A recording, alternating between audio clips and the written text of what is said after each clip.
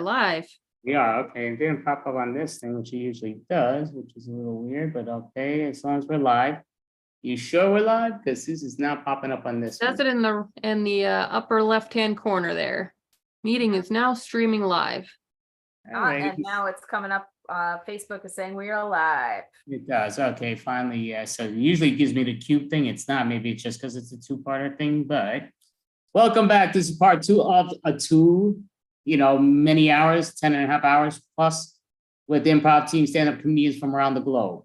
So we just had that finished off. The first set was Caroline Dunn. Great job that she always does. And she was as great as she usually does. So that was always spectacular. So we're going to start off with the next thing.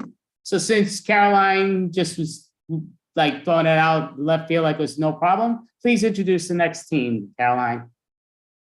All right, up next we have Public Access with Robin and Michelle.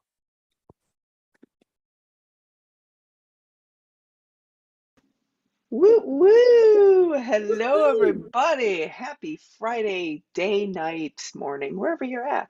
We're happy to be here. I notice, Michelle, there's a sports sort of thing going on here, or some sort of thing. I'll talk to Andy about that later. Yeah. Anyhow, to get us started, we're gonna do we're gonna improvise a public access show for you. To get us started, will one of the hosts give us a suggestion of anything bowl related, or any kind, really, whatever, that you'd like to see a public access show about?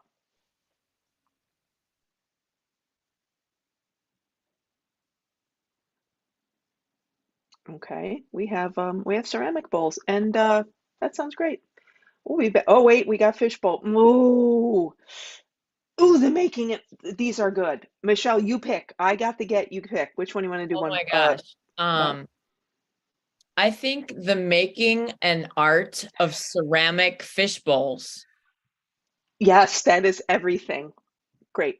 We'll be right back.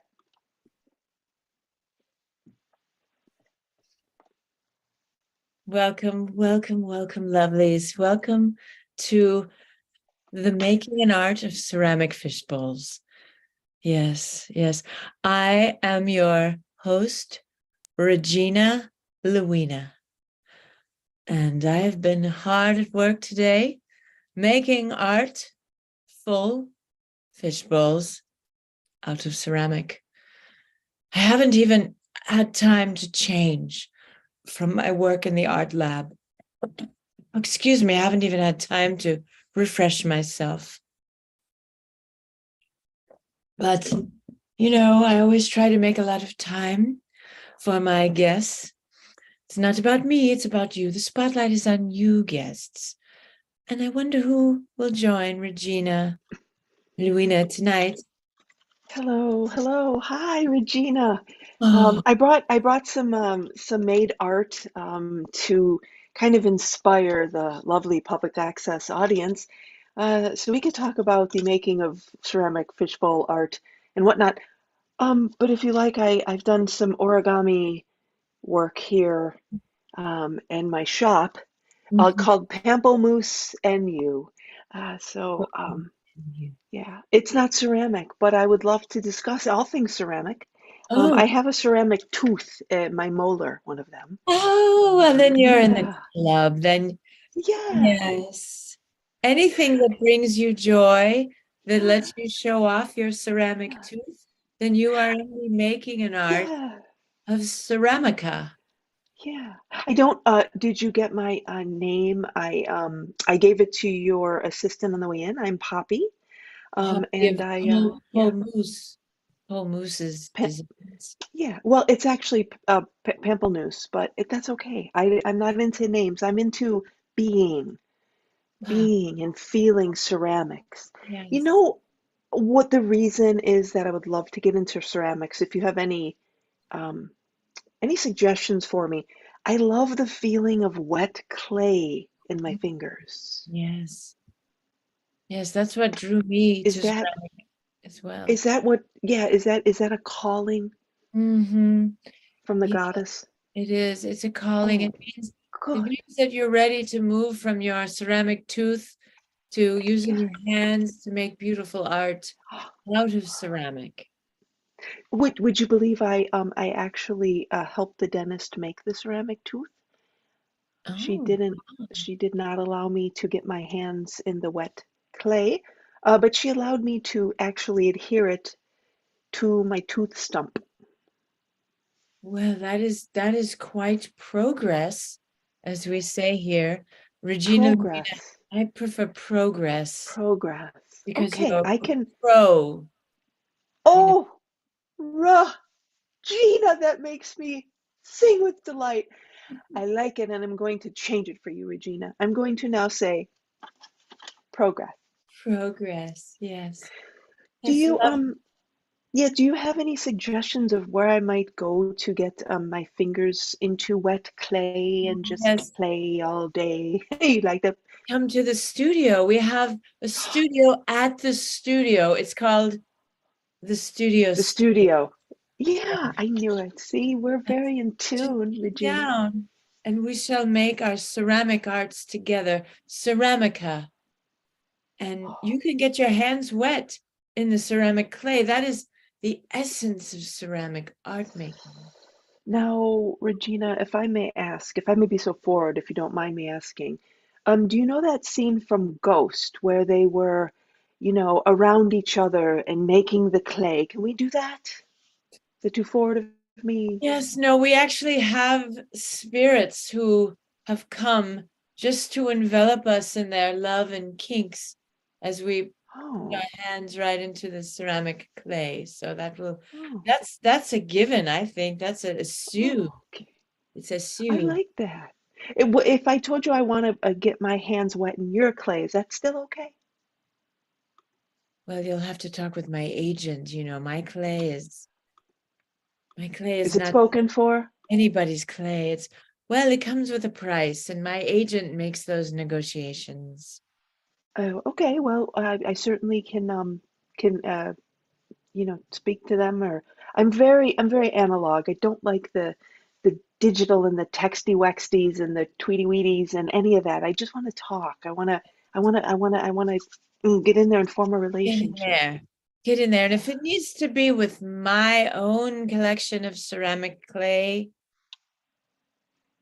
you will have Really?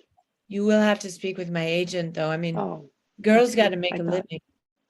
No, I definitely for that. This is in my Etsy shop on sale at Pempelnoose and me at etsy.gov.au or something. I don't know. I don't have an agent, but it's Etsy, a real shop. It's in my garage. It's not, you can't online me. No, no. Well, you know what you'll have to do, dear What's that? Poppy? Yes. You will make your own ceramic clay, you see. That will be your special signature clay. You see, in my studio, the spirits help you get in touch with your own energies to form your Oh, own ceramic base. okay. And then you will have your own agent negotiate your terms. Negotiate, you say? Is Yes, that go I along with prefer that. progress? Yes, and Okay, assume then I shall. as well. I'm sorry. Assume as well. A Assume. Zoom, we're Some a people Zoom, say as in that technology. you are I don't zooming like it the to Zoom. assume, but it's assume. Oh, I don't like how that feels on my ears. You I don't will do no, negotiate is assume. fine in progress. No, It please. I tickles don't. the tongue. No, no, no. Assume. No, I have to go now. I can't take this anymore. Ooh. Wow.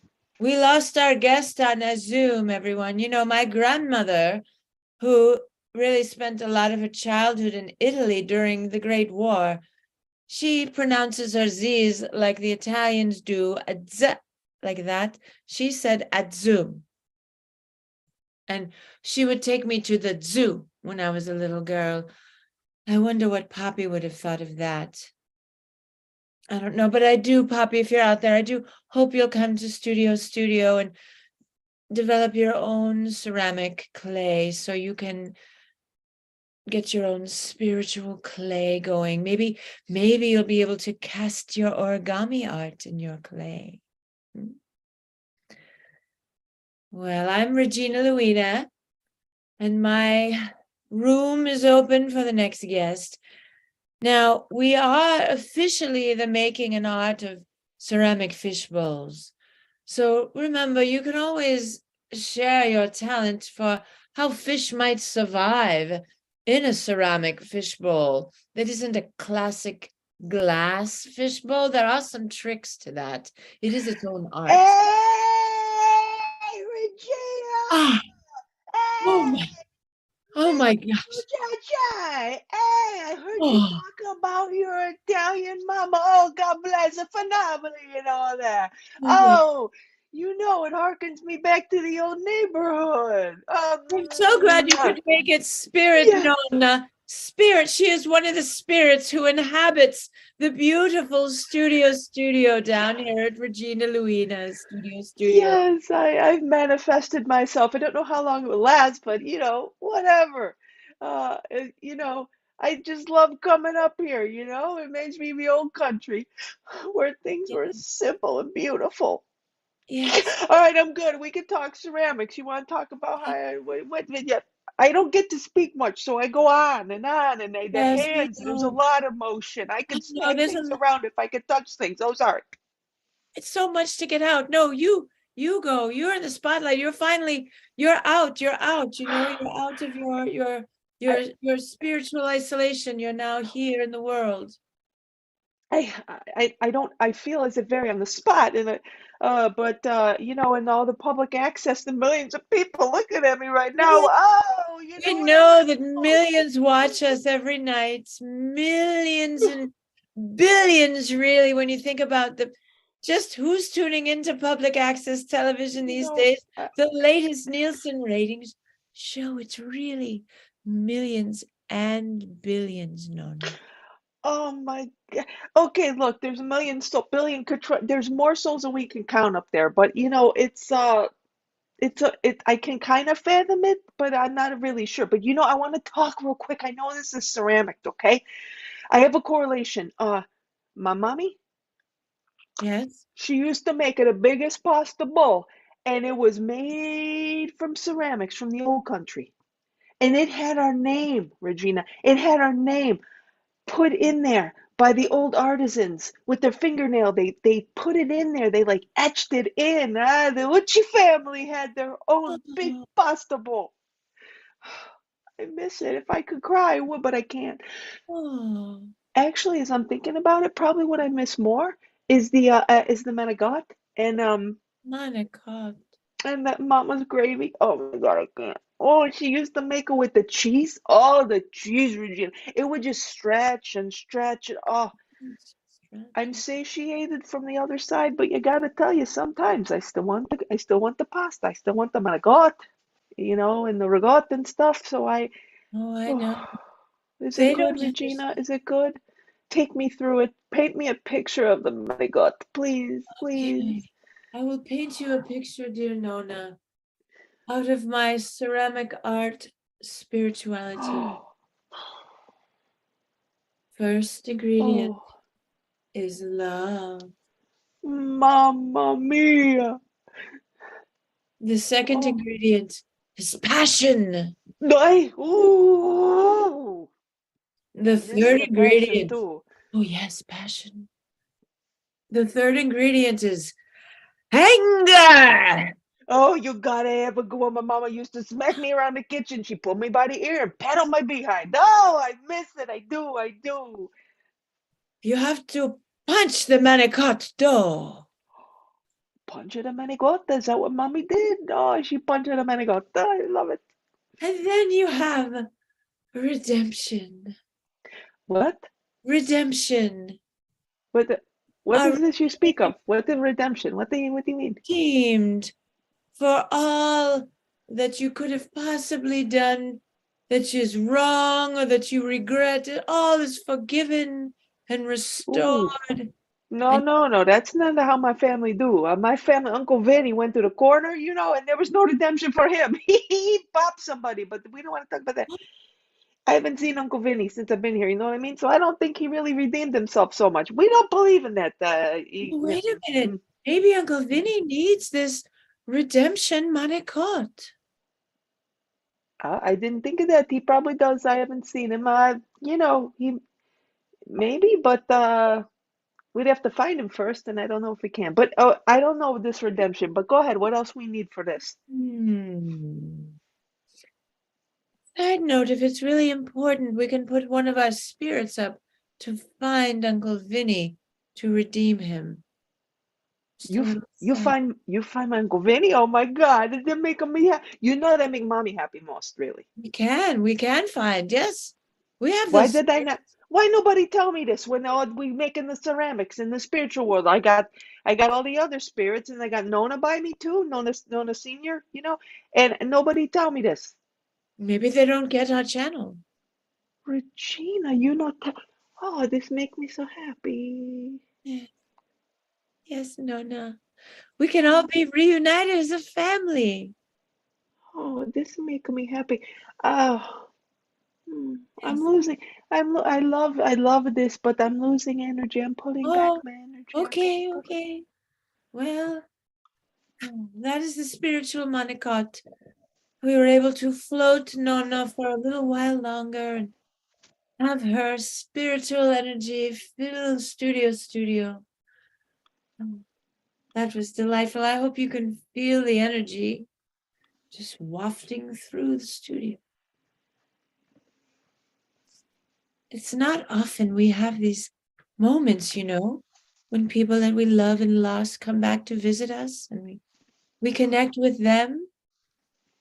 Oh, it's so beautiful.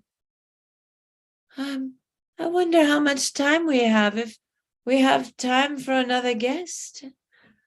I'm not sure. I'll have to wait for the spirits to tell me. We shall see. Yeah. Oh, it looks like we do have time. At least we do have time for another guest. It looks like we have about 10 minutes-ish or so. Other guest? Wait! Other guest! Uncle Vinny! Is it you? Is it you, Uncle Vinny? Oh, can you talk?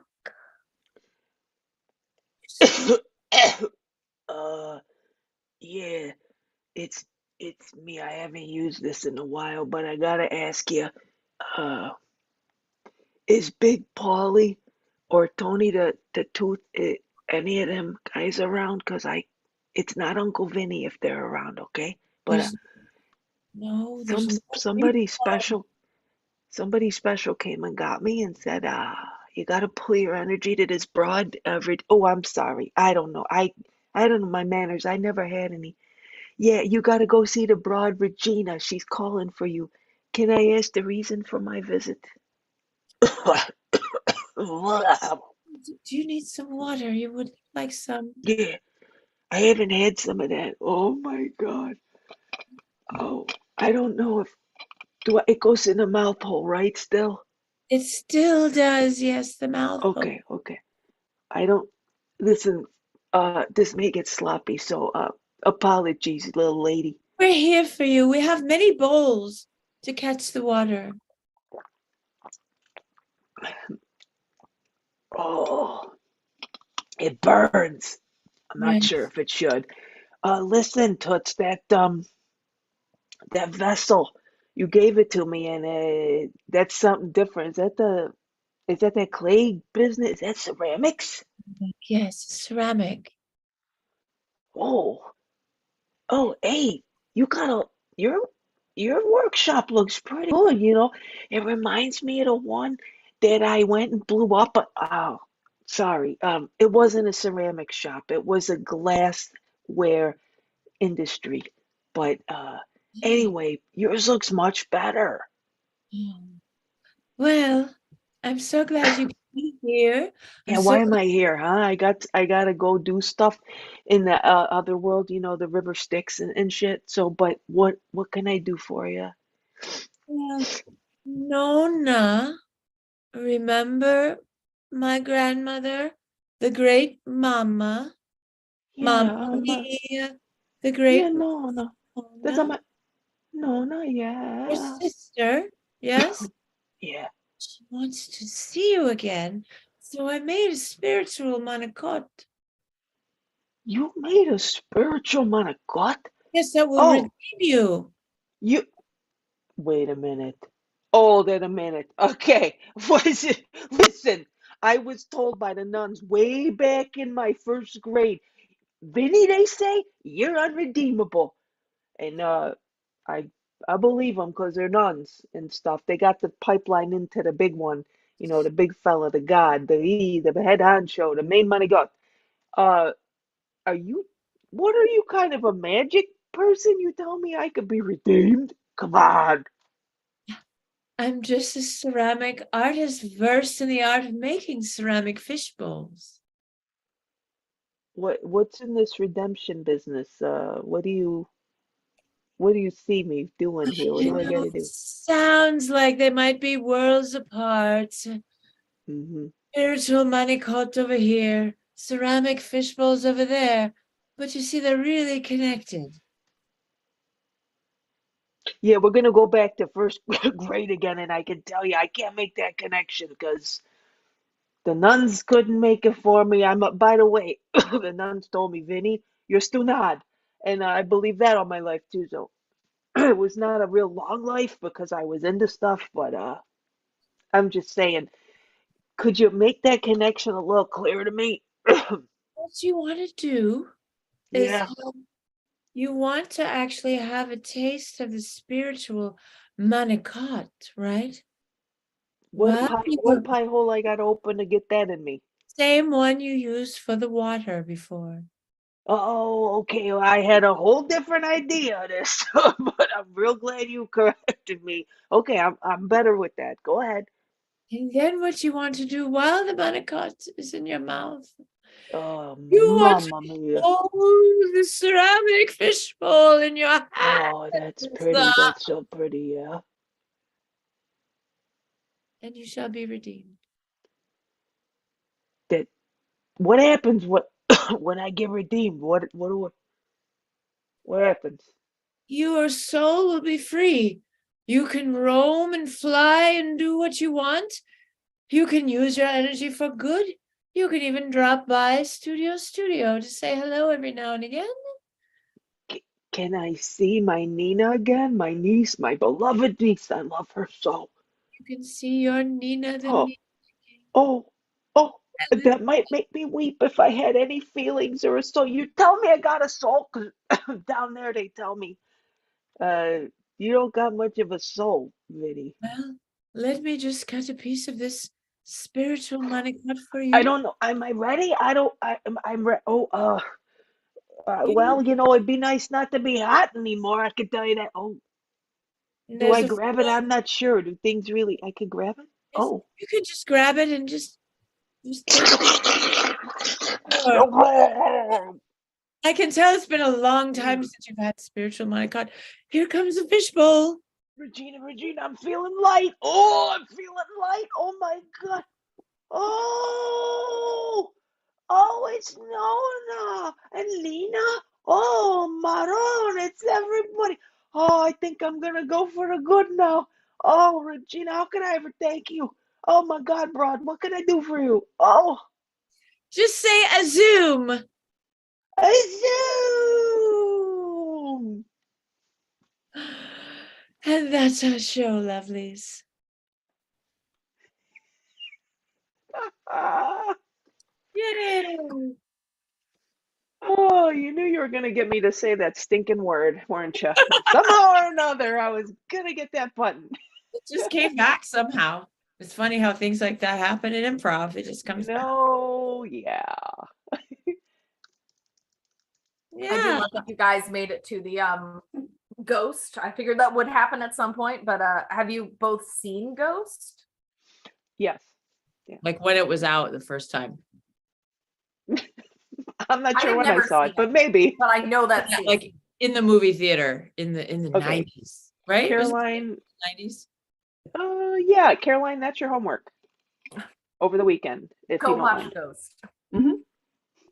I thought you were asking if they've seen real ghosts. Like that's an That's what I interesting thought at conversation. first. I was like, well, that's the one for But different speaking way. of that, Robin, is that a shadow person in your background there? it's here. Let me take the mystery away.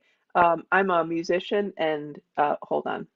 That's my cello back there, but let me do a show and tell here. There you go. It's just my cello that I didn't quite have time to move beforehand. So, but if you like Okay. to think of it as a person, for sure. It looks exactly like a weird little person. Anything looks scary when it's blurry. Like even my black cat laying on my bed. Sometimes she freaks me out when she jumps up on my bed behind me and there's just this black blur. I'm like, oh wait, that's my cat. It does look like a hanger to me that your coat's hung up behind with the blur, but. Yeah. So would you, either of you young ladies, like to advertise websites or anything that you do in person or online so people know more about your team and other teams if you perform on that also? Sure. Go for it, Michelle. Okay, well, we perform public access television monthly on Highwire, although it might even be twice monthly. We at least have a show in March. March 13th, everybody, Thank at you. 7 p.m. Eastern on Highwire. That is great. And we have a show coming up next Tuesday from It's Improv at It's Improv Baby, because Another group we both playing, yeah. we're two people from It's Improv Baby. That's how we met and how public access television started. And then for me, real quick plug, if anyone's in Chicago, wants to come see some fun shows, I'm in Comedy Sports Minor League, Thursday night shows. Boo, boo, boo, boo. I do have legs, so if anyone really wants to see them in person, come see me. And I crazily also have an in-person show in New York City on March 2nd at the Pitt Theater. I'm doing a monologue in the show Unfinished Business. You can get tickets. Okay, what day are you doing at the Pit? That is March 2nd at the Pitt Theater. Yeah. Okay, that's interesting, definitely. So I'm just kind of curious because I thought one of you two would say it, but nobody was saying it, is you don't perform on public access? I thought there'd be performance on public access TV. No, huh? That's what we've made this to be, but no. We made our dreams come true by making Yes. public access television.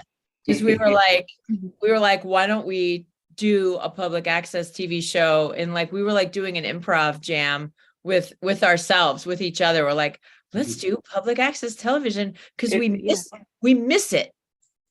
Yeah. See, it's like very meta. It's public access, yeah, anyway. Yeah, it's like, in a way, this is public access now. Right? Yeah, that's true. Yeah. Doing Right. here. People. Fighting the good fight. That is awesome. Public access. Thank you so much. Andy, can I ask you a quick question? Or are you running behind? Quick question. I'm noticing the background, love all three of your background, Superbowl, Extravaganza. Yet, is that a pitch, actually? A soccer field pitch? Well, no, that Super Bowl is football, the real football. Soccer is that big football across the world, but just joking. Don't want to get controversy here. But Super Bowl is the yearly big. Yes, I'm aware. Gambled event. So that's what we do. So every month we do change our name, whatever. So this is called the Improvisation and Comics Super Bowl. So that's I'm pretty sure it's a soccer pitch. Thank you. Because this was the best picture I could find. No, it's great. I was like, is that? That is so observant of you, Robin. Yeah, I'm all into sports, and I was like, that's a pitch, but that's cool. You do. Oh no, so yeah, she put it there, so I didn't The pick up. best I could get without crossing copyright lines, and I wasn't about to cross copyright lines. Smart. You don't want to cross copyright lines without Uncle Vinny on your side. Hey, I could call. Well, thank you so much. Right. Thanks for having us. Great job. Thank you. Definitely Thank you. Great job. So, Caroline, would you like to introduce the next individual? Sure. Up next, we have Anthony Renda.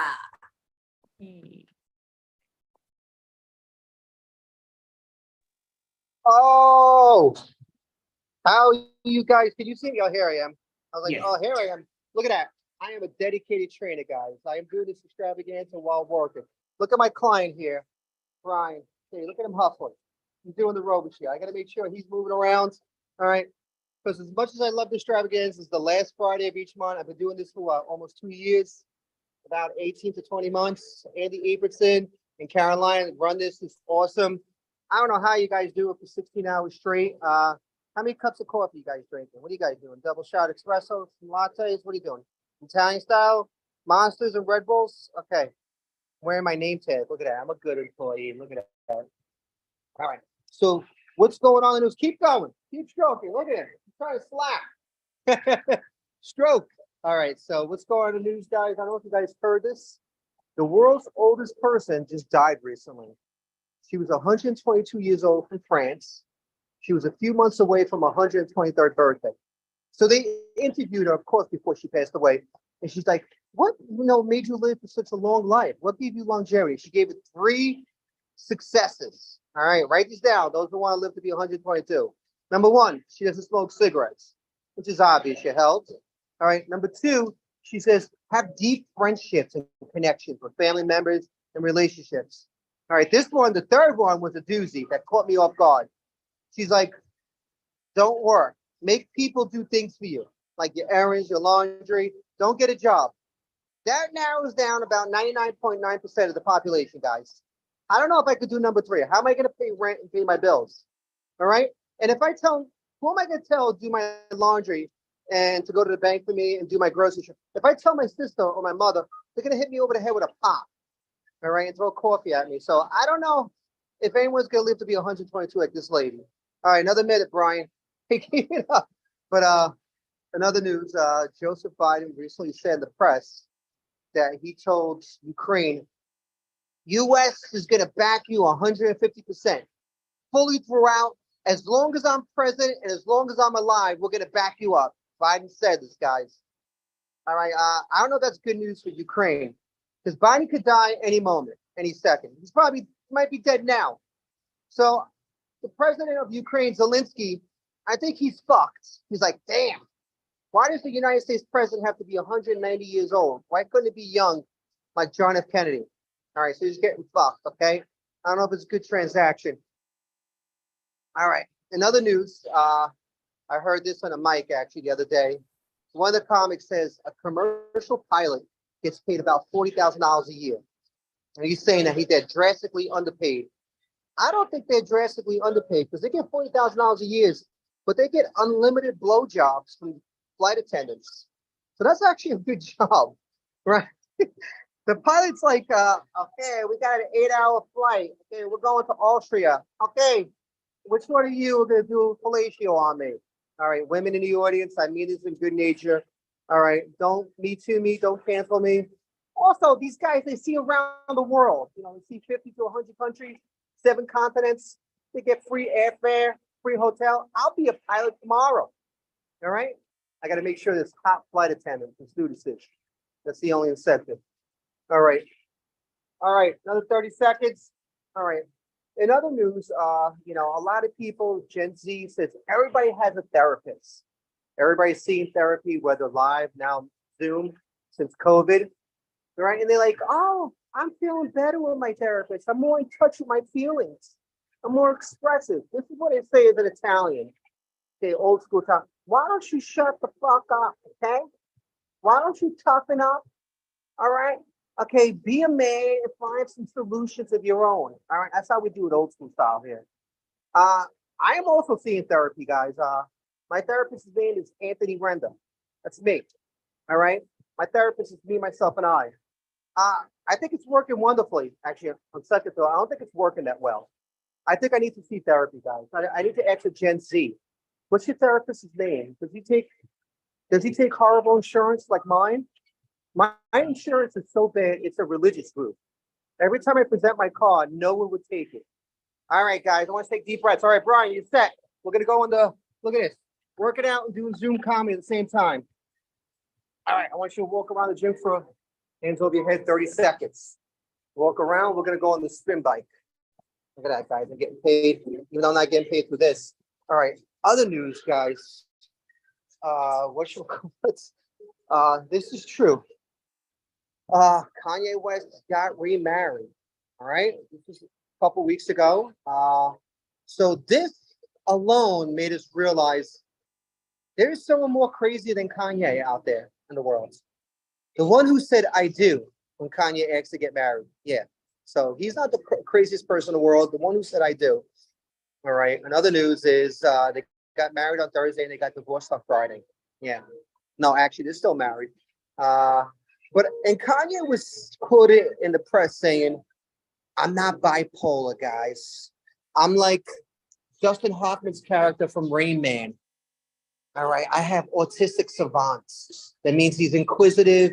He can count the number of toothpicks that fall on the floor. Toothpicks. Yeah, 52 toothpicks. Justin Hoffman's character can count cards during blackjack or any card gaming game. All right, Kanye, I don't see the resemblance between you and Rain Man, played by Dustin Hoffman. Hop on this, then, Brian. Let's lower the seat. All right. First of all, Dustin Hoffman is short and white and older. You're tall and black. So I don't see the resemblance there. All right. And I don't think you have autistic savant. I think you have not bipolar, but full polar. You're fully crazy. All right. This machine's go on that one. All right. Is that high? All right. All right. Settle down. Okay. Another thing, guys, I want to say. Good. Is that too high or good? Too high. All right. So another thing, guys, what I noticed is recently is I'm getting older. Okay. We're all experiencing it. Pull it out and pull it back in. Okay. Now, we're all getting older. All right. You guys got older by 4.5 minutes during my set. All right. So we're all getting older. All right. All right. I got a message here. Let me check it out.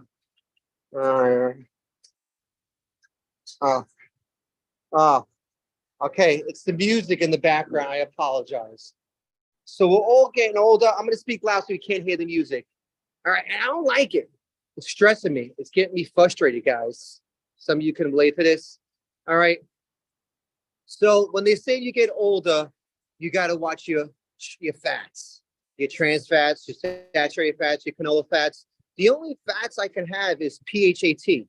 Yeah, fat, a fat blunt. All right, but I don't smoke, guys. I don't smoke weed. So there goes the fat blunt. All right. And then you're going to have to watch your whites, your white rice, your white potatoes, your white bread, your white lines. All right. 3 out of 4 is not bad, but I need my white lines in the morning, guys. You know what I'm saying? The white lines is like, it's like 3 cups of coffee for me. I'm like, I'm ready to go. Who needs 3 cups of coffee for? I just take one straight white line and I'm ready to go. Yeah, I need my cocaine, guys. All right. Also, they said you can't have fast food because as much as you want when you were younger.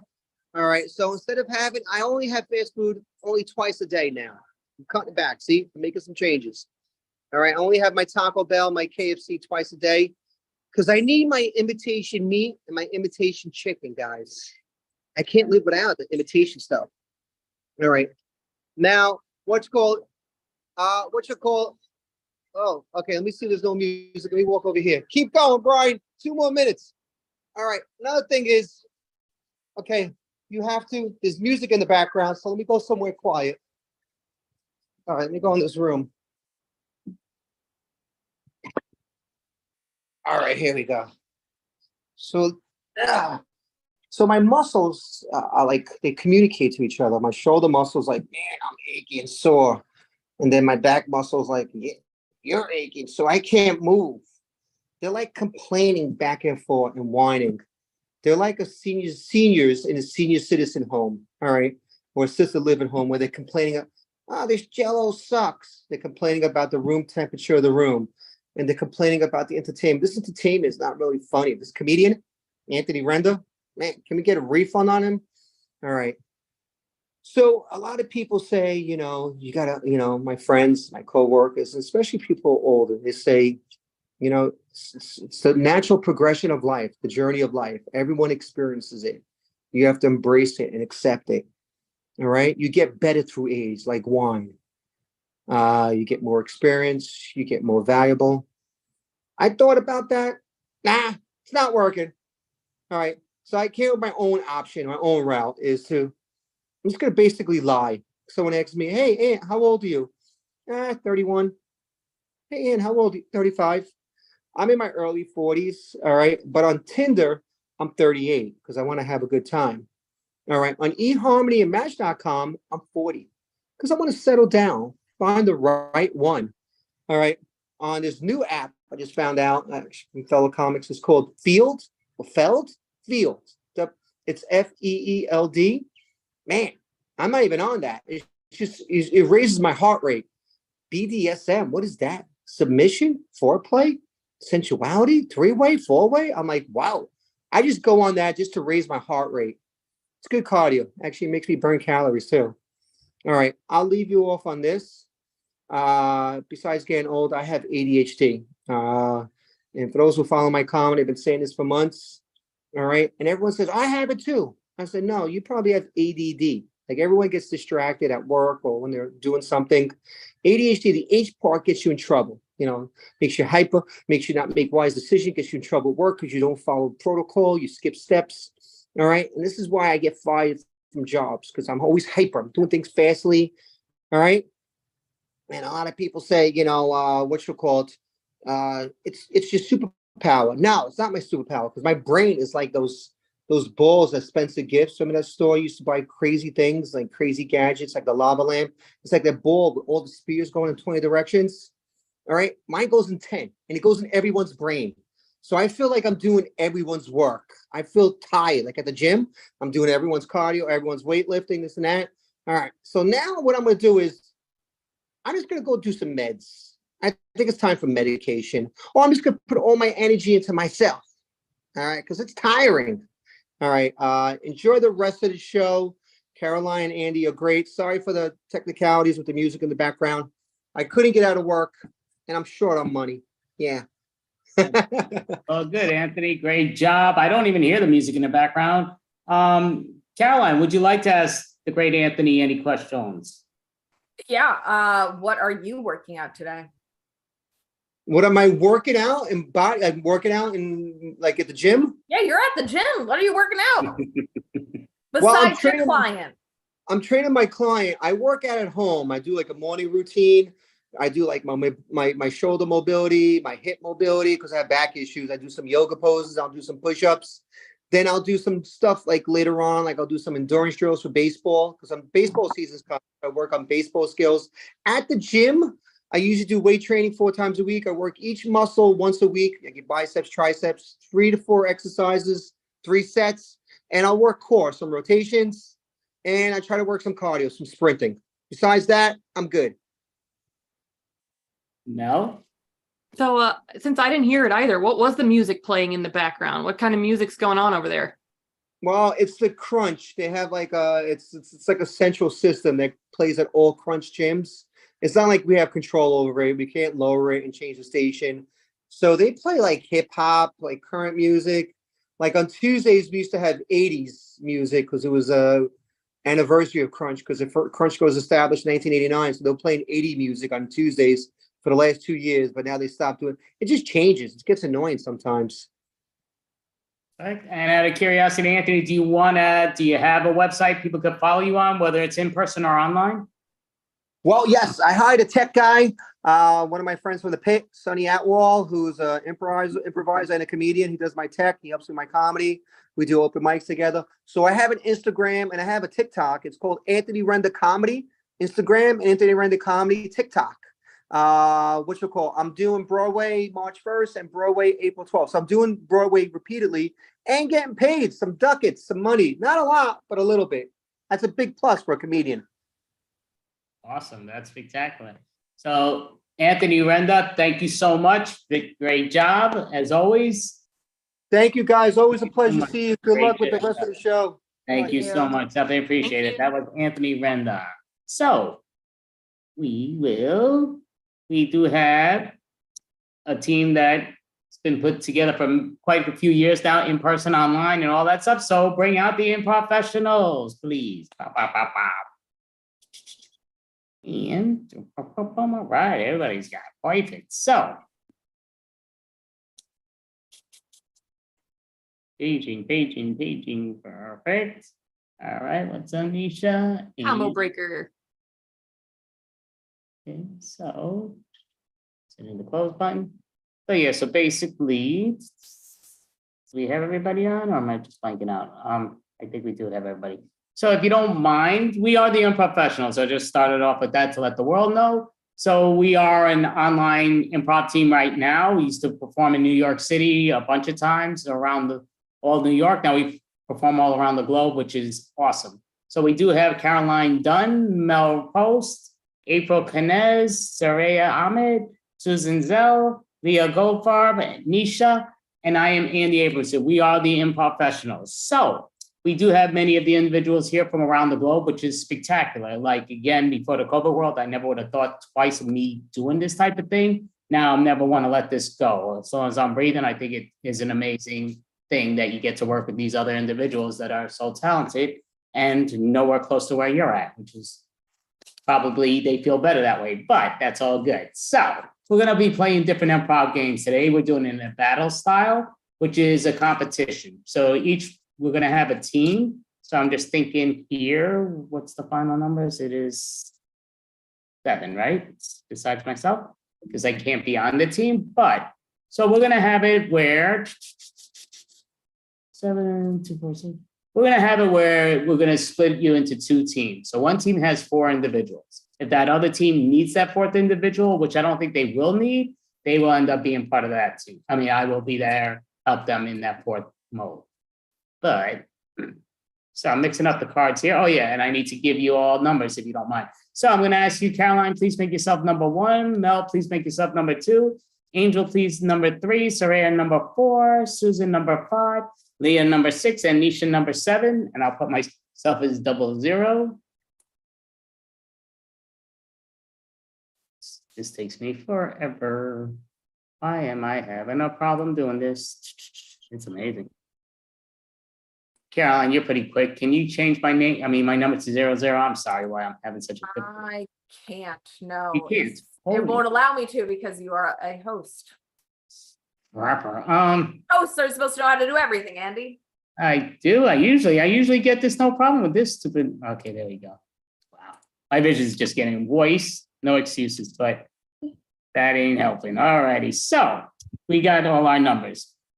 So it just comes down to we're going to play different improv games. So with these numbers are depending proper. Okay. Just showing it. Okay, so we could see it. I just, again, got to watch out with the backgrounds. That's what happens when you don't have a green screen and you do the backgrounds. That's just the nature of the beast. But so different games, we're going to do the different numbers depending on what game we're playing. It depends on everything with that. But how it goes down to is I have a bunch of games here lined up for the competition. So we have team 1 and team 2. So this is going to decide what team the one person's on. So team 1 right off the bat will have 4 people. Team 2 will have 3 people. That may be a plus, that may be a disadvantage. Again, it's improv, points just don't really matter, as they say in Whose Line Is It Anyway? But to me, when I'm on a team, oh, freak it. I still want to win. Even if you lose, nobody cares, but it's improv. Have fun with it, enjoy. So this is, I want you ladies to tell me to stop, and this will be the first person in team 1. Stop. Okay, so number 6. So number 6, which is Leah, I just got to write down your numbers because I'm not going to write down the names. Does that make it easier for the team? Okay, so 6. Perfect. We're just going to put 6. We'll definitely will need that a little later, so I can't use that card, but we're going to mix these cards up. So someone, anytime ready, just tell me to stop and. Stop. Okay, this is team 2, which is number 1. So Caroline's on team 2.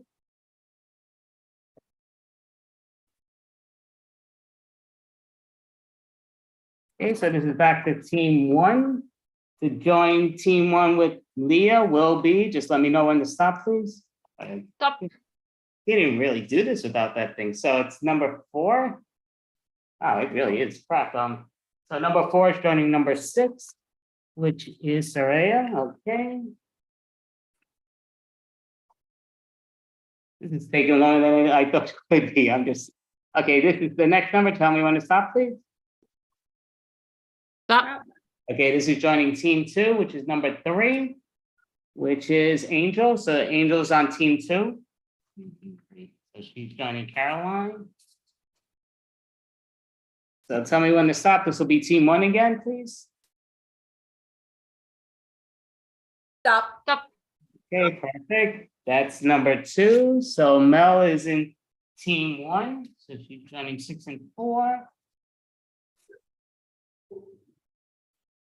So this is the final, this is going to decide what both teams go to. So this is going to team number 2, and then the other one goes to team number 1 for the 4th member. So tell me when to stop and we'll do this. Stop.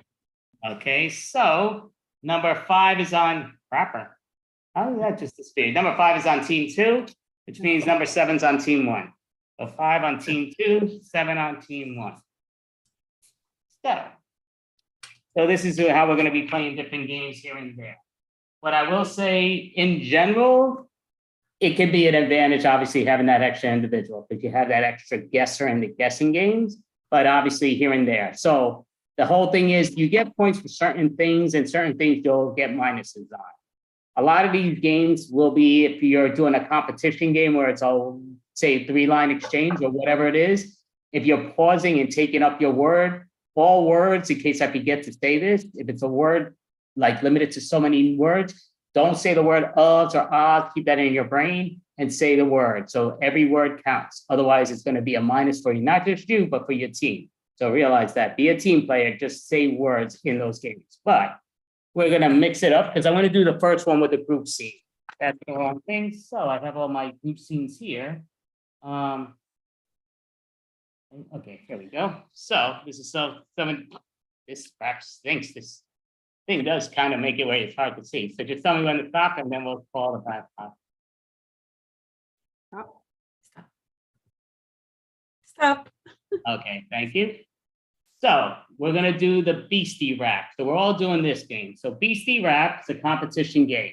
So what it is you're getting more points the longer you last. You get less points the quicker you last. So realize Beastie Rap is rhyming. So all it is I'm going to start with da da da da da da da da, and I'll start rhyming. So even though I'm not part of any team, I'm not going to benefit team 2, but it comes down to I'll still keep it going to give people, make it a little harder on them when it's that time. But I'll start it off, and I'm going to give my own da da da da da da da da, say my rhyme, and then I'll do my da da da da da da da again. Then Caroline will just say the words. Then da da da da, then the words and da da da da. So you're not repeating the da da da twice. You're just doing it the second time around. Just the beginner is the one that starts it with the double da da da da. Any questions? And just ask questions if you have it now. So we're gonna rhyme the last word that I'm saying. So Beastie Rap. So da da da da da da da da da. I met this girl and her name was Kim. Da da da da da da da da da. She was really kind of dim. Da da da da da da da da. But she was lean and she was trim. Da da da da da da da da. She was so pretty and she was so slim. Ta ta ta ta ta ta. There was one thing about her, and she produced a lot of phlegm. Da da da da da da da da. She doesn't like Emacs. She prefers Vim. Da da da da da da da da. I liked her, but it was only a whim. Da da da da da da da da. She never liked to be play on a team. Da, da, da, da, da, da, da, da. She wasn't super mean, but she was very grim. Da da da da da da da da. She said, "I'll never grow up to be like him." Da da da da da da da da. Her favorite movie was Pacific Rim. Da da da da da da da da. I wanted to know her full name, but she wanted to stay anonym. Ta ta ta ta ta ta. She was really talented. She loved to swim. Da da da da da da da da da. Her favorite cartoon was Invader Zim. Da da da da da da da da. She was funny. She went out on a rim. Da da da da da Okay, da so the da. DRM was already called out. I believe it was Mel, but so that's a negative point for a team. Your team, -1, but that's all good. So, 1 -1. So basically right now, so we're just going to be going from Susan to Nisha. You can keep up your video for the moment. You know what? If you don't mind, Leah, just put down your video. I guess that's okay for now, just to make it easier. So Nisha, I mean, not Nisha, yep, Nisha, you're gonna start with another one syllable word. So just make sure everyone says it clear on the mic and not go away from the video. When you look away, we kind of don't hear you, but go for it, a one syllable word when you're ready. So I'll say Matt. Da, da, da, da, da, da, da. Once was a boy, his name was Matt. Da, da, da, da, da, da, da, da. He really took a lot of drugs. He loved that crack. Da, da, da, da, da, da, da, da. He usually always tried to wear a hat. Da da da da da da da. And he didn't. I'm gonna have to call you on that one. Didn't we rhyme the crack and rack? Am I wrong? Matt was the name. Matt. Matt? Matt. M-A-T-T. I'm not messed up. Okay, no, that's all good. So I forgot what the hell I thought it was. Okay, I'm blanking out now. But so go for it. Caroline, one syllable word, please. Brand new name. Go for it. All right. Jim. I went and met a guy named Jim. Da da da da da da da da. He was really slim. Da da da da da da da da. He was speaking and I asked, what do you mean? Ta ta ta ta ta ta. Really liked to stay out late when it was dim. Da, da, da, da, Yeah, da, so we're gonna call that one. I'm sorry, not on Soraya, but on Angel. I was debating, but that wasn't close enough to the word. So just put down your video. So you're gonna get a minus on your team, which is all good. That evens the score. But please start a brand new rhyme, Soraya. One syllable name. Go for it. There was a really cool girl and her name was Sue. Da, da, da, da, da, da, da, da. She had no idea what to do. Da da da da da da da da. She was always late on her rent. It was always due. Da, da, da, da, da, da, da. He said, I'm sad. I'm just so blue. Da da da da da da da da. She was British and she said she had to go to the loo. Da da da da da da da da. One really cool thing was she had a twin and there were two. Da, da, da, da, da, da, da, da, da. She likes to play board games, especially Clue. Da da da da da da da da da. She always bought a one or two. Okay, so we're not there, but all right, so great job. Anisha just got knocked off because that's already been repeated. So that's another point down, and I'm hitting the wrong thing, but that's all good. So, Sue, when you're ready, please give us a brand new rhyme, one syllable word or name. All right. I've become Sue in these games. All right. I met him on a Friday and his name was Dan. Da da da da da da da da da. I said, let's go home. And together we ran. Da da da da da da da da da. He really was quite a fine man. Da da da da da da da da. He was really talented and he had a lot of fans. Da, da, da, da, da, da, da, da. He doesn't like bottles. He prefers a can. Da da da da da da da da.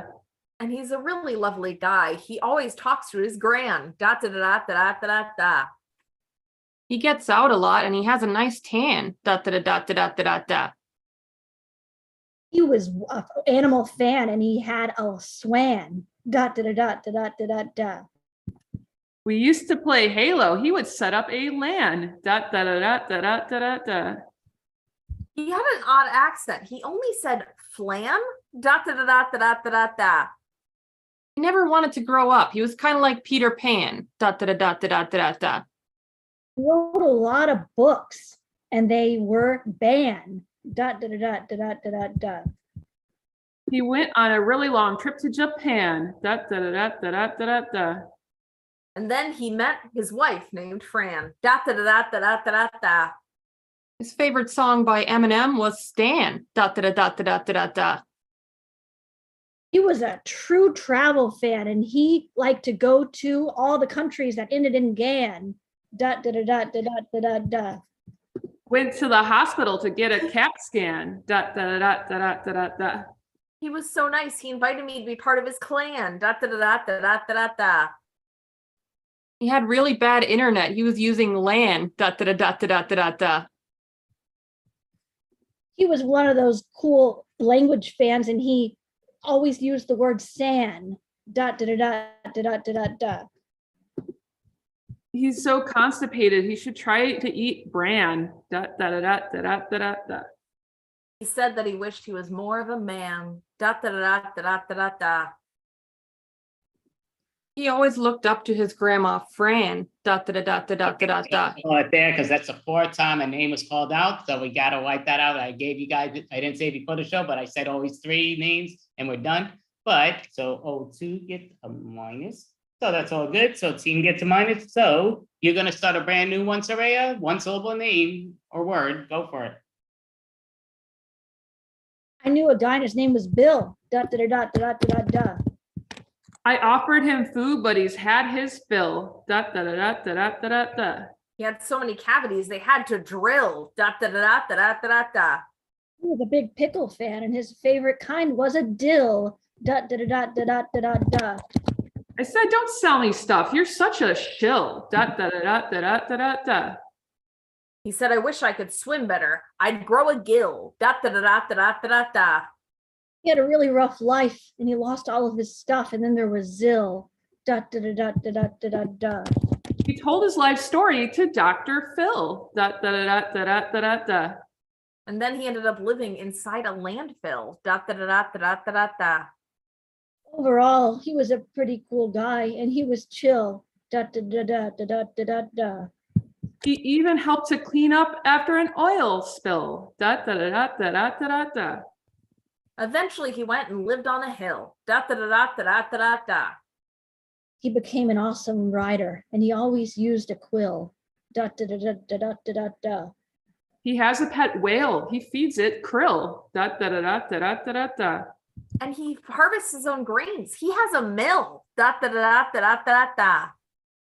One of his best favorite painters was Picasso, and he also liked to paint still. Da da da da da da da da da. His favorite movie and his favorite country are Brazil. Da da da da da da da da da. He can be kind of ornery. He's a bit of a pill. Da da da da da da da da. He had a best friend, and his name was Jill. Da- Right, so that's the third one. So we're gonna call that with that. So we basically, we could all pop on up because these two are on the same team, so they're both gonna get another -1. So with these two both being successful, to me, the +3 with the points, but plus the double, you get that extra 5. So it comes right now, team 2 has 4 points because of the -1, and team 1 has -4 right now. That's only round 1, which is all good. So getting here, so now we're gonna do the solo improv games, which means one's gonna do, the other's gonna do, so be it. So just let me know when to stop it, because I can't do this with that camera, but. So this will be team 1 right now. So team 1, who's team 1 right now? Just you get to decide, do you want to do press conference or no? Your choice. You don't know what's going to be the next game, but we want press conference? I like press conference. Okay, you're on team 1, so you got I just needed somebody to respond. Perfect. So we're gonna go with that. So now what it is I'll ask team 2 to put down their video for the moment if they don't mind. And so for team 1, sounds like somebody went out. You didn't want that. But so with team 2 right now, what it comes down to is your choice. Who do you want to be the guesser? Just that means all. Now be careful. You could always take down the background if you want, because you might get sucked in with your charade. It's going to be hard to see those with my background. I know me moving too much, it fades, which my cards are showing you. But your choice. Who do you want to guess, and who do you want to do the charade? Well, obviously, you have one guesser. That means everybody else does the charade. Mel, are you up for it? Yeah, sure. I will say Mel's great at guessing, but she's also great at improvising. So or charade, but we're gonna take her away. So we're gonna have somebody join from team 1. So I'm gonna ask you, Caroline, since you know how to do that much easier than I do you mind putting yourself and Mel into the breakout room? And then I'll call you guys back when you're ready. Sure. Okay, thank you. And I put it over there. I'm forgetting what game we're playing. Okay, so we're doing press conference. So press conference, I already got the answers to what I needed, but my vision is bad. That's not it. That's not it. Here we go. So I got the answers here. I was asking for sheets online. We still have Mel. Mel's still here. So There we go. she's out. Okay. Yep. Perfect. Perfect. Okay. So what it is you three are going to be doing the first thing, which I'm going to kind of like let them know. Keep blanking out what game we're playing. It's amazing. Press conference. So yeah, so a press conference, I'm gonna put down my video, but until the end, when I feel like she's gonna announce it, because she's got 10 minutes. So if she gets it before, that's great, but if she doesn't, you lose the points on it. But she's gonna be Wednesday Addams. That is who she is, Wednesday Addams from the Addams family. And if she is going to let you all know that she's gonna be joining the new movie, The Brady Bunch. So remember, you can't repeat anything she said. You can't say Wednesday, you can't say family, you can't say Adams, movie, Brady Bunch, none of that to match what she's saying. So if she's at Wednesday Adams, you want her to guess that at first, and she's doing a new movie called The Brady Bunch. So you want to get it with small samples. Any questions before we start? All right. Okay, go for it, Leah. Can we use other names from the Adams family? You can, but you don't want to do that as your first or second. Give that your third, where you want to get it. Okay. But yeah, don't want to say that in your first. Like I'm saying, like if you each ask a question, you want to still make that your third question before you get to the names, because that makes it a little too easy, unless you just have no clue of the Addams family. Wednesday was a great program. I'm not going to start, but I loved it. All right, so I'm putting down my video. We all know the deal, so I am going to call them back, which I do love that this does this easy now. So everybody, please come on back. That's me announcing you to the breakout room. So. No, Susan, you'll put down your. Okay, you said everybody. That was the breakout room. That's why I announced it to you all. That's the breakout room. All right. Thank you all for coming. Big announcements on the horizon today. I know you all have lots of questions, so let's hear it.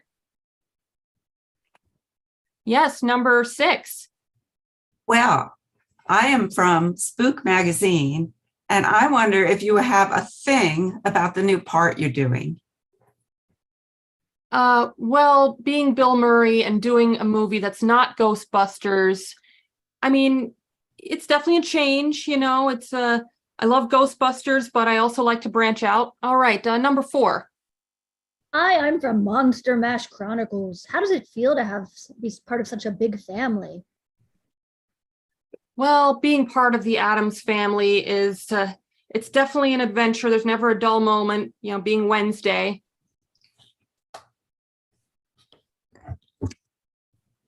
All right, any more questions for me?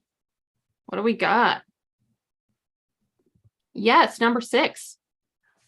TV Guide. I just want to know, how do you feel like being on such an old-fashioned show, being such a modern child? I gotta admit, being on I Love Lucy really isn't my style, but I'm rolling with it, trying to goth it up a little bit. Any other questions? Yeah, number 4. Yes, from Insider Weekly.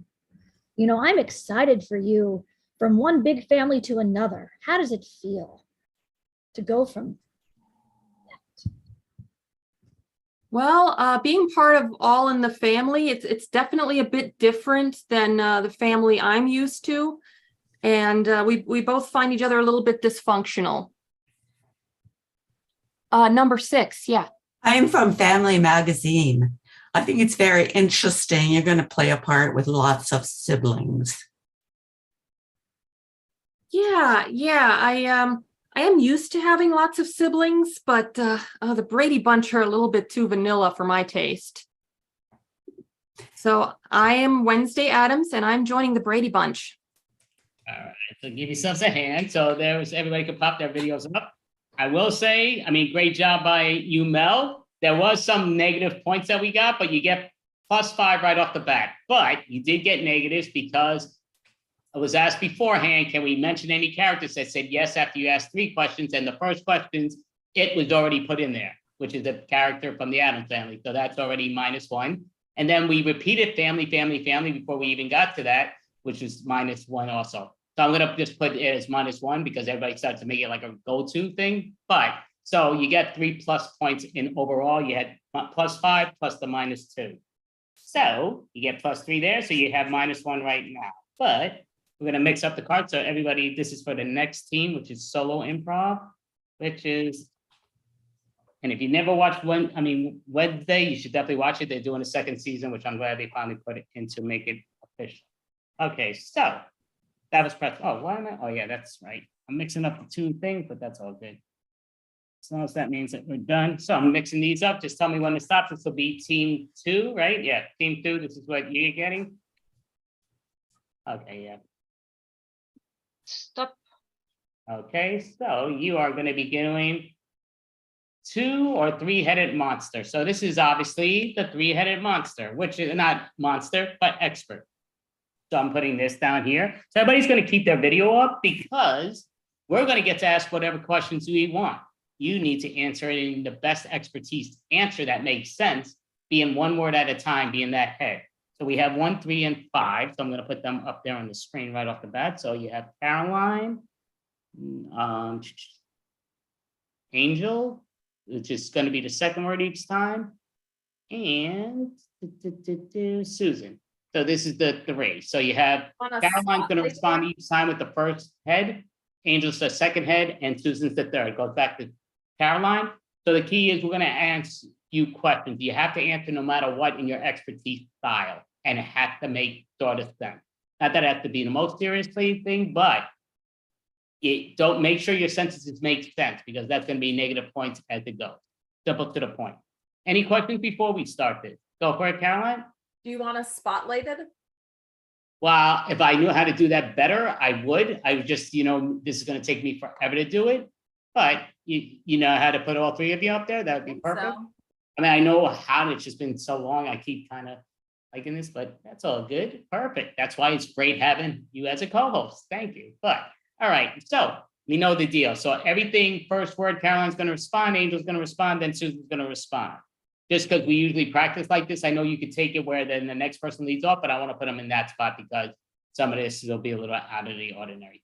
Any other questions before we start? Perfect. So I'm going to have it where we're going to go, because I'm looking at your numbers here. So number 2 is going to ask you the first, well, I'll ask you the first question. We're going to give you an expertise. That's right. So I'm going to give you an expertise.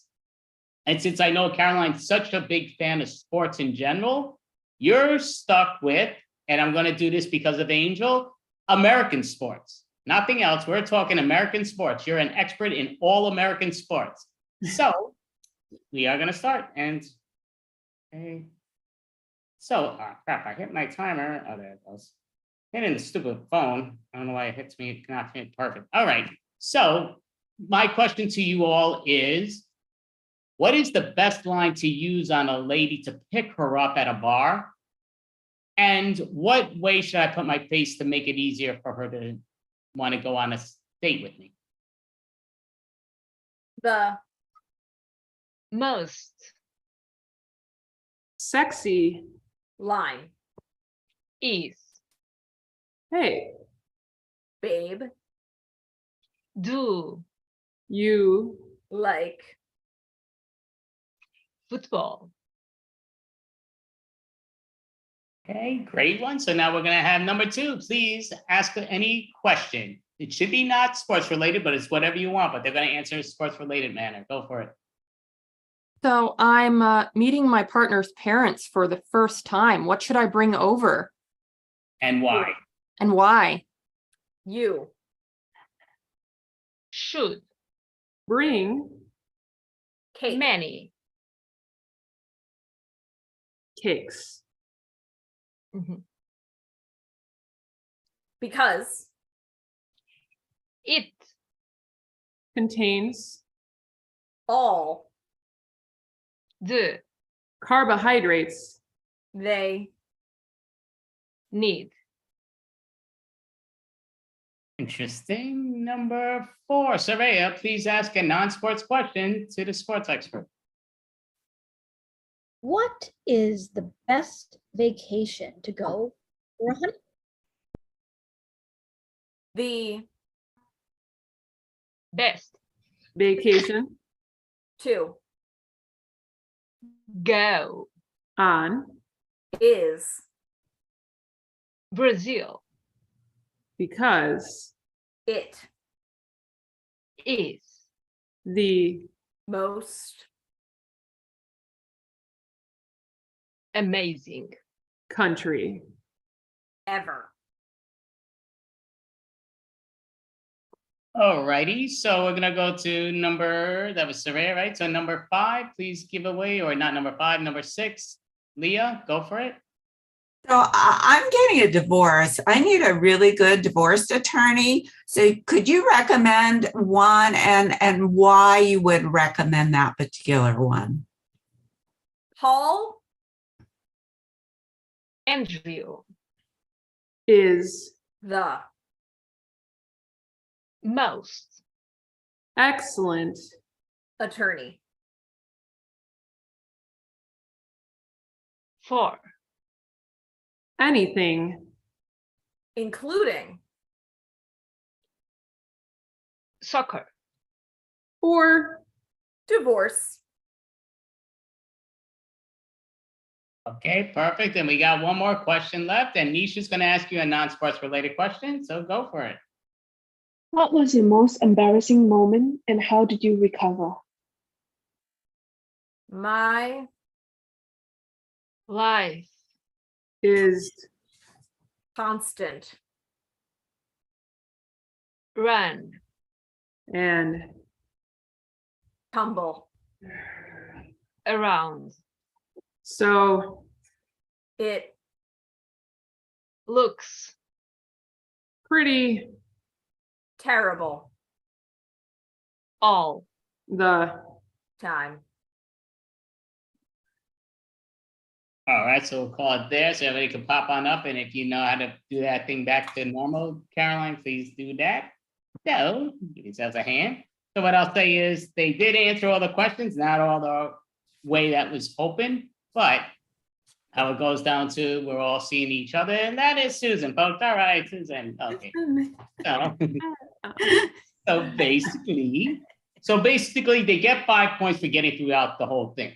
But they did get some negatives. So they got a negative point, which, what the hell did I put the negative point for? So the one negative point was Brazil. That's not American, and nobody put any real sport into it. I know Brazil's big in soccer, but nobody even mentioned soccer to bring it to at least a sports-wise. So can't get that, so you get a -1 with that. You also get a minus, then you get a because, somebody asked for the because, and that didn't come through. And then there was another one where and I'll say it was a savior, I think it was Caroline that got it, where somebody was not given the sports answer at all, but then they said and then they put the soccer or some sport thing in it, which I forgot what it was, but at least it was a sport. So that answered that thing. So you got -3 on that. So you got +2 overall. You got -3 messages. So +2. So at this point, it's 6 to -1 right now. Team 2 still ahead, but we still got time. Though time does fly. Goes a lot quicker than we realized. So that was a 1 game thing. So we're going back to the 2 point, right? That was the 1 person game, right? So we're going back to the 2 person thing. So just let me know when to stop, and then we'll go to that game. Stop. Okay. Perfect. So a kiss with me is like kissing blank.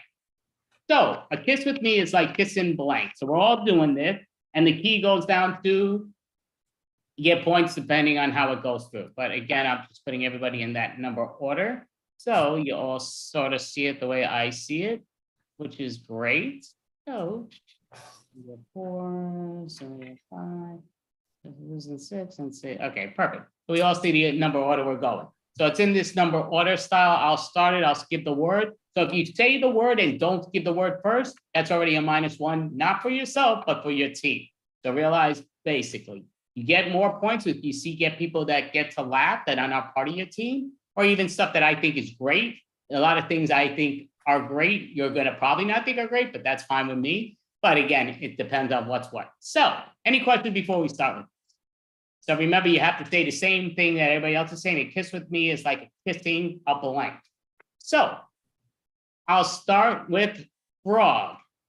A kiss with me is like kissing a frog. You're gonna love the way I ribbit. A kiss with me is like kissing a frog. Moist. A kiss with me is like kissing a frog. Might give you warts. A kiss with me is like kissing a frog. Maybe I will turn into a princess. With me is like kissing a frog. There will be really big lips. A kiss with me is like kissing a frog. There is so much tongue. Kiss with me is like kissing a frog, leap pad to leap pad. A kiss with me is like kissing a frog. It'll leave you feeling jumpy. All right, so, oh yeah, and I'll finish it off. So a kiss with me is like kissing a frog.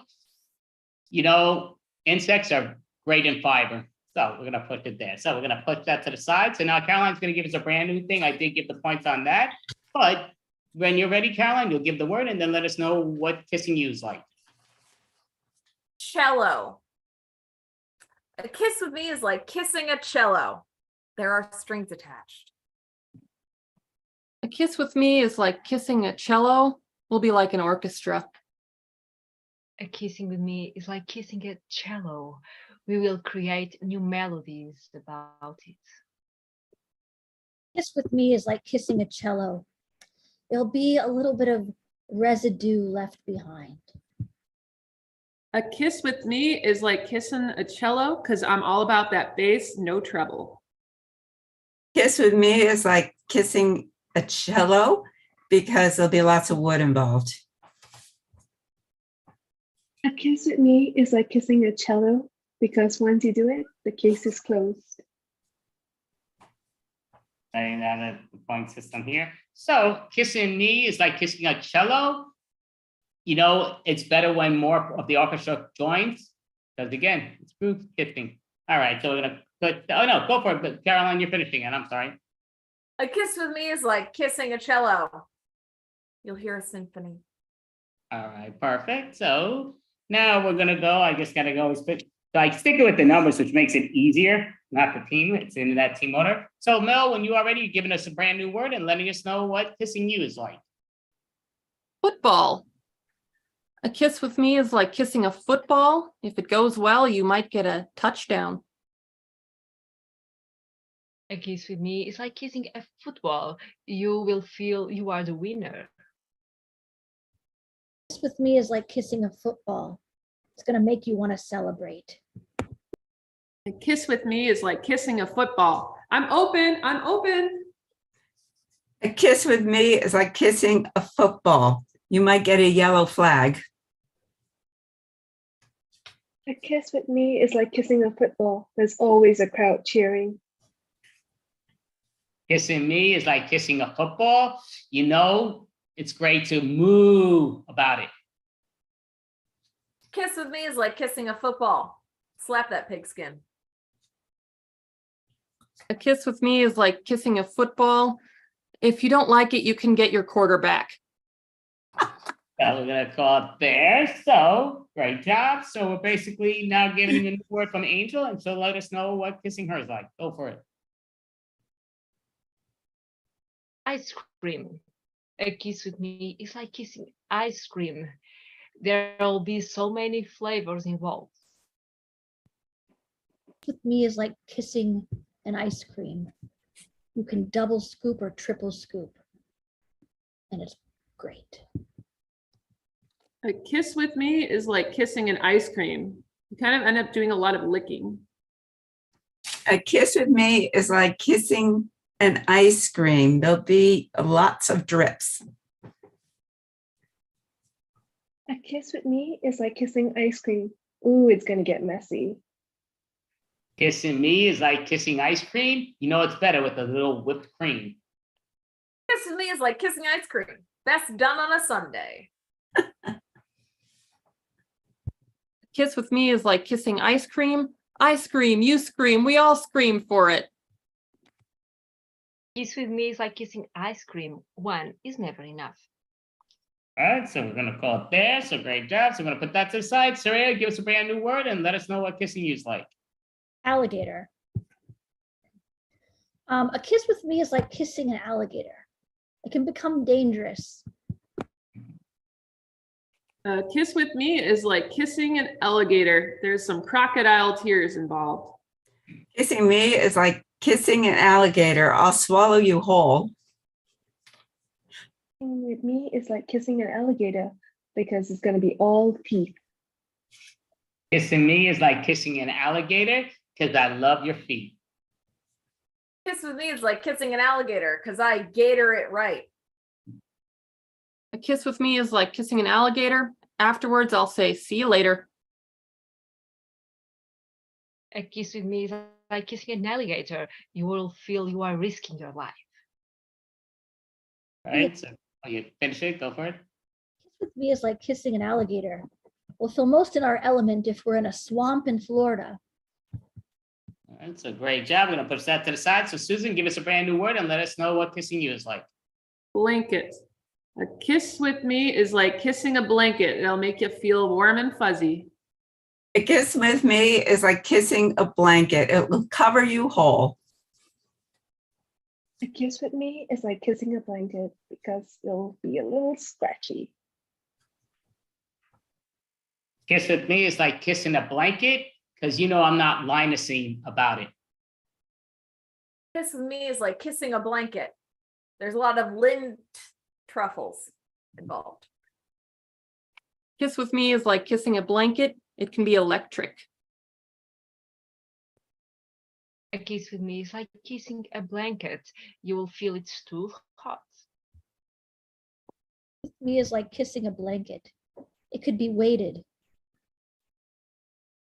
A kiss with me is like kissing a blanket. You know, my grandma always wants to set it up, but I'm like, it's okay. I don't need that help. Okay, so we're gonna call it there. So we got 2 more to go. Leah's gonna give us a brand new word, then let us know what kissing Leah's like. Air conditioner. Kissing me is like kissing an air conditioner. It's going to make you really cold. Kissing with me is like kissing with an air conditioner. You know you're going to need some warmth. Kissing me is like kissing an air conditioner because you know there's gonna be a lot of air involved. Kissing me is like kissing an air conditioner. It'll run up your electric bill. Kissing me is like kissing an air conditioner. There might be some hissing noises involved. Kissing me is like kissing an air conditioner. You will feel better outside. Kiss with me is like kissing an air conditioner. When it's broken and unavailable, you're sad and you long for more. Kissing me is like kissing an air conditioner. Because think, what do you turn on first when you get to the motel room? Kissing me is like kissing an air conditioner. Shocking. Handbag. Okay. Kissing with me is like kissing with a handbag. One is never enough. Kissing me is like kissing a handbag because it is gonna be a little expensive. Kissing me is like kissing a handbag. Do you want the strap on or off? Kissing me is like kissing a handbag. I tend to forget it. A kiss with me is like kissing a handbag. You will find all the treasure inside. Kiss with me is like kissing a handbag. You never know what you're going to find. Kissing me is like kissing a handbag. You gotta zip it up. Kissing me is like kissing a handbag. You never know what's inside. Kissing me is like kissing a handbag. It looks light, but it's heavier than you think. All right, so a call scene. So marking off this. So basically we did do the point. So you're getting it here. I just want to see. Okay. So I will say you probably sort of know how the point system goes. Now I will say I'm not going to give it by the team because obviously team 1 gets a lot more opportunities because every time around they have that extra person. So they get those 7 extra or whatever it is. But I'm still adding the points and there's an extra 3 points for the one individual for their team for the one that got the most points in my system. But let me just add these points up right off the bat.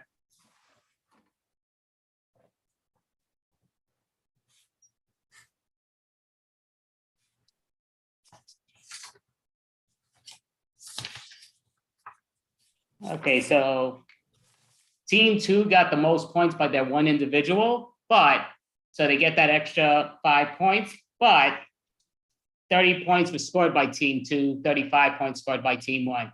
Obviously, that extra person did help get that extra points across, but so.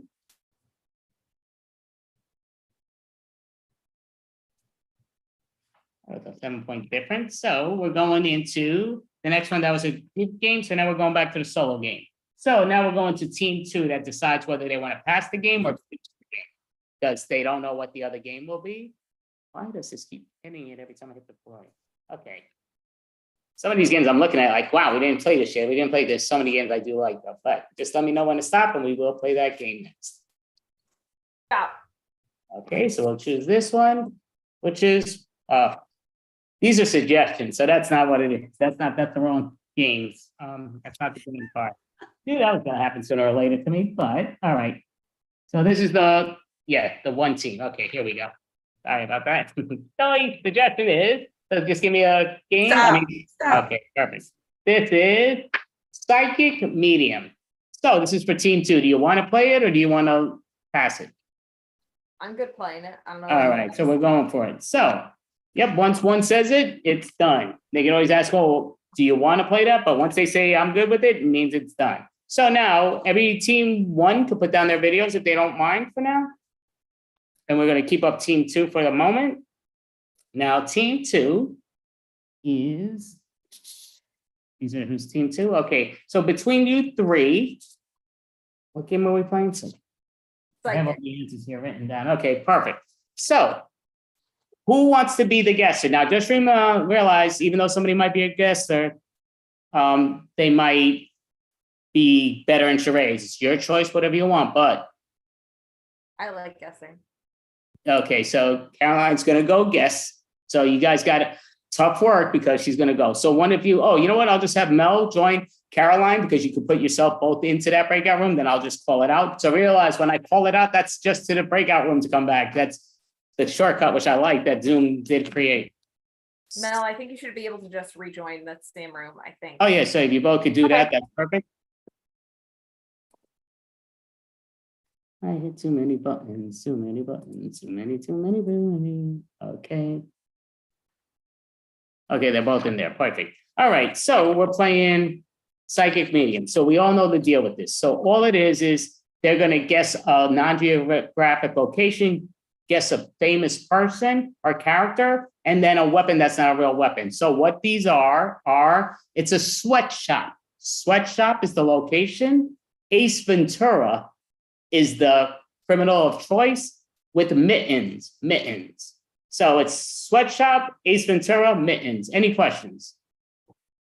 You both good with that? Perfect. So. Sorry. Yeah. Could you explain who is the person? Yeah. Well, the person Ace Ventura is played by Jim Carrey. He would talk to animals all the time and football players, but it was a movie, very famous movie that Mel, is she guessing? No, she's not. Oh yeah, Mel. No, she's not. I was gonna say Mel's great with that, but she loves Ace Ventura. So Ace Ventura is Jim Carrey playing different parts. So if you get act like Jim Carrey, she'll probably get Ace Ventura. But that's would be my guess. So, any other questions? Perfect. So sweatshop, Ace Ventura, mittens.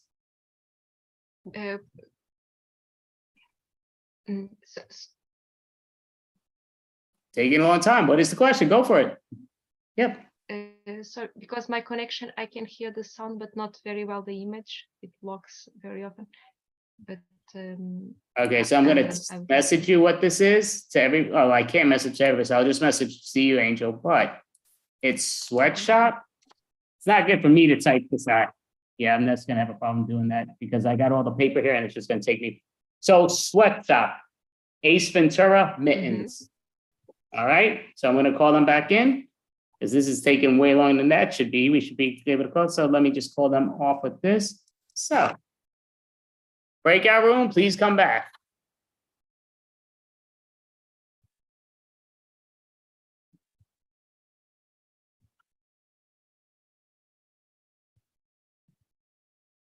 Okay, yeah, you know, they want you to solve this crime. I don't believe in this, but go ahead, tell me Where was this location done at? The location. Let's see here. It was done at an office. I don't know, do you have a headache? You're rubbing your head. Do you need some aspirin? We have aspirin, but I just need to know. Oh no, this is how I commune with the spirits. It was done at an office, Max. I would say no. I could guess also. We could get anybody to guess here. We just need people to give us the actual facts. Ooh, it was done at a factory. The Amazon factory. Oh my goodness. I don't know why you keep saying that, but I just need you to give me where the location of this crime got committed, and stop giving me stuff where it's not. I'm not asking you where it's not. I'm asking you where it is. At a spa. There's a lot of like us. That tells me nothing. The word like tells me nothing. I just need to know where the location was. No, the spirits are being very confusing today. Sometimes it happens. They just remember things from their past instead of ours. It was done somewhere where people get very sweaty. People are very sweaty there. Okay, well, that sounds sort of right. Like a sweatshop. A what? A sweatshop. Okay, mark it down. Yeah, I think she got that lucky, but all right. So mark that down. All right. So who was the criminal of choice that did this criminal choice? The criminal of choice. I think it would be the criminal of criminal. Oh, well, it was. It's normally not, but it is. Hamlet, as it were. I don't want you to play the guessing game. I need to know the actual answer, please. Well, Ace Ventura. Who? Of course, a very inciting man. Who? Ace Ventura. And where was this done at? Oh, at a sweatshop. Oh, yeah, I don't know. Maybe it's not lucky now. Maybe she knows something. I don't know. Okay, so what was the weapon of choice so we could bust this clown? The weapon that Ace Ventura used was gloves. What do you think? This is an O.J. Simpson case? No, I just need to know what was the weapon, please. Well, more specifically, oven mitts. What? Baseball gloves. No, I thought you said something right, but maybe you didn't. Oven mitts. I'm still not. Yeah, you missed. I thought you said something else. I'm wrong, but just need to know what was the weapon of choice. Oh, the boxing gloves. Oh, goodness, yeah, you're knocking me out. That's for sure. I just need to know what was the weapon of choice. Oh, mittens. What? Mittens. By who? By Ace Ventura. And where was this done at? At a sweatshop, dear. All right, so great job. All right, so they get there, boom. So they get the +5 on that right off the bat. So everybody can come back up now. So 46. So now that was team 2. So team 1's going to get the next whatever it is that I'm going to mix right now. And yep, none of these are good. So just tell me when to stop, and the one that's pointing to you will be the answer. That. Okay, so it is three-headed Broadway star. So this is team 1, which has 4 people. So you're a 4-headed Broadway star. So everybody put down their video except the team 1. You're a 4-headed Broadway star. Never played it with 4 heads, played it usually with 3, but you're that good. So the key is I'm going to put down my video for the moment. And you 3, which I'll put in the number order. Mel's going to start. Soraya's going to be the second word. Leia's the third. Isha's the fourth. And you're just going to go around. You're going to show us a Broadway play. Not a real Broadway play, because I don't want to hear any real musicals. But you are going to tell us about, you're going to sing, because it's a Broadway play. It's all singing. You're going to sing the Broadway main theme song to Dogs, the musical. Dogs, the musical. Let's hear the musical, Dogs. So one word at a time, just try to match the voice of each person. Mel, we'll start. Do you have any questions before we start? Anybody here? Perfect. They're ready. Go for it. I am lonely. I miss swimming with the owners of this Candle. And Puppies. Beauty. Cold. when I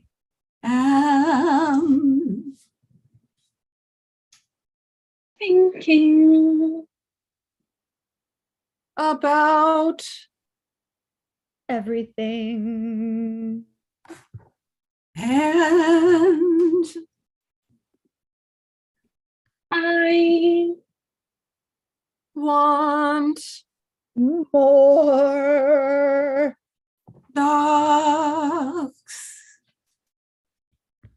to play With Me. it's always lonely. Here. in the West side. So many stray Animals. that need a Home. with you tomorrow I going to the Park. and maybe I Will see someone who loves me.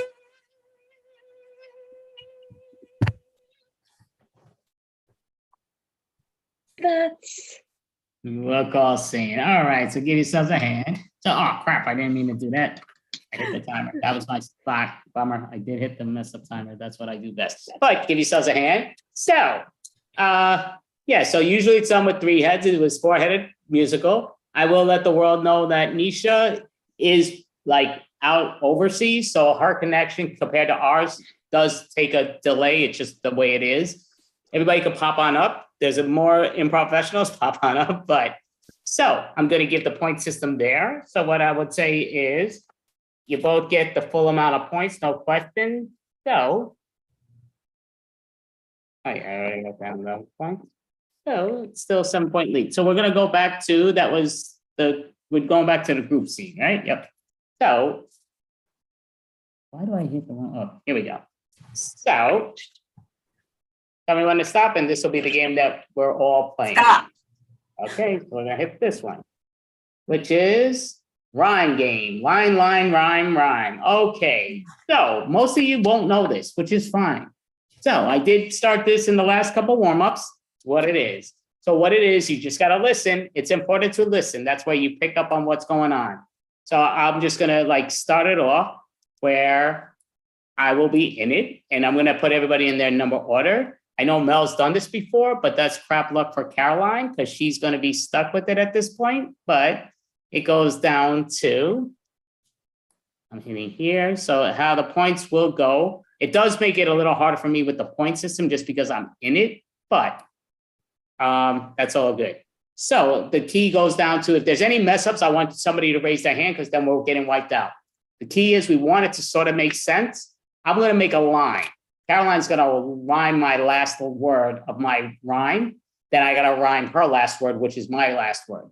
Then she's going to give a new sentence. I'm going to rhyme her word. She's going to rhyme mine. So what it is always line, rhyme, rhyme, line, rhyme, rhyme. So all it is that it's one word sentence. The other person rhymes the last word. You're rhyming back your original word, which is that last person's word. Then they're going to create a new sentence. You're taking their last word. You're using your own last word, back and forth. So it's always line, rhyme, rhyme, line, rhyme, rhyme. Any questions before we start? Go for it, Leah. Can you just do a couple of example lines so that we fully understand? Sure. So example, my left is my one hand, is my right hand. So if it started off, I might say like this. I was walking in the, oh, this is talking, right? Yeah, it's a rhyme game. I'm thinking it's a song again. I'm like about to sing. Okay. I went to the park and it was right there. It was dark. Oh my, oh wait, like it out. Now I'm forgetting the game I'm playing. Oh yeah. Went to the park. Oh, and it was really dark. Oh my goodness. I wish Tony Stark. You're talking about Iron Man. Oh, I wish he can. Oh my goodness, I am his #1 fan. Do you see? I'm a bee. Oh, gee. Do you understand? So is that? Yes. Okay, perfect. Like that. They all made it sound like it's a piece of cake. All right. So give a suggestion, please, Nisha, to me and Caroline, and I will start with Caroline. You're gonna have to speak up a lot louder. I know what that, you know what that means. The suggestion is water. I love water. I love the father. You know, I gotta go to the bathroom. I really gotta take a Potter. Do you wash your hands after? Extreme lather? Well, you should know how to wash them since you're a crafter. So what are you trying to say? I only mean to say, hey. So I got no money. Are you gonna pay? I didn't bring my wallet. I don't understand what's with this wallet. I'm not sure if that's a word. Doll it. Okay, so if you're calling me out on it, just raise the hand. That's all good. So that's probably is a word I made up. I don't know, but it comes down to realize you also, that's all good. So we're going to push it over. So I'm going to give this to Caroline and Mel. So Caroline, I'll give the suggestion to you. You're going to start it with Mel. It will get voided off. So obviously Caroline's not going to void off getting me voted off because we don't want people on the same team. Oh, are they on the same team? Oh, it doesn't matter if they're on the same team, but they're not. Okay, so your suggestion, we're just going to say garbage can. Go for it, Caroline. Did you put it in the trash? Yeah, and that's how I got this rash. You know, that really looks like we might need to thrash. I really could use a Band-Aid. Maybe if we gave you some Kool-Aid? No, I'm not going to get laid. You could try cologne. I'm going to be all alone. Well, you have your toy drone. I want it to go out. Please don't pout. It just makes me so mad I want to shout. Keep your voice down. I feel like I could just drown. Oh, you're making me frown. You know, this really stinks. Well, get Sporty Winks. And try to wash it off in the sinks. Make sure to use soap. If I don't, that would just make me mope. And then we'd lose all hope.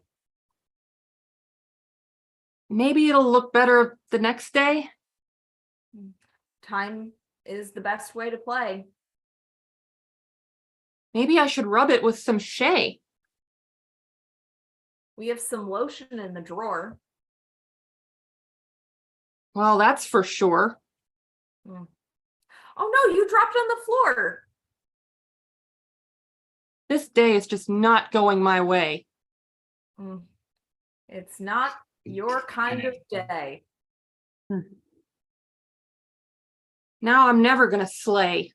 All right, so a call scene there. So great job. You both got around. I'm going to have to give a -1 point to one, and that is going to be to Caroline.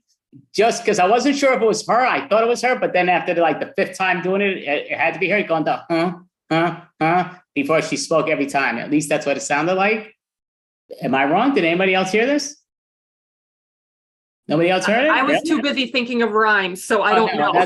Okay, so, because I was looking at like certain people that sometimes do that and they're on mute and stuff, so it's just like, but it's all good. So it's just -1. That's all good. If you lose by 1, that's a bummer. But just be careful going at these extra sounds in this one game. But so, Caroline, give a suggestion to Mel and Angel, please, and they will begin.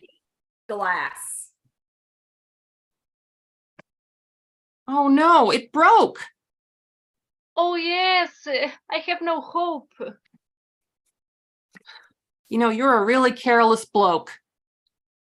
It's true, I must admit. I sure hope you're gonna clean it. Please calm down and sit. You're right, I guess it's not a big deal. Yes, I just have to pay the bill. What's most important is how you feel. Oh, you are such a good friend. Hey, we're together till the end.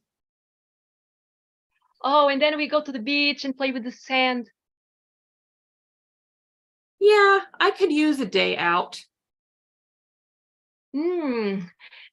Instead, we could go to the holidays and do a blackout. Ooh, and we could drink a lager and a stout. Oh, yes, what a great idea. You know what? With you, I have no fear. So come with me, we go to IKEA. You know, putting that furniture together is kind of a pain. Oh, we are feeling like insane. It just really breaks my brain. Oh, yes, I'm feeling I have a headache. I couldn't even put together a rake. Oh, yes, I will offer you a pancake. That sounds good. I could use something to eat. I have some fresh meat. Hey, this pancake is really sweet. I made it only for you. So call scene. All right, so you guys got that. It was close. There was like 3 times and then almost a 4th, but I said let it be. So be careful. Slanted rhymes I'll allow for, certain people to some extent, but be careful. It needs to be a slanted rhyme, not a different word. So I can't rhyme apple and orange together. Remember that. So it could be orange and porridge. That's fine. It's not a rhyme, but the key goes down to it's a slanted rhyme, which works. So you're going to give you both got points on that, but Mel, give a suggestion to Angel and Saraya. Angel will start. Shoe shopping. This is the best shop ever. I don't want us to part. Never. Oh, my sister, you are so clever. I'm so happy that we are together here. Oh, yes. And we also have Richard Gere. This is amazing. Come near. Let's sing a new song. And also take my bong. Don't be afraid to move your tongue. How about we step over here to the side in the store? Yes, we will look at some shoes beside. So we'll call it there. So that, I don't know what word that round, that came nowhere close to store. So we can't even give that as a slanted round that had nothing to do with rhymes. But so Saraya does get a plus on that. Is that her teammate Angel? Actually is. So, no, it's not. So that's perfect. So we're giving that 1 extra point there. So Angel is. We're all in alternating teams, actually. I'm sorry? We're all in alternating teams. Except for Nisha. Nisha and I are on the same team. Yeah. Oh, okay. That's all good. So, all right. So basically, give a suggestion, Angel, to Saraya and Susan, please. Earthquake. Wow, this is such a dangerous place. Oh, don't worry about it, Stace. I brought us some mace. Is that for a bear? Oh, you always think the worst. You dare. Like, if you got some kind of anxiety, just share. Let's just take a breath here. You know, there's a bench near. Don't you fear. I don't fear nothing. You are always a buffoon. Well, I brought us a nice muffin. It's getting a little scary here because I can see that we're shaking. That's so weird. Someone's got to be troublemaking. Oh, it could be our neighbor who's just raking. Oh, you mean Ed? Nah, not Ed. He's dead. Oh, I should have called the other one instead. Yeah, we have such good friends nearby. I say we should go hence hereby. There's a drought. It's a little dry. That's why we're not allowed to water the lawn. Well, if we wake up early at dawn. I guess, because when we sleep in, all the best muffins are gone. All right, we'll call scene. All right, so you both get points on that. So we're gonna give the clam. So Saraya, give a suggestion to Susan and Leah, please, and Susan will start. Clowning. Hey, I brought a unicycle and some balloons. Wow, that's great because I can do a great tune. Awesome. I also brought my giant pantaloons. Let's see if we can get everybody to smile. You know, I haven't done this in a while. Well, look, I'm going to sharpen my nails with this file. I've got some makeup to put on our faces. Well, that will get us going into different places. I also brought neon colored shoelaces. Let's put on these red noses. Oh boy, it's all coming up roses. Well, take my picture because I'm going to be in poses. Ooh, smile for the camera, my dear. I'll do that.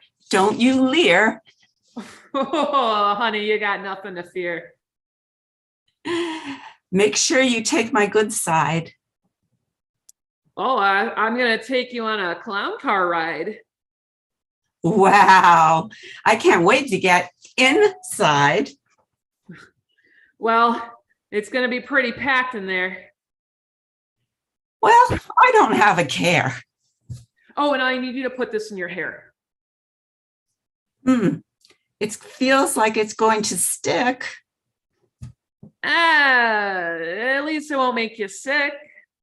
Well, I put it on maybe a little too thick. Oh, yeah, that does not look good. You think it'll make it stiff like wood? I mean, it could.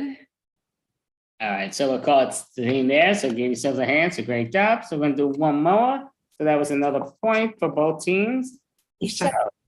And this one. So, Nisha. You're on mute. Okay. So perfect. Yeah. So Nisha, just hear your voices up. Susan, give them a suggestion of anything, and Leah will start. Secret.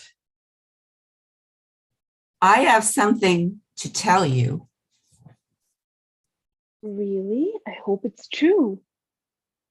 Well, I hope it doesn't make you blue. Come on, there's nothing for me that you can keep. Well, it's only the truth that I seek.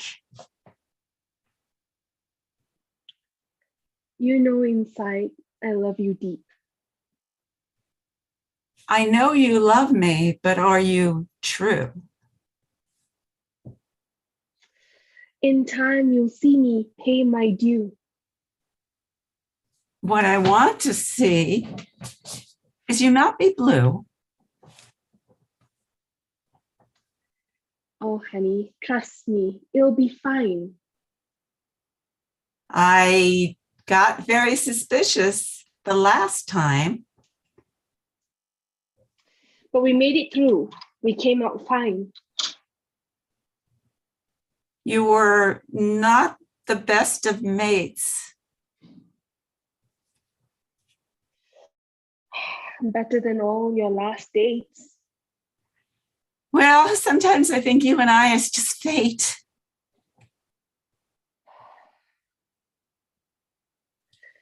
Well, we can't cheat that. Sometimes you can cheat and chat. But whenever I do, it always feels a little flat. I'm going to come out and just say it. Oh boy, I'm a little bit afraid that it might hit it. Okay, so we gotta call it that because it and it don't they're the same exact word. That was only 2 seconds left. That was the last line of the sentence. Fine. Oh, sorry, guys. So, Okay. okay. So no points got taken for that one, but Nisha, me and you are gonna do a line. So you still can get points for your team. I can't lose any points. That means you need to be on screen. Nisha. So give a suggestion, Leah, please, and Nisha will start. Circus. Oh, no, I'm sorry. We did that one. Let's do the pool. Oh, so I will start, right? All right, okay. It's time to go for a splash. Yeah, make sure when you're driving this time you don't crash. I'll be there quick, safe, and in a flash. That's the problem. You're always too quick. What to do? I am a little bit frick. See, I don't want to be rude because I don't want to act like a dick.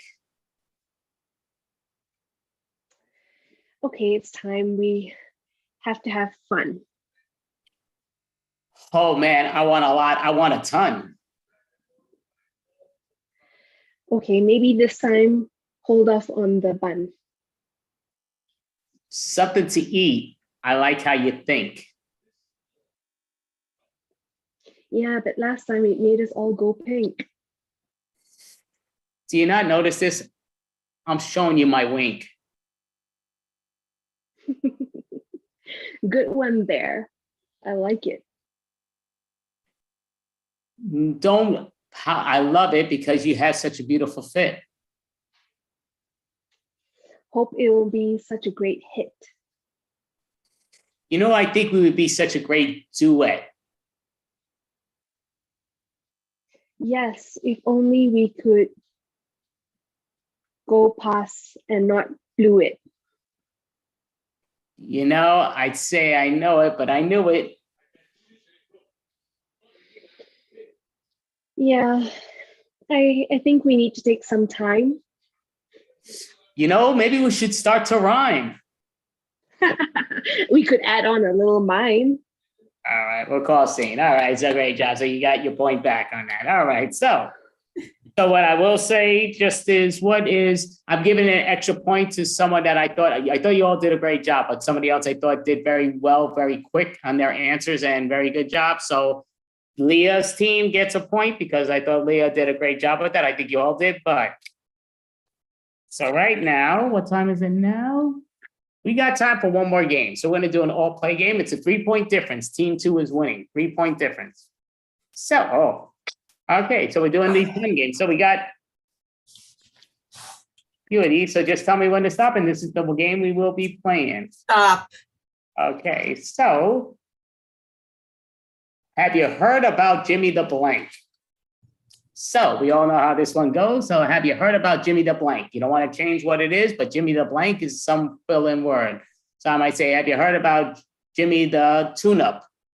You know, and then I'm going to give a type of pun. So it's whatever it is, and we're all going to use that. So any questions before we start? Perfect. Okay. So I'm going to say, and we got to say the word up front. Going to say monster. Have you heard about Jimmy the Monster? Oh my goodness, he went under bed. Have you heard about Jimmy the Monster? He gives me the heebie-jimmies. Have you heard about Jimmy the Monster? He's hiding in your closet. Have you heard about Jimmy the Monster? He turned into a prince now. Have you heard about Jimmy the Monster? Last Halloween, it was a mash. Have you heard about Jimmy the Monster? He's alive! You heard about Jimmy the Monster? He married into the Addams family. Have you heard about Jimmy the Monster? He's just waiting for you to sleep. Have you heard about Jimmy the Monster? He's up there on top of the Empire State Building. All right, so we're going to clap, push that to the side. So Caroline, give us a brand new word and let us know who Jimmy is. Crab. Have you heard about Jimmy the Crab? He's really shellfish. Have you heard about Jimmy the Crab? He finally came out of his shell. Have you heard about Jimmy the Crab? Oh, you are eating him. Have you heard about Jimmy the Crab? He was really into astrology and he was a Cancer. Did you hear about Jimmy the Crab? Yeah, he got pinched. Did you hear about Jimmy the Crab? He's the one that walks sideways. Did you hear about Jimmy the Crab? Gotta watch out for those claws. Did you hear about Jimmy the Crab? He was boiled. You hear about Jimmy the Crab? He's soft-shelled. All right, so great job. I'm going to push that to the side. Mel, give us a brand new word and let us know what Jimmy's called. Flower. Hey, have you heard about Jimmy the Flower? He's pushing daisies now, if you know what I mean. Hey, have you heard about Jimmy the Flower? He's dating several bees at the same time. Hey, have you heard about Jimmy the Flower? He was at my dad's funeral. Did you hear about Jimmy the Flower today at my daughter's wedding? Did you hear about Jimmy the Flower? He got pollinated. Did you hear about Jimmy the Flower? Heard is getting a bit thorny. Did you hear about Jimmy the Flower? He rose to the occasion. Hear about Jimmy the Flower? But he got baked. Hey, did you hear about Jimmy the Flower? He always said life's not a bed of roses. All right, so great job. So Angel, you're going to give us a brand new word and let us know what they call Jimmy. The ocean. Hey, have you heard about Jimmy the Ocean? He is giving free swimming classes for everybody around the world. Hey, have you heard about Jimmy the Ocean? He is a swimmer. Have you heard about Jimmy the Ocean? That's where he and his concrete shoes live now. Have you heard about Jimmy the Ocean? Yeah, he's really polluted. Have you heard about Jimmy the Ocean? Heard he came out of the blue. You heard about Jimmy the Ocean? He's a real crab. Hear about Jimmy the Ocean? He's a swell guy. Have you heard about Jimmy the Ocean? He's a bit tied up. Hey, have you heard about Jimmy the Ocean? He's a little bit sick, so start recycling. All right, so we're going to push that to the side. So Saraya, give us a brand new word and let us know what they call Jimmy. Kite. Have you heard about Jimmy the Kite? He was present at the last Chinese Lantern Festival. You hear about Jimmy the Kite? Yeah, they stuck a key to him and electrocuted him. You hear about Jimmy the Kite? He was flying high. You hear about Jimmy the Kite? I heard he's pulling all the strings. Have you heard about Jimmy the Kite? He loved to sail on by. Hear about Jimmy the Kite? Here he got his wires crossed. You heard about Jimmy the Kite? They say he blows with the wind. Hey, have you heard about Jimmy the Kite? Oh, it was here so many times ago. Have you heard about Jimmy the Kite? He was actually woven by hand. Right, so that's it with that. Okay, so go for it, Susan. Give us a word and let us know what they call Jimmy. Laser. Hey, you heard about Jimmy the Laser? Yeah, I heard a lot of cats are after him. Have you heard about Jimmy the Laser? Yeah, he's just a shining light. Have you heard about Jimmy the Laser? I heard he's been beaming these days. Have you heard about Jimmy the Light? Yeah, he's up in heaven, but we know it's hell. Hear about Jimmy the Laser? Yeah, he's cracking lots of eyes. Have you heard about Jimmy the Laser? He could give you a few pointers. Hey, have you heard about Jimmy the Lizard? He's going to get married to the snake. Oh no, have you heard about Jimmy the Laser? He's the reason my great-grandfather needed cataract surgery. You heard about Jimmy the Laser? Yeah, I guess he lost focus. Okay, so great job. So we're down to 2 more people, but what am I looking for? I keep hitting the wrong thing. So Leah, give us a brand new word and let us know what they call Jimmy. Wine. Have you heard about Jimmy the Wine? He got popped. Have you heard about Jimmy the Wine? He's been whining all day. Have you heard about Jimmy the Wine? Just look in the back. He's crying in tears, of course. Heard about Jimmy the Wine? He got corked last weekend. Have you heard about Jimmy the Wine? I hear he ages really well.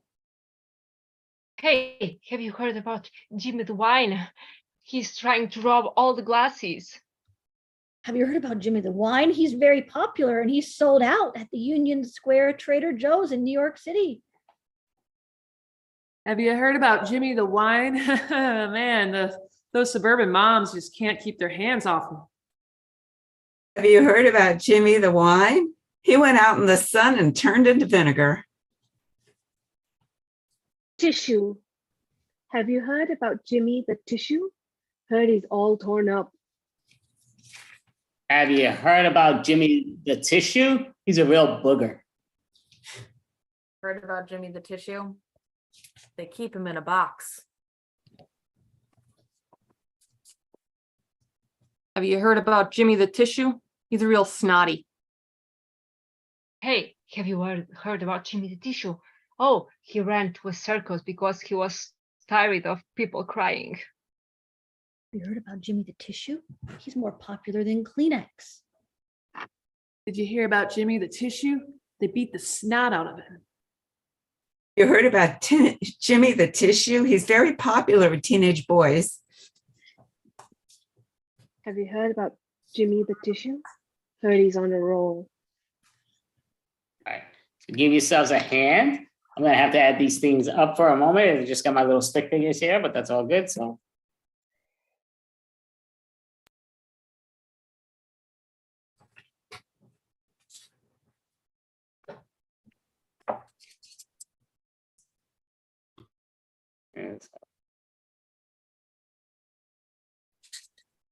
So it's actually a pretty close game. Can't give any extra points to any of the bonuses because 2 people had the exact same amount of points, so it didn't matter if I gave the +5s or not. So the total is, where did I put the other stupid score thing? Okay.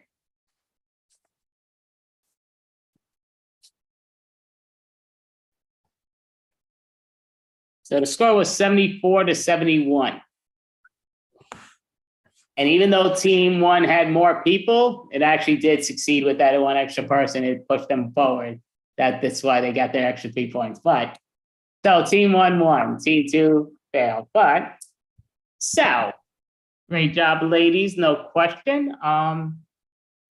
So before we do it, let me just give everybody a quick rundown to let the world know who, what, where, why, and how. But we are the Improfessionals. We have Tired Caroline Dunn. We have Mel Post. We have Angel Canez. We have Saraya Ahmed. We have Susan Zell. We have Leah Goffar. Nisha, holy cow, I gotta start looking at faces, stop names. And I'm Andy Abramson. We are the Improfessionals. Thank you, world. Everyone, have an amazing night. And just for the record, I want them to know also, we do perform every Monday night on social distance, which they're brilliant, from 7 to 7:30 Eastern time. And we're performing this week on Highwire Tuesday night, 7 p.m. to 8 p.m. Eastern time.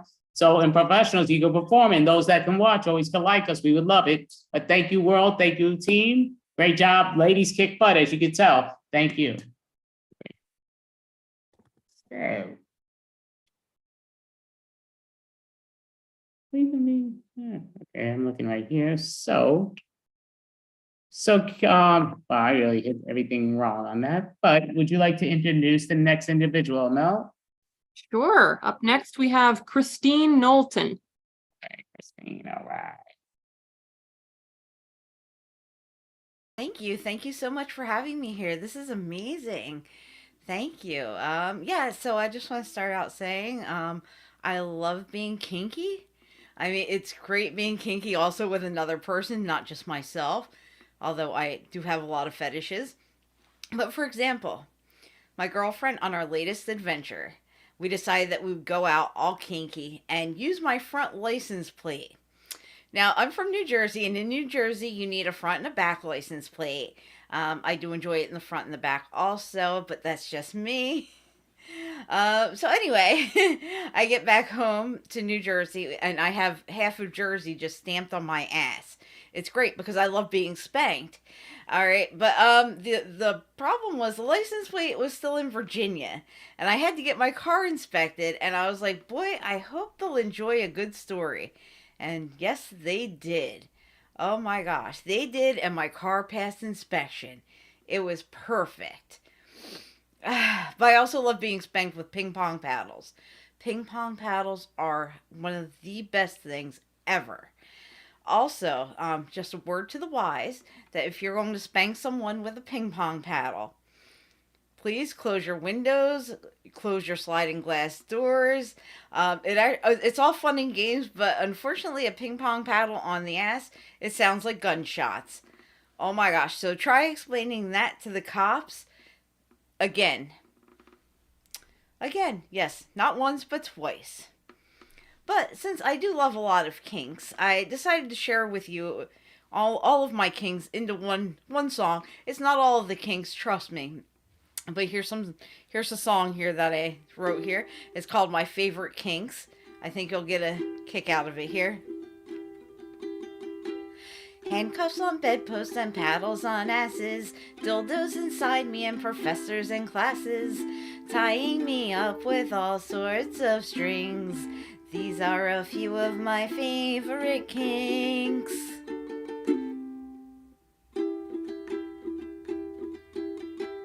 Corsets and thigh highs with ribbons and laces, kissing and biting and sitting on faces, lovers around me for intimate things. These are a few of my favorite kinks.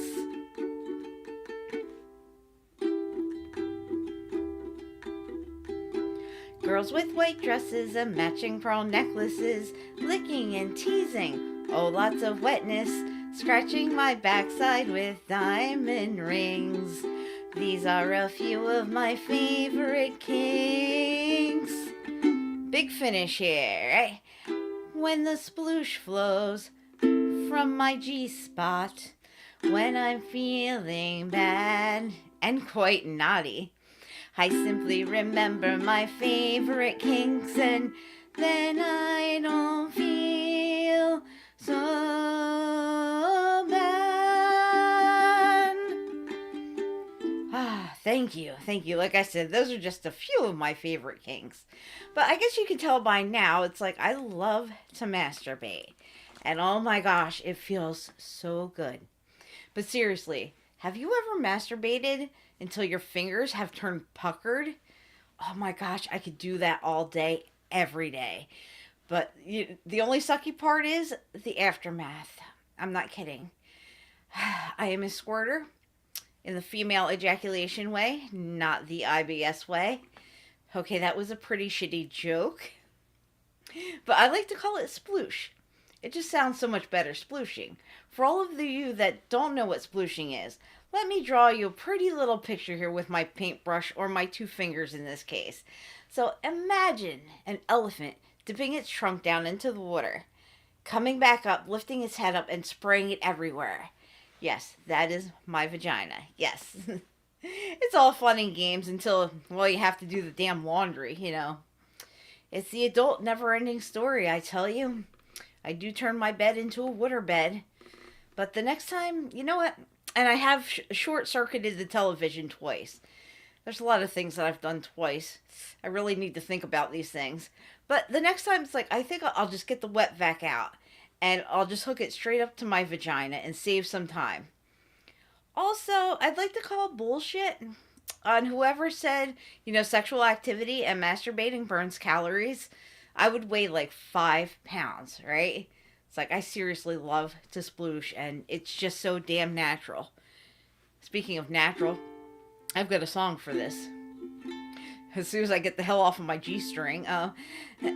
This one, not this one. Okay.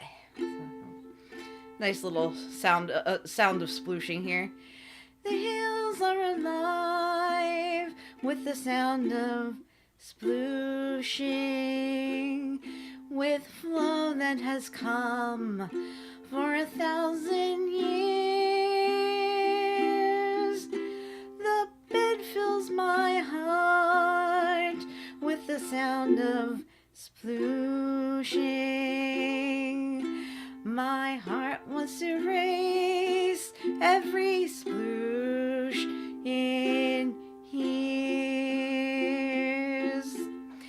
My heart wants to beat like the wings of the birds and rise from the lake between my knees.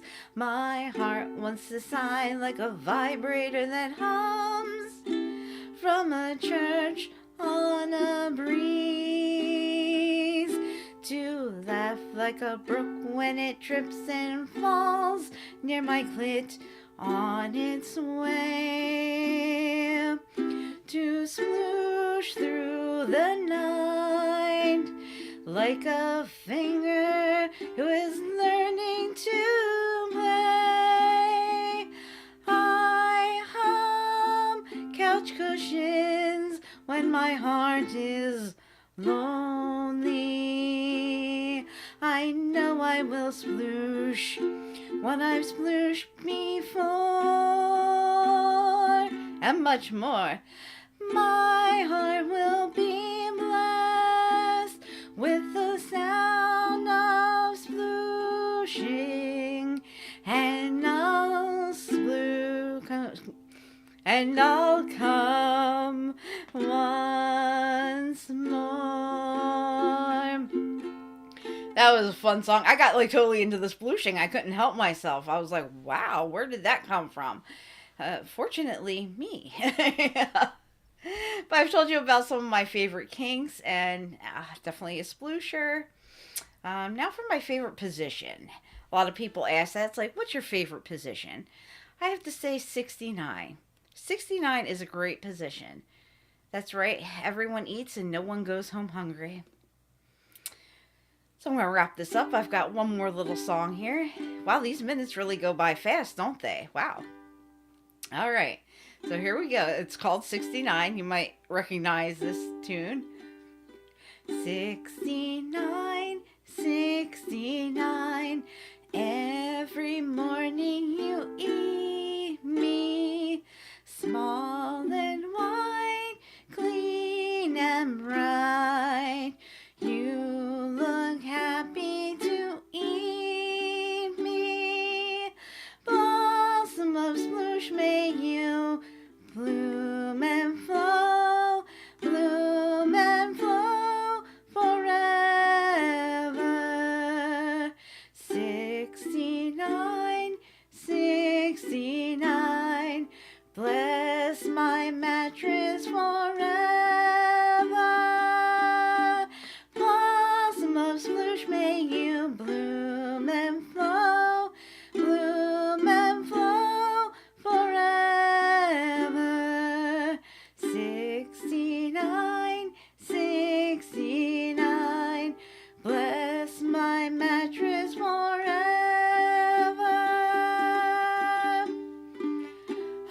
so I'll just leave you with this quick little thing.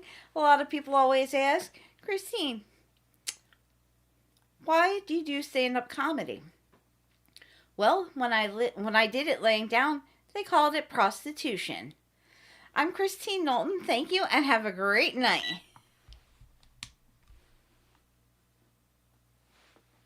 Good job. All right. So A good punchline to finish on. Finish. No, that oh, was she good. disappeared, huh? She ran off. Yeah. She's back. Thank you. Oh, no, yeah, we always like to see, like, I do see you have your little billboard in the back there that people could scan, which is cool. Caroline,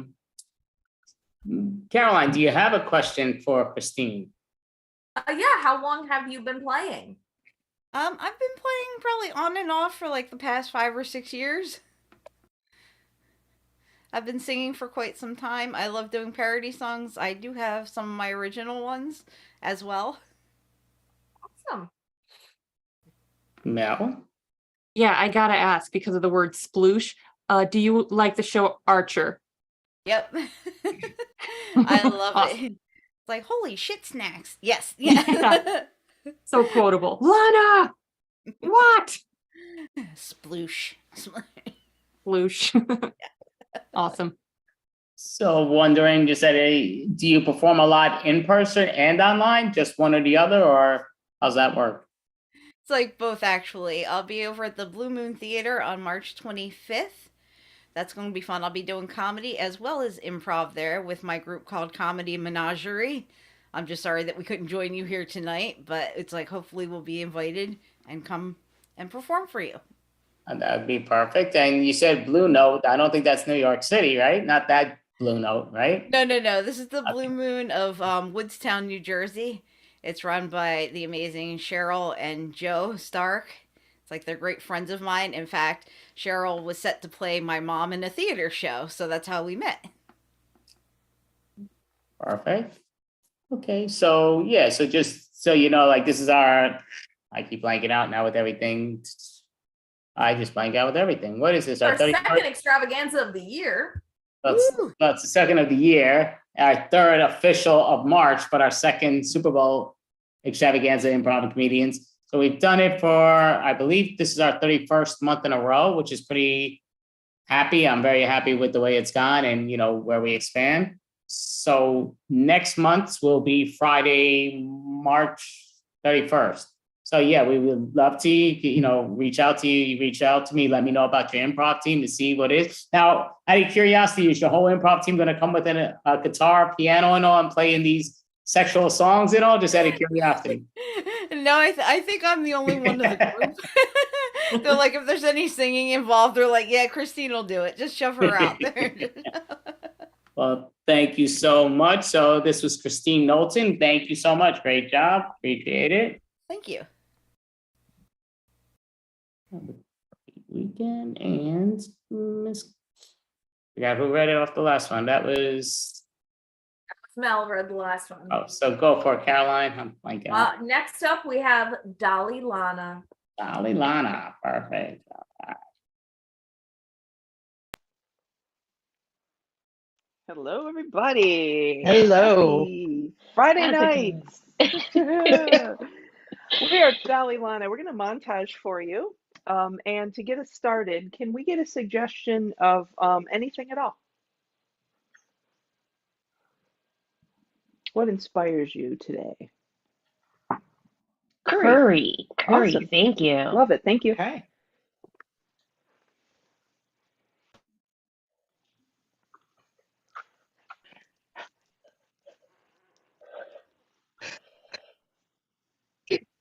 Somebody find milk, I hope. No, um, listen, I know I'm the one who suggested that we get the Vindaloo, and I'm sorry. I'm sorry. It's not normally like this. I swear I've been here. I've been here before. I've had the Vindaloo here. It doesn't normally. So you are experiencing it too, Donna? Yeah, I'm not, dying like you two are. I'm not white, but you know. I think honestly, my heritage did not bring me up for this. I love the Oh, food, but uh, listen, mashed potatoes and like bland stuff was what I was. I- Oh, and like, like, he like, it's mostly like gefilte fish, and like, this is not gefilte fish. and like plain Yeah, bagel, no yeah. schmear. Nope. Okay, Put so smear on the bagel, but no, not curried. Oh, No, like plain cream cheese smear. you don't you don't want to go out for kimchi fried rice tomorrow night, then? I don't, I would love, again, I love the cultural experience. It's so tasty, but my stomach is going to be wrecked for a week and a half. I want to show you all of the really cool ethnic restaurants in New York City, And what about you know what? Do you re I'm trying to. do you remember the time that you brought us out for Italian and I had the garlic Yeah. and I was in the bathroom for the next 76 hours Yeah, from the that garlic? I thought I thought you had food poisoning or something. I didn't realize that it was just the uh, Oh, wait, garlic doesn't have that effect on every. Oh my God, it wrecked me. wait a minute. Mhm. When I cooked for you all that time a couple of weeks ago, was it you were complaining about all the black pepper that I used in the steak au poivre? it That was a little peppery. it's called steak with pepper sauce. Okay, look, Donna, we love you. We love this experience of opening up, to new and better things, live, laugh, pray, love, all that stuff. But my stomach's not living, laughing, praying, and loving. It is belching, and I have an appointment with the gastroenterologist next week. I need you all to know Act- that. Oh, Actually, I'll be right back. Oh, I think she had to go to the potty. I I'm sorry. I didn't I No, no. I've been eating spicy stuff since I was a baby. My mom used to give me kimchi before I had teeth. Oh, that's so cute. Yeah, so I I mean, mean, because you gotta prepare a child. You can't just like throw them in. You gotta. We flash back to when Sabrina's character was a baby. Okay, so I just want to make sure that you are such a well-rounded adult, okay, that we are going to share some fun foods together. Okay, put down your bottle. Okay, now here comes the airplane. Ready?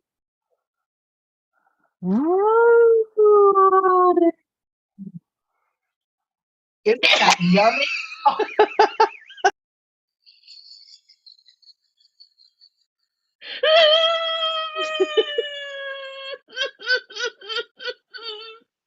cut back.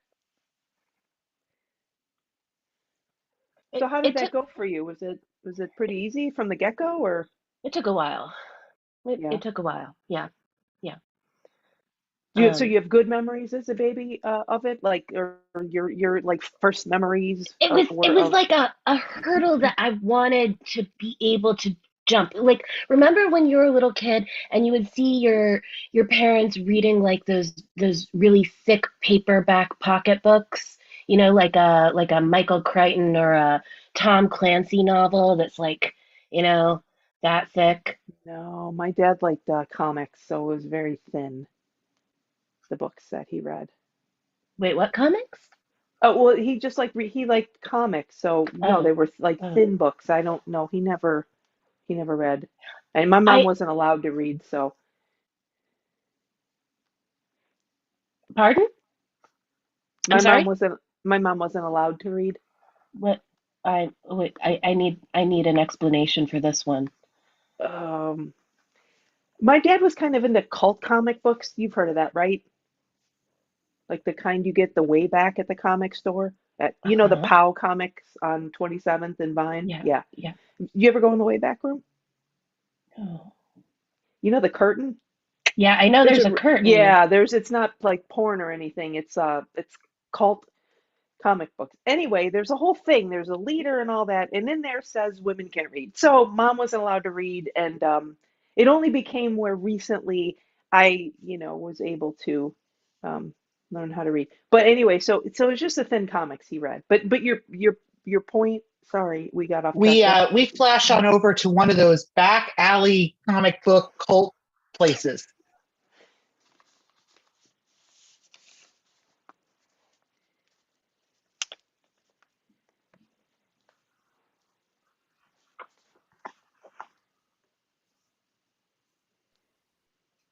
No, women folk cannot read this. It is way too complicated. Oh. Hello there. I was wondering if you might have any of the old Supergirl comic books, or there's one called Top Dog that I really liked in the 1980s, and I'm just hoping I could get my hands on the last edition, because it was cut off in the middle of a cliffhanger and the story was continued. And why are you looking at me? We're not allowed to look at lady folk we're not married to. Also, No. You're allowed to read?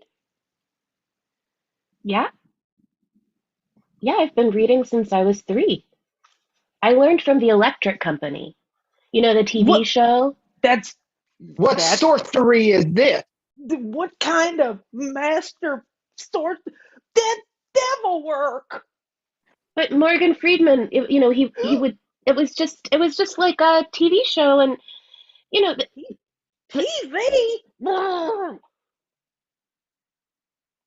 Okay, I'm gonna just go back to the I'm gonna go back to the front of the store, and I got cut back.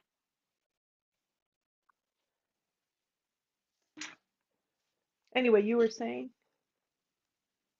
Well, I used to aspire to progress to thicker books like the Tom Clancy books from the little books that I was reading. And now Point of that clarification, is Tom Clancy like a big book? Is that it's an like a really achievement? thick, it's a thick okay, book. cool. It's not, it's like there's a lot of pages, but it's not hard words or anything. I was just thinking about the books that I've seen you reading, and it's usually those little golden books. Yeah, I love those. There was it's 1, 2, 3 and me, and I love you, little bear. Really sorry that I've been so inconsiderate all these years. Like when I loaned you Valley of the Dolls, and you didn't even. I really enjoy the well, you call them little books, but they fill my heart, and it's baby steps I need to take, like you with eating the kimchi and stuff. So Right. I'll get to that Valley of the Death or whatever you said it was. I'll get to Dolls. it. Yeah, it's about these 3 women who move to New York City and have big ambitions to have great careers, and then they get caught up with drugs and sex and. Oh, I've never. I think I should probably just go with like not anything having it like that seems very graduated from 1, 2, 3 and me, and yeah. Maybe So maybe Nancy I'll like Nancy Drew Case Files. Yeah. Oh, The is there Case like Files are murder? the little ones. They're like the little Okay. Nancy Drews. Yeah. But is there going to be murder? Because I can't read those before bed. I get very, I'll stay up like all night. Yes, there is murder, but Ned is in them, and so he and Nancy are together a lot, so she has someone to protect her. I can't believe I'm saying this shit. You Oh, like gotta my go dad, see a therapist or something. like my dad protected my mom. Yeah, no, I get that. Yeah, everybody needs a protect. Everybody needs a man as a protector. We all agree on that. So No. yeah. I can't believe I've known you all these years, and I didn't even know that you grew up in a cult. A cult? No, it was just like my mom and dad and a bunch of the neighbor. Oh, what? Wait a minute, you had neighbors? You don't call Yeah, it a cult? I mean, that's a little extreme. It's just that they were the neighbors who came over and maybe lived with us from time to time. And oh, We cut to the house where people lived. hi, Aunt Frida. Hi, I Hi. brought you some special things. What did you bring me, Aunt Frida? I brought you, this is my famous potato salad, not too spicy, not too sweet, nice and plain. Thanks, Okay. Aunt Frida. I'm gonna eat it right out of the bowl. Okay, that's the way to do it. And I'm just gonna, these are my bags, and I'm just gonna, I'm moving into your room for a few weeks. Oh, sure. You can join Uncle Ted, Aunt Nancy, and Joe Bob Ted from next door. They're Yeah, staying for a bit too. Oh, yeah, did it's, yeah. no, No, go ahead. I just didn't know if you passed everyone in the living room on the way in. Did you have to step over the mattresses and whatnot? Yeah, it was a Oh, little God. messy, but it's okay. It's okay. It's that time of year, you know? Every My, few months we get together and we have our little powwow. my mom always says the neighbors are always welcome, and I can't wait to tell Betty at school about all my neighbors that came over because I'm sure that happens at her house too. cut to Oh, school.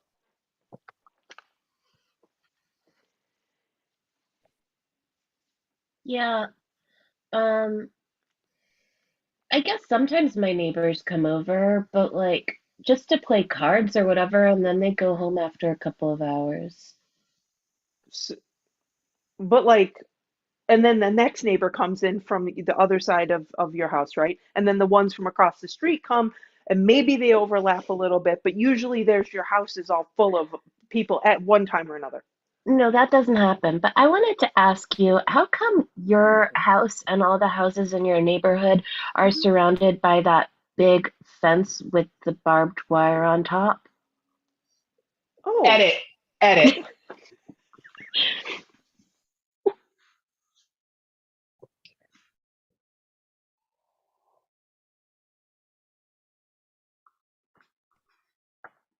Kimchi. It rolls off the tongue. It is just a great word to get your vowels moving. Kimchi.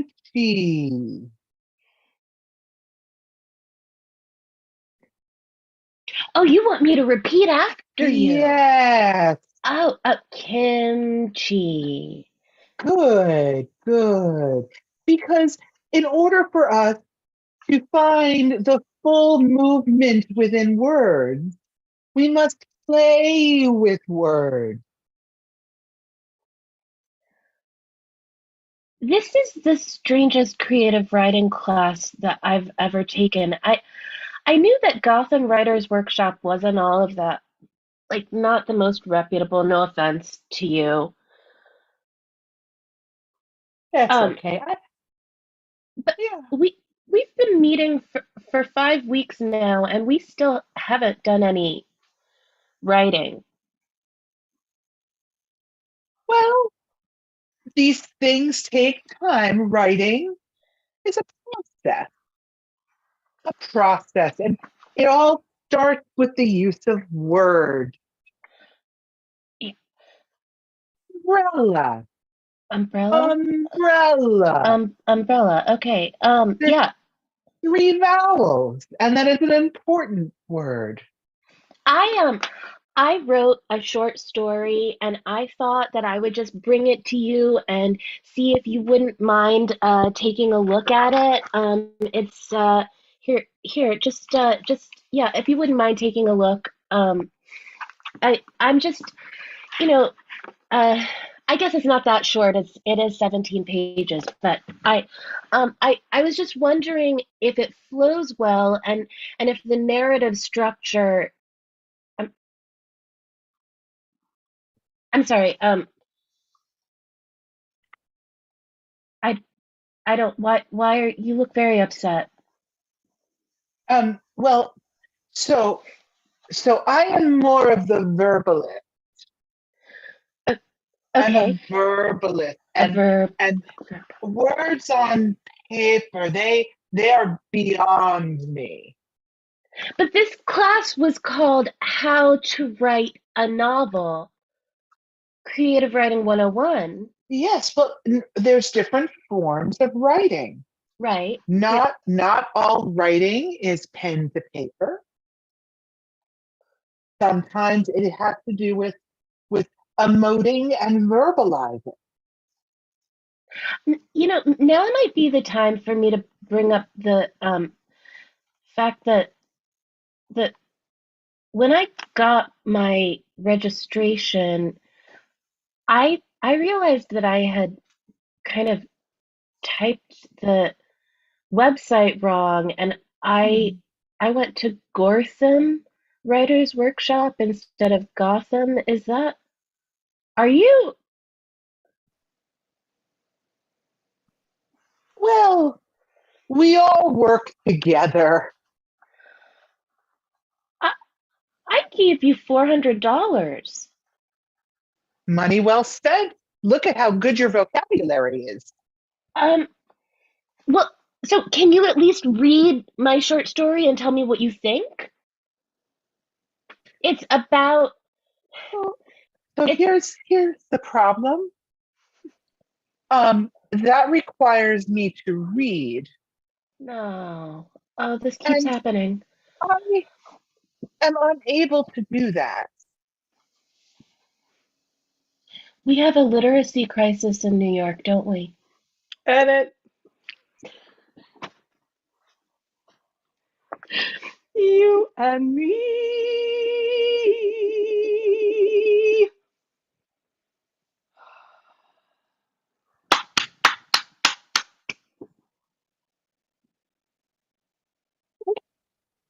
Oh, that was fabulous. Would you like to join me on a duet? Oh, I would love that. Wait, I have just Sure. the thing. Sure.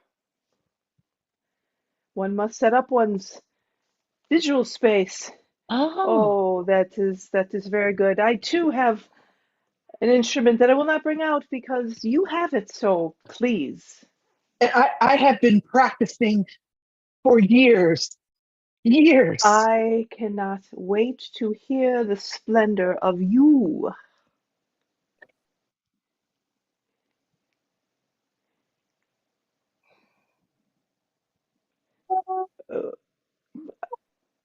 Uh, you. Um. Oh. Oh. Yes. Uh, I. Ooh, I don't know quite where to jump in. It's lively. And did you tune it by any chance before you stroked it? Oh, always mess that up. Always mess that up. But I think we may have something going. You can tell that I use this instrument a lot by how clean I keep it. Yeah, is so that's not dust. Okay. Yes, I hope you use your voice more than you use that because you must keep it lubricated, the voice. Oh, all the time. Yes, that's super. So did you have any questions for me about the vocal structure, the pedagogy of it, if you will? I'm here. Use me. Yes. So your thought process as you were going into the first aria. Yes. Did you find that you lifted from the top, lifted from the bottom? I mean, it was just so precise and so pristine. My once well-regarded vocal pedagogy teacher, Mr. Wisniewski, it was doctor, but he didn't like to be pretentious, told me that when I went for high notes, are you ready? Are you taking notes? Ready? I am taking What notes. happens is you squeeze the cheeks and I don't mean the facial cheeks. You must keep this very open and tense and relaxed. Yes, you squeeze the cheeks to get that aria note. Oh, ready, ready, ready. You ready? Ready? Are you watching? Oh, yeah! Yep, you just that just popped because the buttocks squeezed. That sphincter was nice and tight. Wow. Oh, Would you like to try it? inspiring. Well, I'd like to see you try it. Okay, I'm a so, bit of a great teacher, so please. okay. I'll keep go ahead. Ah, That was good. That was very good. oh, you know what? I really enjoy our discussions. Yeah. I really enjoy our time together. We should, our lunchtime meetings have been fabulous. This restaurant has been great with letting us enjoy our time together. And we're hardly disturbing any of the other patrons at all. I know. Okay. I I'd really like liked listening to you sing, lady. If you if yeah, you the fancy one. Yes, it's me. If you want some of my vindaloo, you're welcome to have a couple bites. I got plenty. Vindaloo. Mhm. Vindaloo? Mhm. Sure, that's very gracious. My great It's chicken. It's chicken. It's chicken in a sauce, and there's my rice. Chicken and okay. rice in a sauce. My Yeah, just have my some. aunt told me never to, to not take a gift from a wonderful, wonderful audience member. Oh, this looks lovely.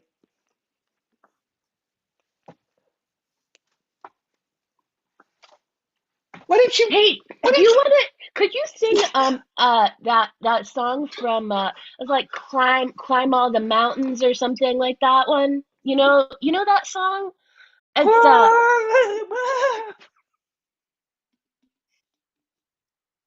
What have you done to her?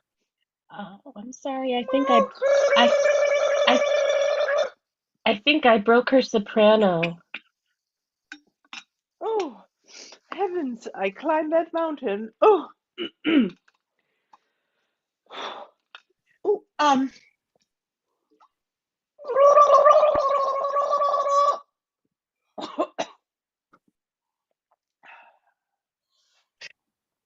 uh, I think maybe next time we go to a different restaurant. That's And that's our show. Ooh. Oh, great job. Perfect. So, Mel, would you like to ask Dalai Lama any questions? Yeah, I like Mona's shirt. It's a fun shirt. What does that say? On cruise control. Nice. I like the little pineapple. Thank you. How did she know that I was also going to ask about the shirt? All I saw was on pineapple, and I was like, on pineapple? Yes, I'm wondering that too. kind of pineapple. I don't know. I'd go on a pineapple cruise. But okay, wow. So the reason I suggested chili was because I had, sorry, not chili, curry, was that I had curry for dinner. Ooh, Like, yum. when's the last time you guys had curry? Oh.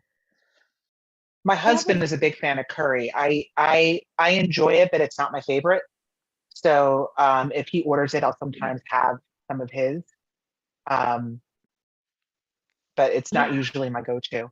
I'm gonna say about 3 weeks to a month ago, we're vegan, so we cook a lot of like curry and we love spices like that. So probably not that long ago. I don't know when I last had curry, but I will probably have some kimchi when I go into the kitchen in a little bit. That's perfect. And do you ladies have a website that you want people to know whether you're performing in person or online to let everyone know? We are 100% virtual, and our social media is lacking at the moment. And we're taking a little bit of time to regroup this month. So hopefully But you our will see more. I'm sorry, go ahead. Yeah, I was gonna promote our next show. Sorry for interrupting, but I figured they were gonna ask. Our next show is on Highwire, March 21st at 7:30 Eastern PM. Perfect. So our next show, which will be next month's Friday, March 31st. We'd love to have you back. So I'll reach out to Robin, but thank you. Great job. You guys. Thank you. Have a good night. Thank Bye. you. Bye. Blanking out with my mind's just really blanking out, which is really bad. That's what happens quite a bit. But that was great, Dolly Lana, which I'm very appreciative with. But Mel, would you like to introduce the next individual? I think that's correct, right? Go for it. Who knows? Our next performer is Allison Diane.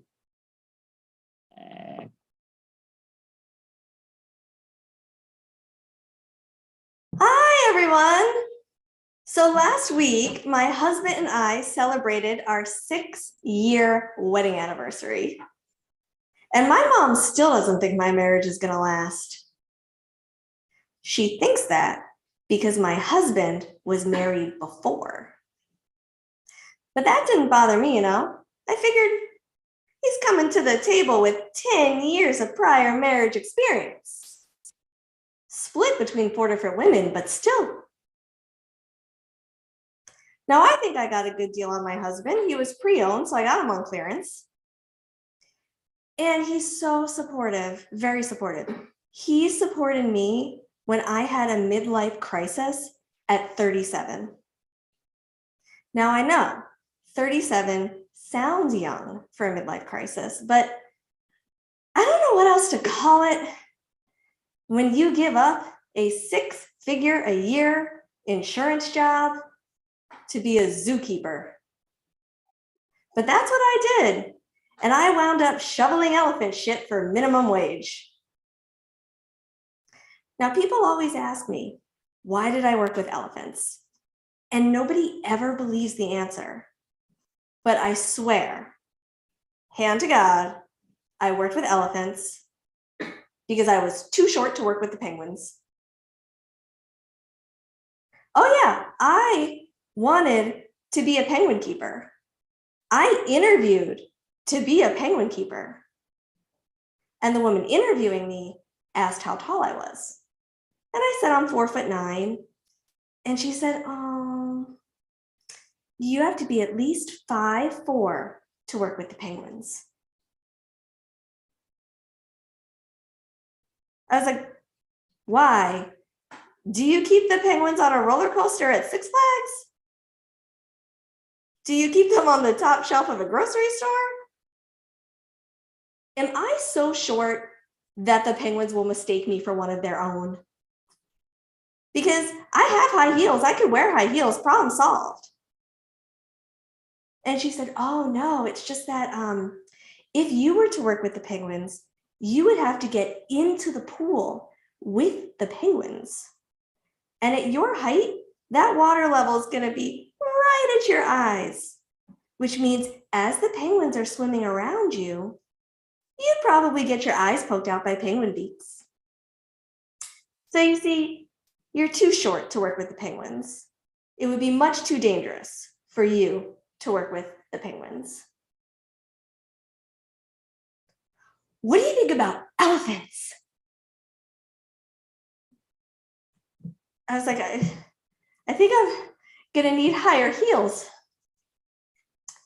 But I did work with the elephants.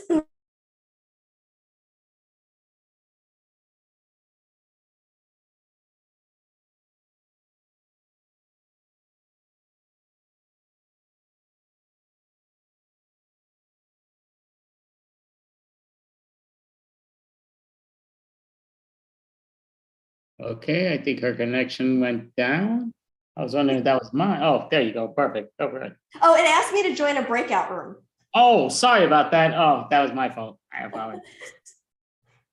So I don't know where I left off, but I'm working with elephants. And I don't know if you guys know this about elephants, but they're huge, huge. I am talking 13,000 pounds and 11 feet tall. 11 feet tall. That is like Shaq and a half. But those elephants never once got in my way because I could walk right on under them. A tall person can't do that. Tall person tries to walk under an elephant, bam, elephant balls to the face. They have to walk all the way around the elephant. But I got laid off from that job after a year because the zoo retired those elephants to this gorgeous sanctuary down in Florida, you know, so that they can spend their golden years relaxing, eating peanuts, and playing shuffleboard with the other elephants. And during that entire year, my husband was so supportive, emotionally, financially. But one time he did brag to me that, you know, he never had a midlife crisis. And I said, honey, that is really unfair. I am 20 years younger than you. I am your midlife crisis. Thank you. I'm Allison Diane. All right, so great job. So sorry about that. I like your discipline. Like they tell me breakout room, I'm in breakout room. I'm sorry. Yeah, I didn't know where I'm like, am I in the wrong room now? Like I bet the thing popped up and I'm like, I better say okay. I don't.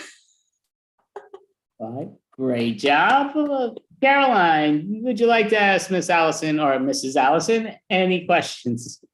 So have you been able to like meet the penguins despite your height differences? Yes, I did get to meet the penguins. I just wasn't allowed to, you know, work in that department, but I did get to meet them and they're adorable. Mel? So what inspired your love for penguins? Probably March of the Penguins. I think that's what did it, like everybody else. Once that movie came out, it was just pure love. And where are you located? So I'm located in Rainham, Massachusetts, which is a little south of Boston.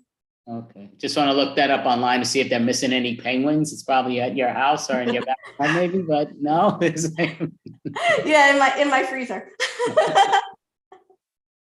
Well, that was perfect. Excellent job. Do you want to let the world know whether you're performing in person or online that they could follow you somewhere to find out where your next performances are? Absolutely. So I will be hosting an open mic every Thursday at the Kingsbury Club and Spa, which is in Kingston, Massachusetts. I will also be at the Comedy Park Theater in Cranston, Rhode Island on April 23rd. And I will be at Mohegan Sun on July 13th. You can follow me on Instagram, Twitter, Facebook under my name, Allison Diane, or on YouTube at Honestly Allison. Thanks.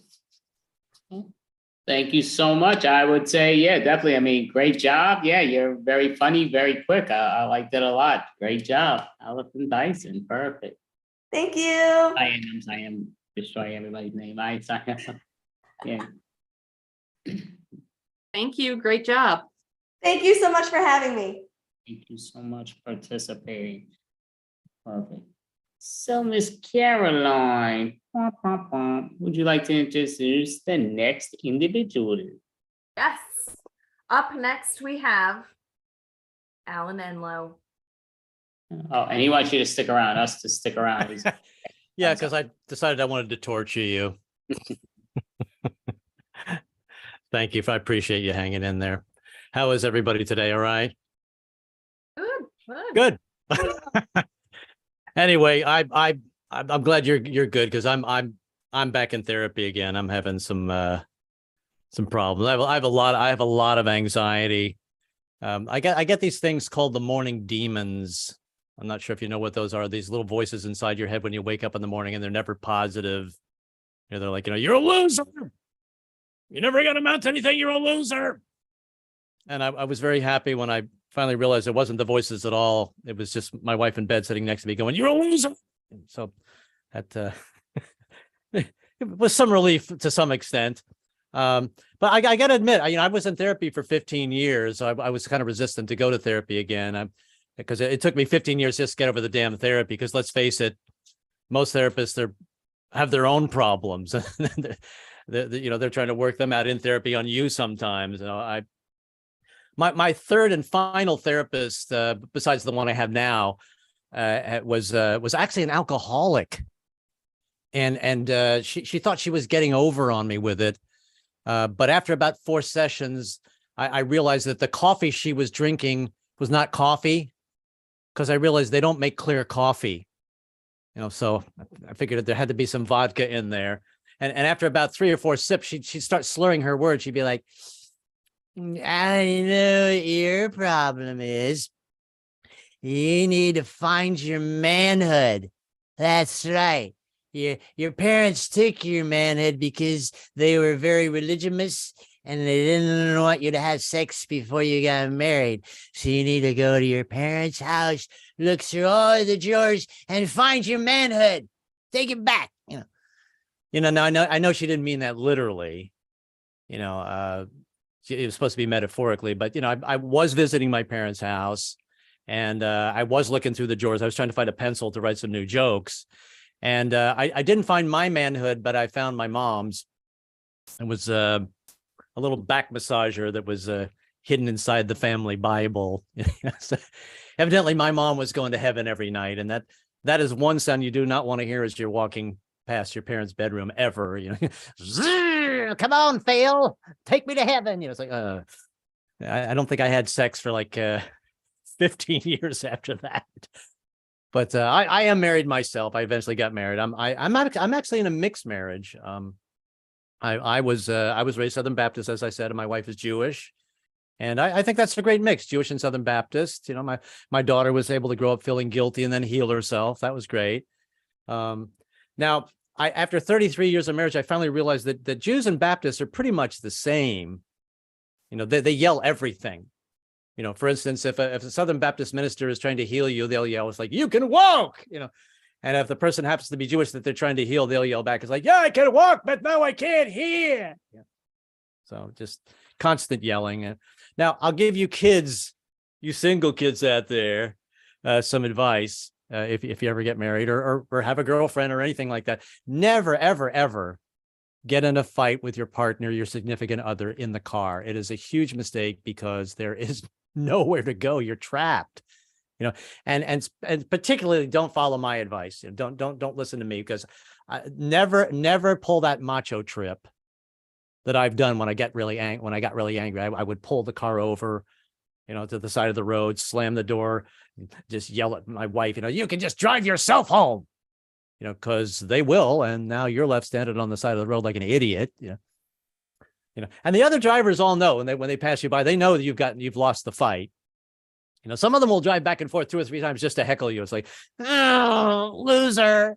Oh, your shoelace is untied. Oh, I made you look. So that's my advice. Don't ever fight in the car. Yeah. Now I'm saying some bad things about my wife, but the truth is I'm really lucky. The only thing that really bothers me about my wife is that she's always right. Even when she's wrong, she's right. And I've tried to win fights, but I'm too passive aggressive, and you think that might be an advantage, but it's not. I'm actually the master of being passive aggressive. If I felt like it right now, I could tell all of you to go screw yourselves, and you wouldn't. I'm so good at it, you wouldn't even realize it until you got off of Zoom. You'd be watching TV and you go, wait a minute, I think Alan told me to go screw myself. I'm going to go back and kick his ass. Oh wait, the show's over. Damn it. So. But I can never win a fight with my wife because she's from Jersey and she has that Jersey accent, and she gets really loud in the argument. Of course, truthfully, I'm the one who's pushed her to that point, but she always says the same thing. She'll be like, don't make the face when I'm talking to you. Don't make that face. And I never know what that face is. And I thought about taking a selfie of myself when we're arguing, but by the time I find it on the damn phone, my argument's already over. And the other thing I thought about is maybe what I should do is buy a Brad Pitt mask and try that face on for a couple of months and see how that works out. It's like, oh yes, I like the Brad Pitt mask. Yeah, much better face. You should be more like Brad. And I thought, yeah, maybe I should be more like Brad. I could have sex with Angela Jolie, have 6 kids, divorce her, and then have an even bigger movie star job. So I'll let you know if that works out.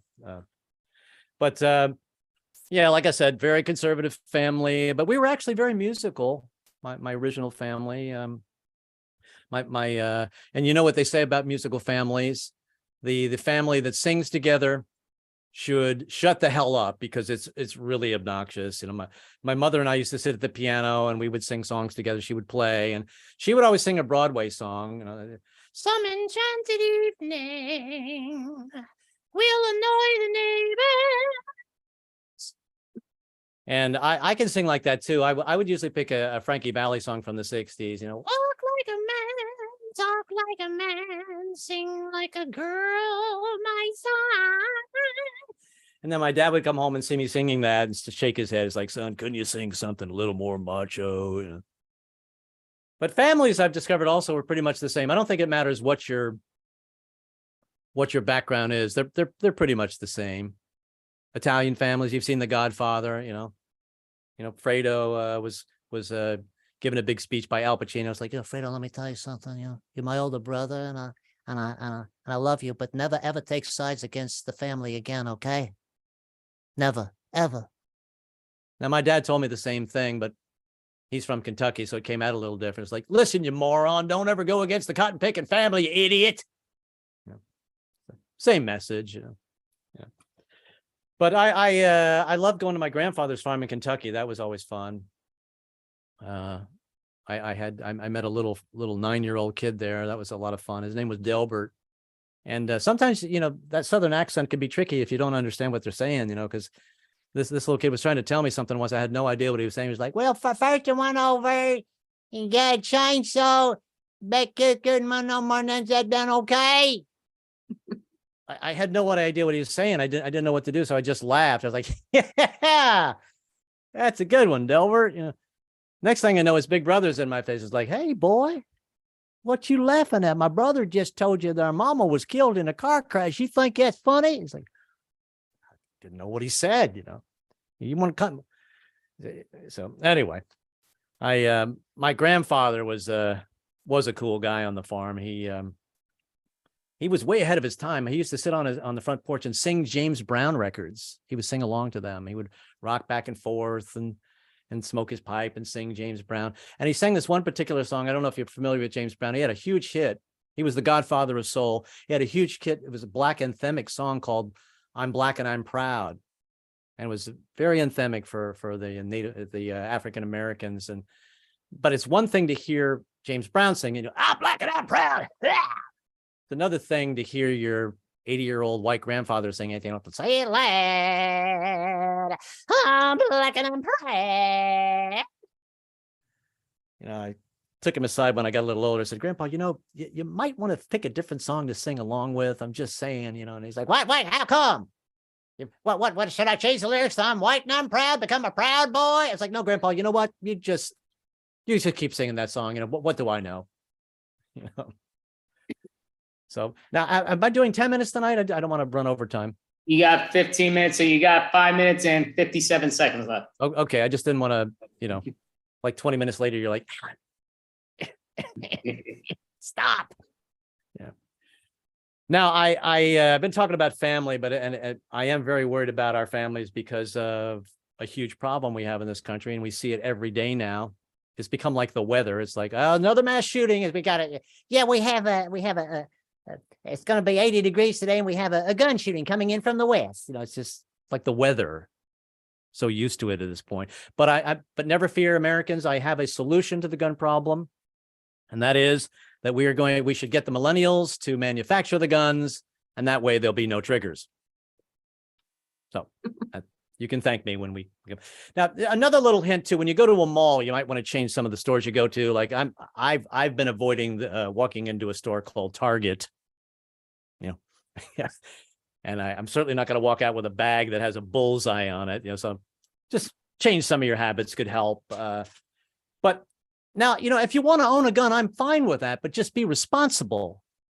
You know, if you're going to buy a gun, keep it in the safe in your house. Only take it out in case of emergency, in case the British redcoats attack us again, or your mother-in-law overstays her welcome.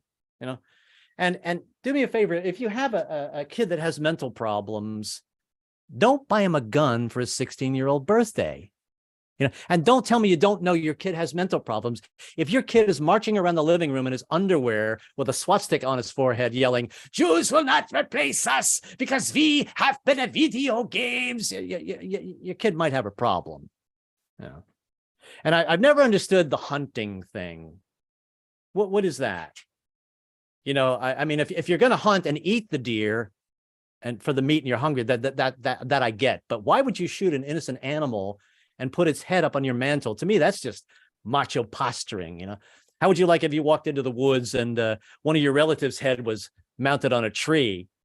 You would freak out. You'd be like, oh my God, how many times have I told Uncle Bob, don't go after the stags if you're wearing a Bambi t-shirt? But people are so against background checks. I don't understand that. They're so adamant. They're like, it goes against my Second Amendment rights. What about my First Amendment rights of not getting shot? How about that? I think we need to up the ante when it comes to background checks. I think you need to have a full body background check when you come in to buy a gun.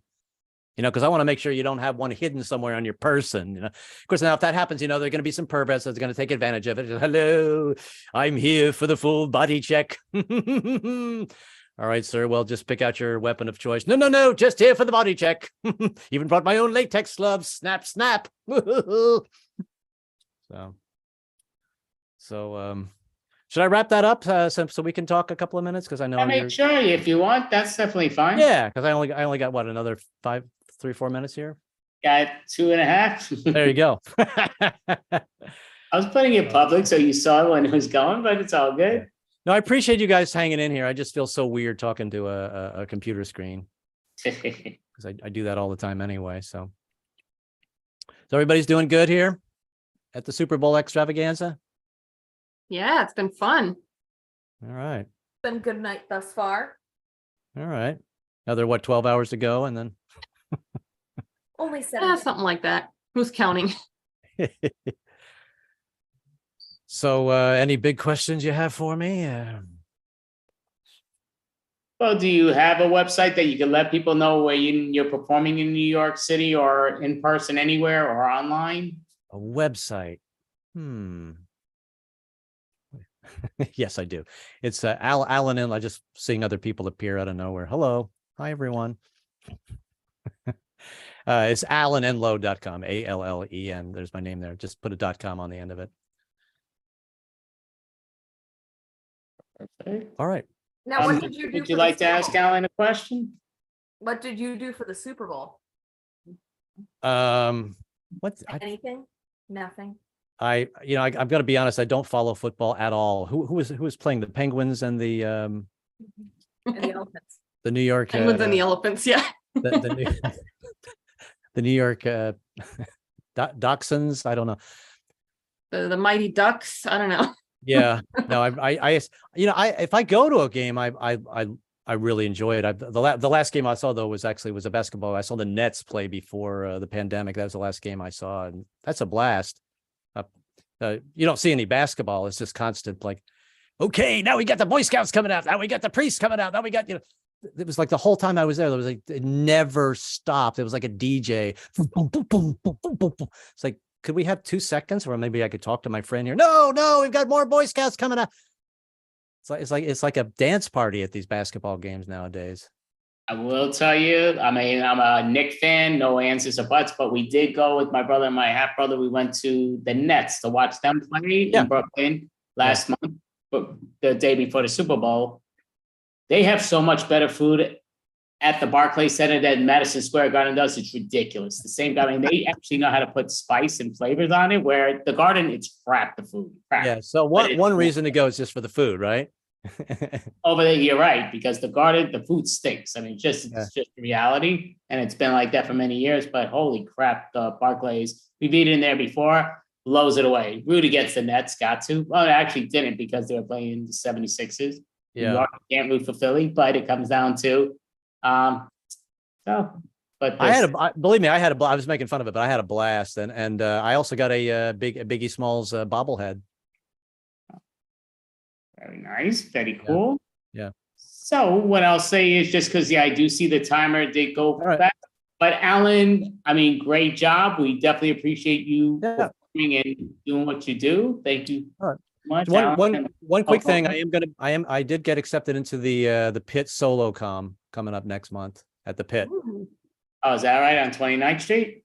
Yeah, there'll be a bunch of other comics with me. I'll be doing like 15 minutes, but in March, it'll be up on Facebook or Instagram. So anyway, thank you all for listening. I appreciate it. Enjoy the rest of the evening. Alan. Great Bye, job. guys. Thank you. Great job. Bye-bye. Yes. So once again, big brain fart. You ladies know who's next, so go for it. I forget who's Up next, we have Timeless. Timeless. All right. Hey, welcome everybody. The Super Bowl is not over yet here at the Double Nickel off of Route 55 in beautiful Davenport, Iowa. We're so glad that you came by. We're not celebrating actively, but just the joy and the wonder, the spectacle that is the Super Bowl we've brought into the Double Nickel here. There's a lot of us that are here to help serve you in whatever your needs are. I'm Arzook. I'll meet you more in a minute. But I would love for you to meet the gang. First up and last up is Frida Conchita.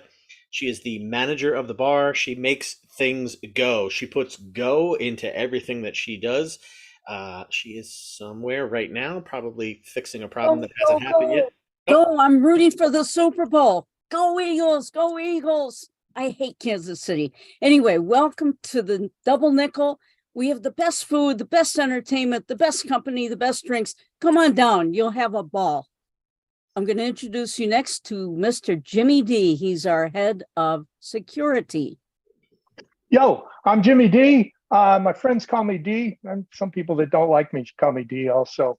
I'm not only the head of security, but I'm good with numbers. And that means that I know a lot about numerology. So today, after the big floor show and everything that's going on, well, it's not really a floor show, but in the back room afterwards, we're going to have a tarot reader. Oh yeah, that's me.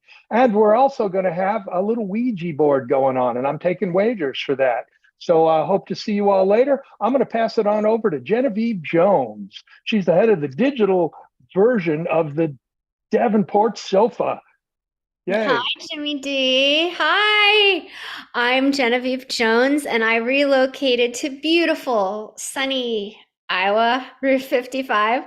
I am the editor. This is my promotion, but I also moonlight and do promotions here. It's a great tie-in for everyone. And you know what? We have the best Wi-Fi, not just on the Route 55, but probably in all of Iowa. So come on down, be a digital nomad like me.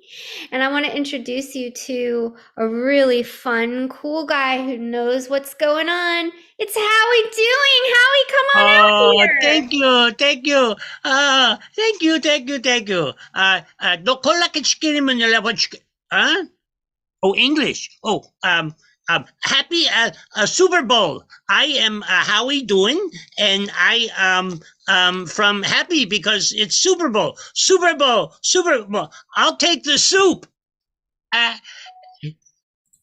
No drum shot. Patty.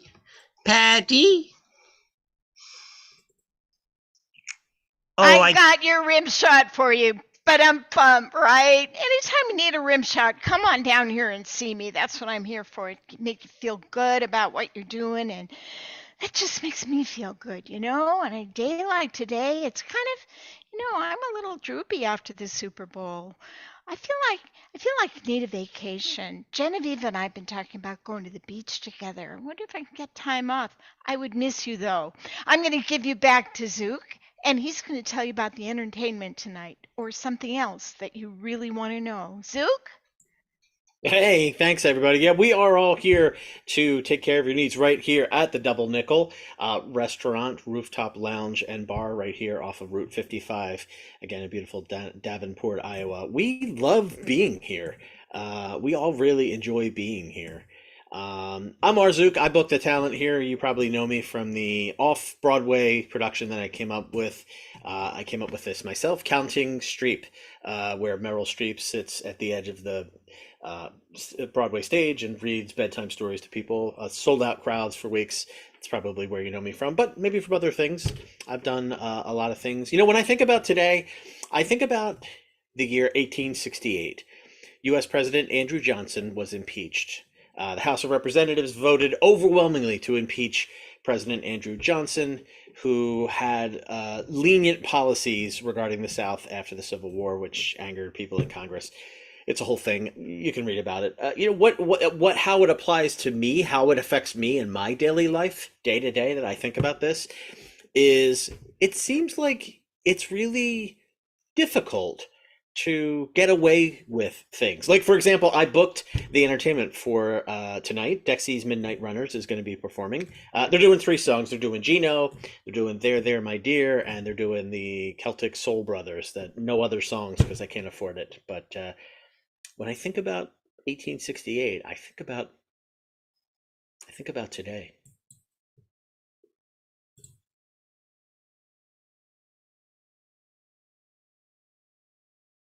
Oh, Patty brought us drinks. Thanks, Patty. Oh, thank you, Patty. Thank you so much. Thanks so much. Howie and I have to have a little chat. We'll talk. Oh, no, that's cool. We got to talk later. Oh, gosh. Look, try this fresh squeezed orange juice, Howie. Oh. So juicy. Just like juice should be. Juicy. It's juicy juice. It's juicy juice.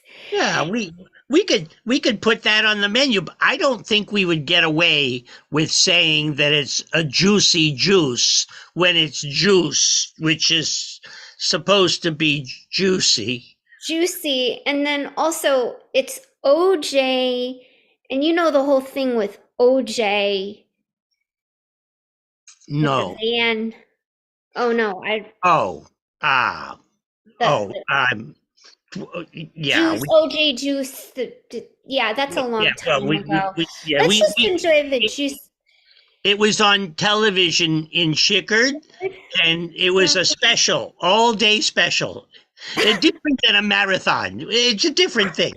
Yeah, it was kind of a different thing, and I still remember it, oddly. And you remember it, too. It's like a shared memory. I heard something fall. I think I think I broke something. I think it was a turtleneck. The lamp. It's a lamp from turtlenecks. It's a lamp from turtlenecks. You know, Howie, you're doing really well learning English. Oh, Chevy, thank you so much. I try. I try. You know, English is a very hard language. Things mean different things when the same word from thing. Yeah.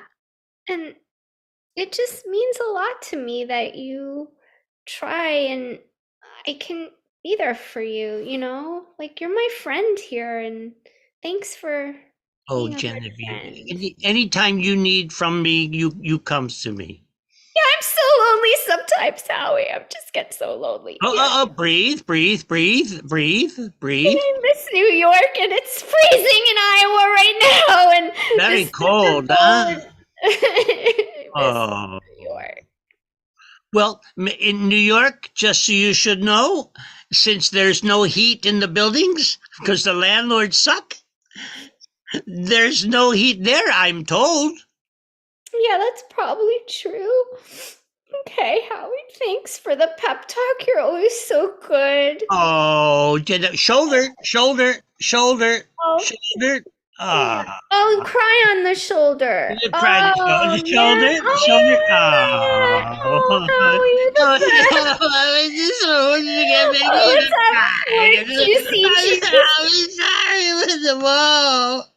So then the guy says, "Well, I had to put my foot down." Oh my God! That's such a stupid joke. Yeah.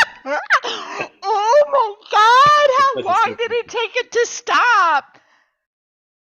Well, I know that was the punchline of the joke. Remember, I set it up, and then that's the punchline. No, I mean, I remembered all that. I had, you know what? I had the impression it was rolling on a street or a road of some kind, but It's No, okay. I just yeah, have no. the road on my mind. You really do. Yeah, that was a joke, and you turned it into. I know. What is going on? You. You know, yeah, I've just, I've heard you talking to the people, and I heard you say, we all love it here, and we do. We love it here. Yeah. But don't you ever miss the road? I mean, when we used to be touring with the rock stars and stuff, I mean, I had so much fun on the Petty tour. I'd get back on it in a minute. I don't miss it. You don't miss the people even? I miss the people least. You miss the people the most? You're like an angel that landed on this building and has brought goodness to this place. No, I miss the people the least out of everything. Well, we have the people at the bar, and I actually probably see them more than I ever saw the roadies or, the lighting people or anybody on the road. They were always working. But We're the band now. not the same. What? We're the band. We're the band now. We're the Heartbreakers. Ah! Oh, it's been a long time since I broke a heart. I bet you were a heartbreaker a while back. You could be now, right? And why don't you do that? Why aren't you out like making friends and Being I don't want to social? intrude. Being around people? Do you want to hold my hand? Yeah. Okay. I didn't know- mean to make you you know why. anxious. Yeah, you know why. We're gonna be okay. Yeah. We're gonna be okay. It's gonna be okay. You know what? There's a reason why it's called the outside. And it can stay outside for all I care. Hey, Frida. Hey, Frida, you there? Probably Yes, best Jimmy. not to think about it. Probably best not to think about it. What's up, Jimmy? Hey, look, I was listening to Jimmy a little bit. No, that I'm Jimmy. I was listening to myself, yeah, and my snoring when I was tired. Talking to Here's, yourself again? yeah, but that's not what I wanted to talk. It's hard for me to talk about stuff like this, but I want to get right to it. Okay. But I think maybe I needed a slice of meatloaf first. All right. Here you go. Oh, thanks. Okay, For you, fresh out of the oven. thank you. I'll let it cool. So what's on your mind? Our Zook was saying today that it's hard to get away with things. And it was a date in history that reminded him of that. Mm-hmm. I can still get away with things, but I don't want to. I'm glad to hear that because I've been meaning to talk to you about that, but I didn't quite know how to broach the subject. It's like, I know it's hard to change your ways, and I know you're trying, but I'm just so glad you're getting self-realization now. I wouldn't call it self-realization. I was thinking more along the lines of, I tell you stuff before I do it so that it's not me trying to get away with it because you already know that I'm going to do it. But does that give me time to stop you, talk you out of it? Well, why would you want to do that? Jimmy, it's for the good of both of us. Well, what's in my wallet is in everybody's wallet at the double nickel because I'm going to help everybody. I like that. I'm glad you do. So you won't mind that I borrowed some of the ingredients from the kitchen for my latest event. And what is that event? Oh, it's after the show tonight. Yeah. When I have a Ouija board and do tarot readings in the back. Oh, I would like to get into that. I've always wanted to have my cards read. I didn't know how. Well, the thing is, there's two ways you can do it. You can pay a nominal fee or you can invest a little more and get your number in the wager jar. Now, Jimmy, where I've been giving you the meatloaf, I don't think I should have to be charged for that. Don't think of it as a charge. Think of it as a benefit that will make the pot bigger, so that when all the other people put money in, that it will be better for everybody. Are you looking for some more meatloaf? Maybe. Okay. Then just do my cards for free. It'll make Half session. It'll make you feel better. The art of giving. I already feel better. All right. You take care of yourself. All right, thanks. All right, guys, I have to do my promotions now for the double nickel. Oh, God. Let me set this up. Hello, everyone on Route 55. Come on down tonight to the double nickel, where we will figure out your fortune, your future, with wonderful tarot card readings with our very own in-house psychic from the big house, Jimmy D. And we also have a Ouija board just to spark a little more curiosity, yes? And you know what? If you think you're gonna get away with not having fun, I guarantee you that Patty, our bartender, has amazing drink specials, and Frida has wonderful meatloaf for those who love meat, and plant-based for those who love vegan.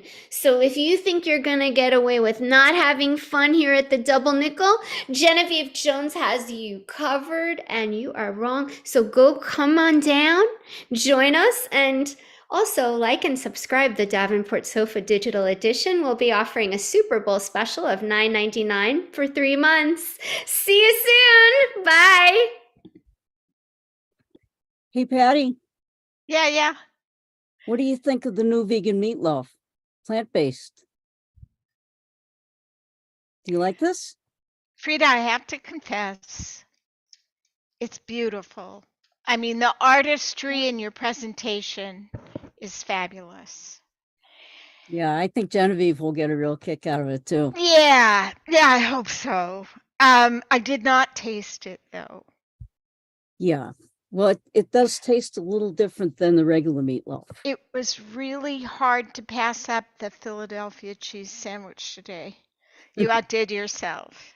Thank you. I don't know, here's what I want to ask you about. Mm-hmm. Apparently, Jimmy D is now representing himself as a psychic, and he's got Genevieve in on it. That makes me crazy. Well, he did tell me that he learned how to do tarot cards when he was in the big house. So, it's hard to know whether to believe him or not, but I thought we could give him a chance and see if he knows what he's talking about. To me, it sounds like all of those other scams he learned in the big house. I don't know, Frida. Thank goodness we can count on each other, right? Because everybody else around here is sketchy at least some of the time. You got that right, girlfriend. I mean, know. Genevieve has got a great heart, but she just gets so upset. I think it's that we're not that familiar with people from New York City. Yeah. I mean, she's fancy. She always has great shoes. Oh, I drool over those shoes. She's just fancy. She's a fancy person. She's a fashion plate, really. I know. We're just not in her league. So I cut her some slack because she's not a street girl like you and me. Well, you're the really only legit street girl. I was a road girl. Little difference there. Yeah, rolling down the road I was. But I tell you, those were the days. You ever miss them? Sometimes. Like when I used to dance at the Ripe Tomato. Yeah. And you know what? I think whenever you get down and sad about your mother, I hope you remember what a great leader you are, because you came up from nothing and invented the union of pole dancers, and they all Hey guys, respect you. Oh, what? I'm looking for Okay. Howie. Oh, Um, I think he's in his later, basement. girlfriend. Yeah, all right. hold on. Hey, I'll Howie. help you look. Hey, how you doing, Howie? Okay, I caught a ball with one hand. Yeah, you did. I can tell you did. I'm sorry. Look, Howie. I was going to ask you if you wouldn't mind if I spend a little time in your van tonight. Oh, why? I feel like I need to get away from everybody and just be Oh, in there where nobody would know where I was. absolutely, sure. Yes, okay. You can have key. I have a question. Yes. In the refrigerator, there's a sweater, a turtleneck sweater. You put your clothes in my refrigerator. Yeah, those particular clothes. In case they get dusted for prints, I figured nobody'd look in the fridge. Oh, well, that's true. No one's going to dust inside my refrigerator. Well, especially if they don't know to look there. And I understand sometimes there's so much energy that you just want to relax and dream. So not a problem, but don't jumpstart the car again, please. Oh, you know what? If you want, we could take Genevieve's car out, and then I could hide out Okay, in your van. no, absolutely not. No. I asked you for the Sirius XM upgrade, and you didn't provide that. And so until you can pay for that, I pay. All right, I'm gonna go. Wow, bye. you said that to them? What did they say in response, I Jen? pay for it. they Howie's gonna pay for it because I had a bad tarot card reading. Or Sook.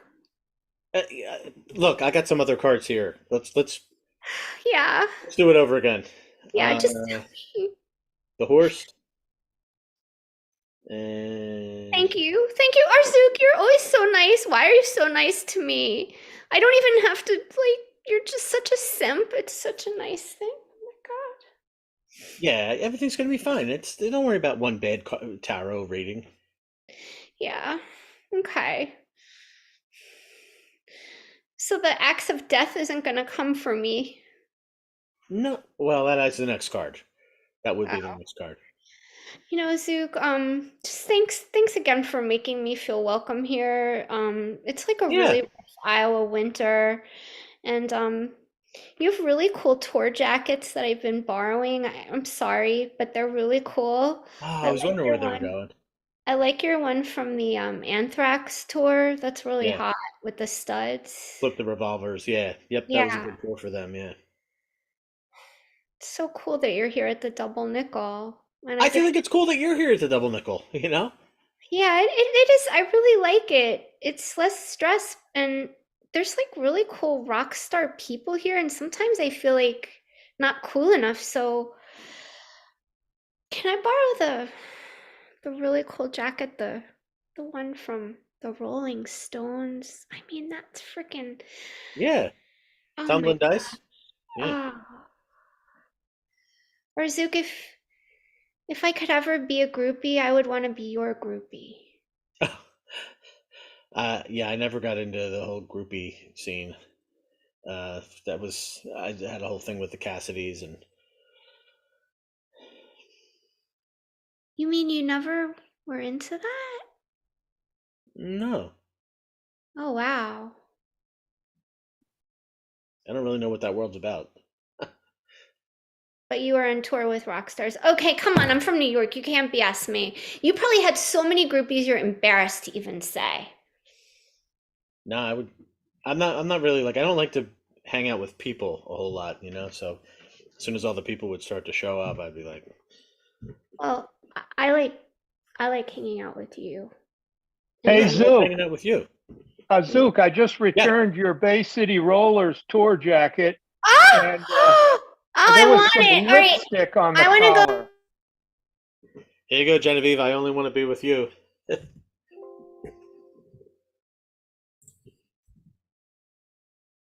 Thanks for coming.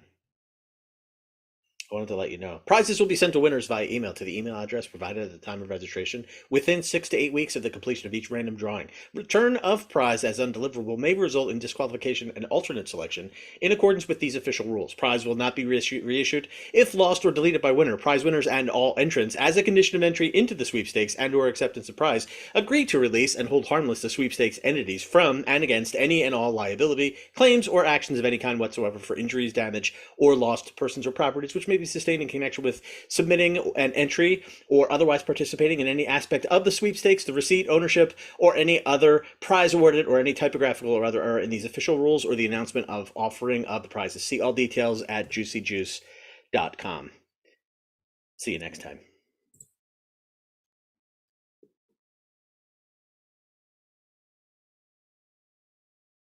All right, so great job. So, great job. That was timeless. So do you want to just let them, I know we're like behind on schedule, which is a bit my fault and all that stuff, but great job. Do you want to let people know whether, Timeless is performing online or in person for other spots or even your own groups? We perform the first and second Sunday of every month at Vintage Improv, and it is called The Follies. You can find it on Facebook, and if you miss it originally, you can watch it on The Follies on YouTube, the Vintage Improv Follies. And we also have a show this Sunday on Highwire Improv online, and that is at I believe 1:30 Eastern time. I know it's 11:30 Pacific because I'm in San Diego, so thanks. And big props to our coach, Diana Brown. 2:30. She's our tour jacket. She surrounds us and keeps us warm and makes sure that we're pointing in the right direction. And we are from all over the United States. So I'm from Boston area. My real name is Greg Philippi, and I'm from Boca Raton, South Florida. I'm Linda Ray from Tucson, Arizona. Don Sullivan, New York. Rick Horner, Philadelphia. I'm Hubby Foss in sunny, not so sunny San Diego today. I think you guys are having better weather than I am. So that's cool. it. Thank you so much. All right, thank you so much. Thanks for having us, Bye-bye. guys. We appreciate it. You've been so good to us. We really appreciate it. Thank you. Great job. Have a great Thanks, week. guys. Bye. Have a nice weekend. Thank you. So I'm breaking out. You both know. Go for it. All right. Up next, we have Aaron Despiva. Perfect. Get there. Come back. All right, I'm up. Yay! Hi guys, how you doing? My name's Aaron. And my dad decided to put 2 A's in my name, so I'd be first. Could be picked on. And I did a lot of bouncing around as a kid, right off the car bumpers. Because my dad told me to play in traffic as well. Yeah, I recently tried a get-rich pyramid scheme, and now I'm broke. Whoa, boo, your jokes are bankrupt. Go back to work. You can do it. Ladies and gentlemen, please say hi to my life coach, Orb. Yes, hi everyone. You can do anything you set your mind to. Keep your eye on the ball. You can do it, except for this loser. Well, I didn't say he was the greatest life coach. So you were supposed to put a bet down on the Chiefs for me. Where's my money? I drank it. I thought they were going to lose. You did anyway. Oh, well, so much for that vacation. So How'd you get a degree as a life coach? Oh, I got from a very prestige place. What, Harvard, Yale? No, a box of Lucky Charms. Okay, all right. You've heard of The Secret? Yeah, that's where you will things into existence. Oh, my way works better. You just leave everything to me and your will. Okay. All right. But you're kind of strange looking. Oh, where are you originally from anyway? I am from the planet Oculus. No, not the virtual headset company. We're suing Zuckerberg for being too meta. Okay. All right. It doesn't make any sense, but how would you actually really get here? I'm serious. Southwest Airlines.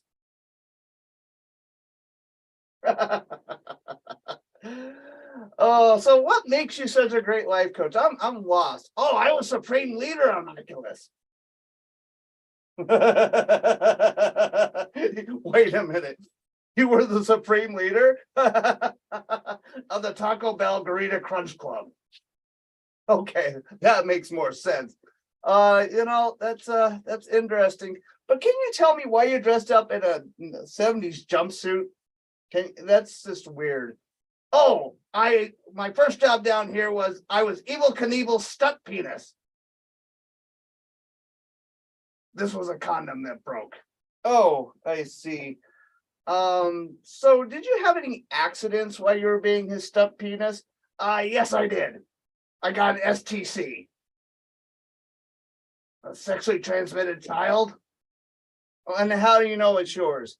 She has my eye. Okay. But you kind of look like a cyclops. You're being kind of like not very nice to me. I'm just visually impaired. But I can see you're shallow. Oh, wow. Okay. I think someone else is shallow here. You should go do some of your jokes. You should try. That's what I'm supposed to tell you. You should try doing your jokes. Oh, okay. Thank you. So I gave my wife my word so she wouldn't lose her Wordle streak. You should stick to Scrabble. Oh, well, okay. What other jokes can I do? Oh, I know. My wife says I only exist to make her life miserable. And that's really not true. I destroyed my parents' existence. You're making me second guess this gig. Wow. Yeah, man. Now, by the way, you're doing great. Thanks. If you're looking to bomb. Well, that's not nice. Okay, I'll take that as a compliment. Actually this week I had something great happen to me. I went to the dispensary and I won a free edible. Yeah, I have pot luck. You're high, aren't you? No, not for comedy. I'm not high. I don't know. Actually, I slept like a baby last night too, but I kept waking up and looking for a boob to suck on. That's where all the crying was from. Oh, no. And actually, I joined a fight club 8 years ago. Yeah, it's really cool. Or as I call it, holy matrimony. She wins by default. It's his fault. Oh, right. Okay. But we just celebrated our 8th anniversary, and she gave me a gift of a bronze medal. And then I found out the UPS and Amazon driver got a silver and gold respectively. You come last in your relationship. Actually, she told me I always come first. Hey, you're a boob. Oh, all right. She also thinks she can get away with murder, which is now why I'm wearing a body cam. Well, at least she'll capture the moment when she's truly content. How are you helping me with being a life coach? Well, we know she loves you to death. Well, okay. But she also gave me a Home Depot card, a gift card for our anniversary. I thought she wanted me to be handy, and she just told me to do it myself. Maybe she just wanted you to know what a real deck looked like. Oh, that's mean. Anyway, hey, at least she knows you're good with your hands. Okay. I actually got madder though, and I said, my word is final. Unless you don't agree with it. Well, we at least know who's the boss in this group. All right. Yeah, I know. Or we're just killing it tonight, aren't we? Yes, we are. My wife told me to trust the process. And I mean, honestly, how long do you have to go without the wait to be approved to have sex? She just declined you for even a handshake. Yeah, she did. I'm almost out of time. Thank you guys so much for having me on. I've been AA Ron, and this has been Orb. Thank you guys. Thank you so much. Great job, Aaron. AA Ron. Caroline, would you like to ask AA Ron a question? Yeah. What is the best personal life coaching advice that Orb has given you thus far? Nothing. Oh. Absolutely nothing. He's destroyed my life. That's not true. I've enhanced his life for everything he has. That means I took all his credit cards and maxed them out. Yeah, that's really enhanced my life. I can't buy anything now, so I guess that means I can't spend money I don't have. Budgeting. That's what you call it. That's what you call it? Okay. Mel? Yeah, where did you find Orb? Actually, he's one of those hecklers I had at a comedy show, and he just wouldn't leave me alone. And I found out he was homeless, and then he said he was a life coach. So just kind of watch out for those life coaches that, they say they know everything. I don't trust a life coach that's younger than me. I am older than him, so I know better by about 5 minutes. Yeah, I also wouldn't trust a life coach that wears an Evel Knievel costume, but that's just me. Well, you get what you pay for, okay? That's all I can say. You get what you pay for. And Aaron, AA Ron, out of curiosity, do you have a website so people can find out where you're going to perform in person or online next? No, I do not. I am working on that. I am doing all kinds of stuff. Can I promo what I'm doing on Monday? All right. I've got Bombing Run coming up. Bombing Run is my comedy game show where 3 comedians do 5-minute sets, and my mysterious comedian judge decides who's Joker Ace.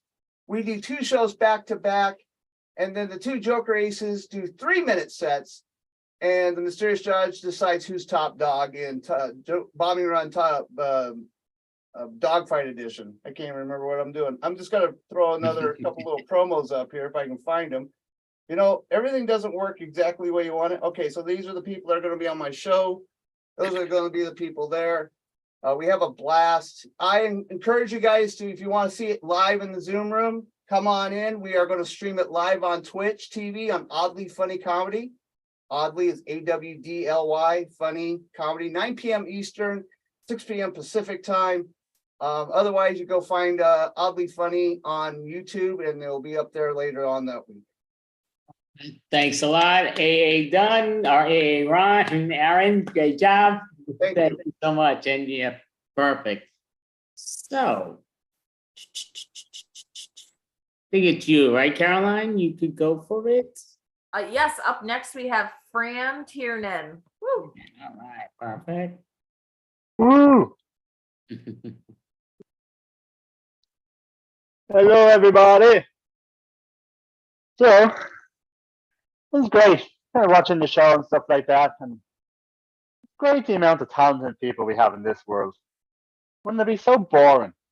I even went to a comedy show on Tuesday night. Tuesday night, going to a comedy show, and there was like 20 comics there. What a world we live in.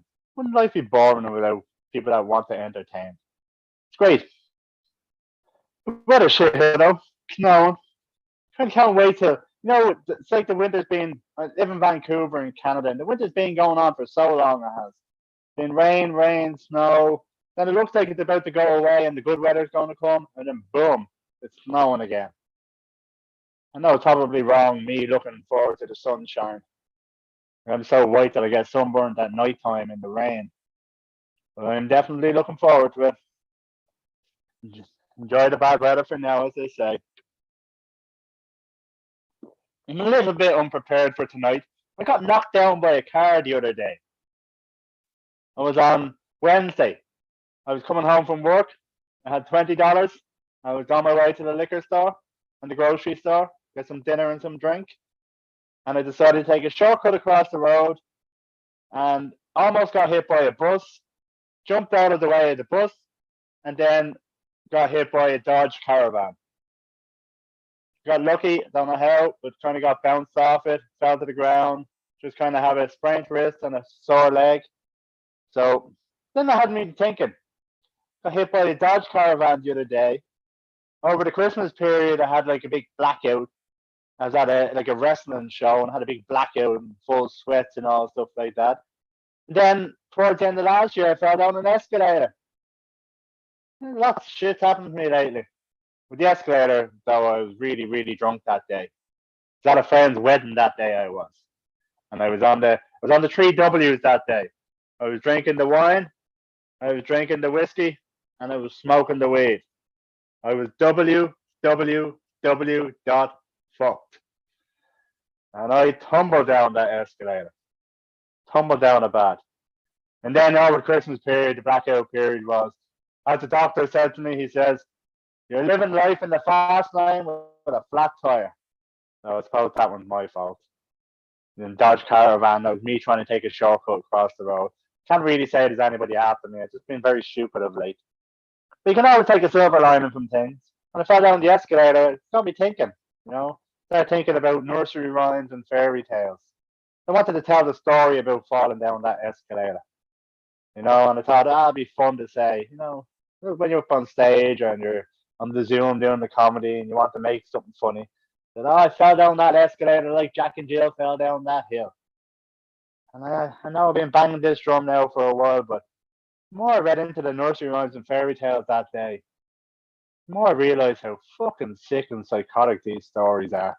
How shocking really they are, I've been going deep into it now. You have Jack and Jill going up the hill to fetch a pail of water.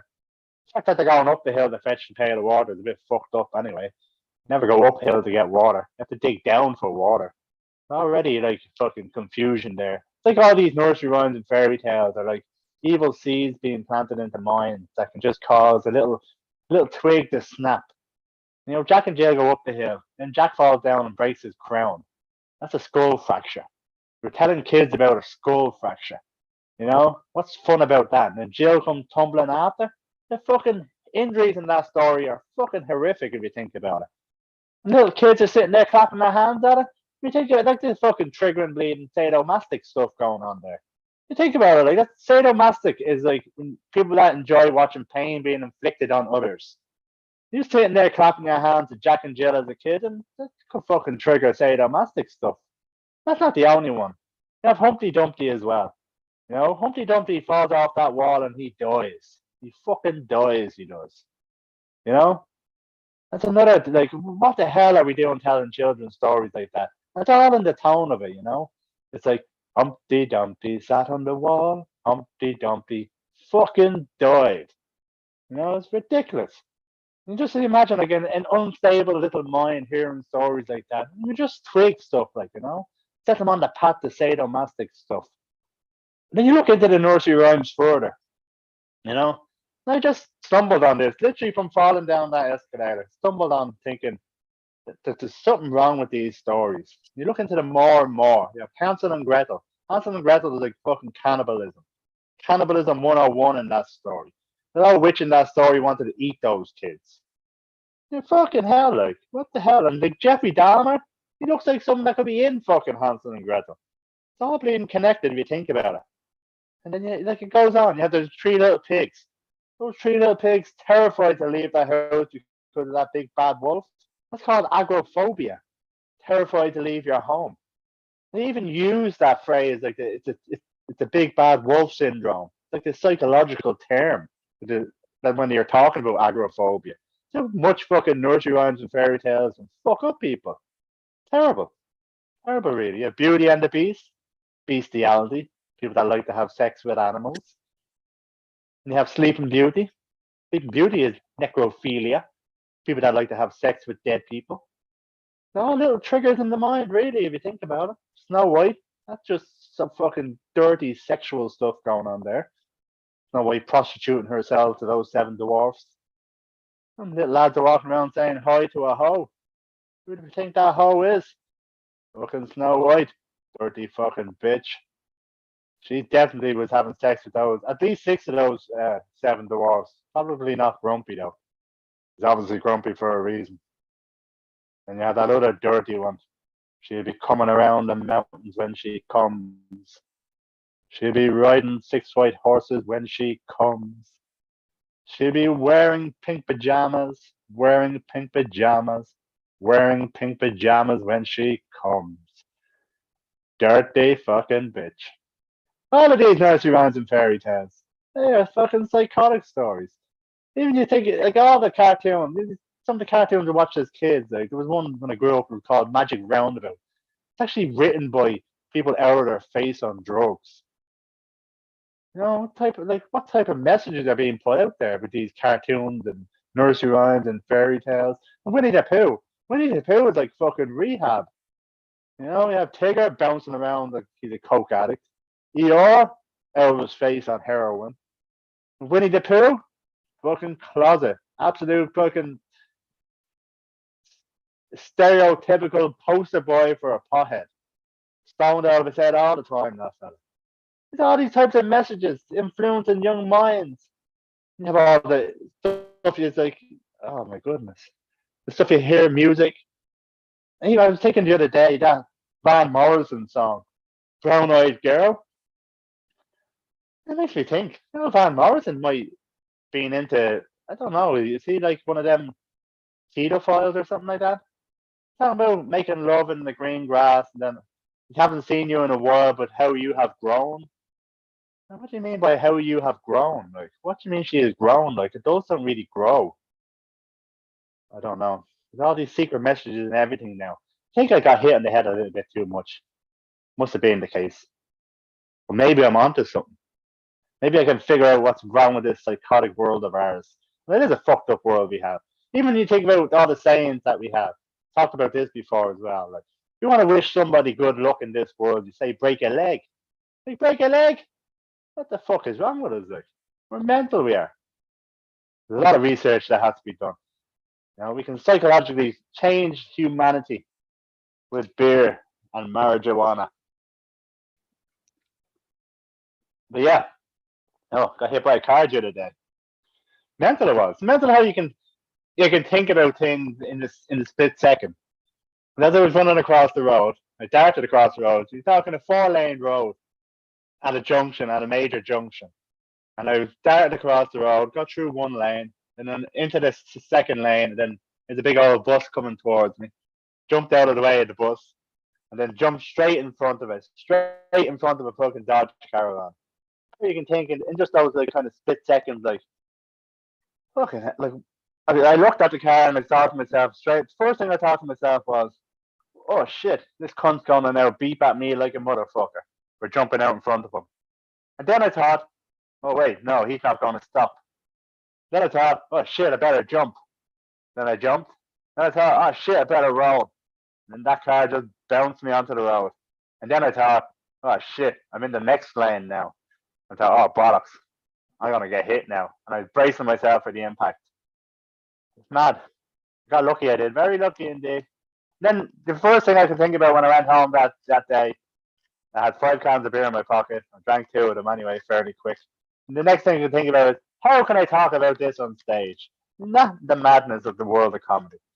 How can you just tell these stories? How can I turn it into a joke? Because when I sat down yesterday, that's when I discovered the whole nursery rhymes and fairy tales thing. Like these accidents happen to me for me to discover something new.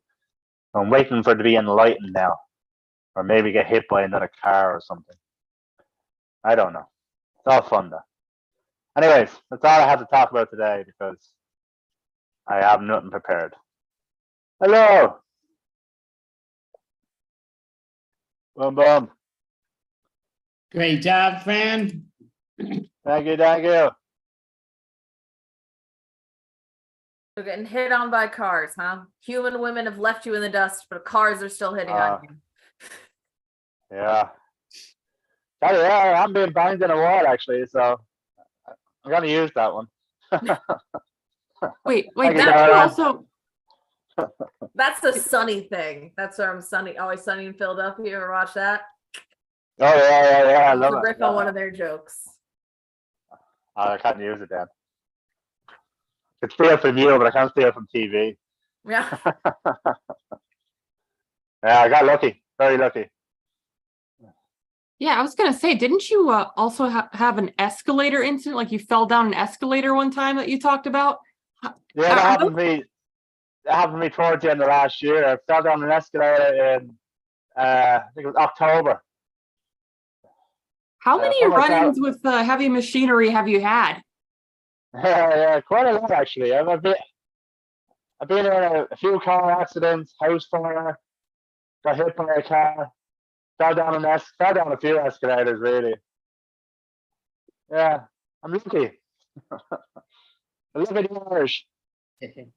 So, I don't know if you follow the pattern of the Joker, because I see the Joker in your background, which he's a great character. But do you have a website that you want to let the world know that so they can follow you in person or online? No, I don't, but it wouldn't be funny if I said, yeah, Pornhub. But no. No, I have nothing like that. Just Instagram. I'm on Instagram under Fantastic Tiernan. And then other than that, kind of just making my way slowly, creeping into the world. You know how bad I am at technology. Like the fact I have Instagram is fucking a world changing thing for me. Like, so give me a whirl. Well, thank you so much, Fan Tiernan. Great job. Definitely appreciate it. Thank you. Love being here, guys. Have a great weekend. Thank you so much. So, ladies, you know the deal, because again, I'm blanking out. Go for it. Sure. Up next, we have Cartoonia Jam. Right, thank you. I knew what team. I didn't know which lady was going to introduce. Thank you. Cartoonia. Hello. Hi, everybody. Happy Friday evening. We are the Cartoonia Jam, an adult humor jam that meets Tuesday nights. Allow us to introduce ourselves before we get going. My name is Tanya. I am from a That's David. I interrupt people. No, it's okay.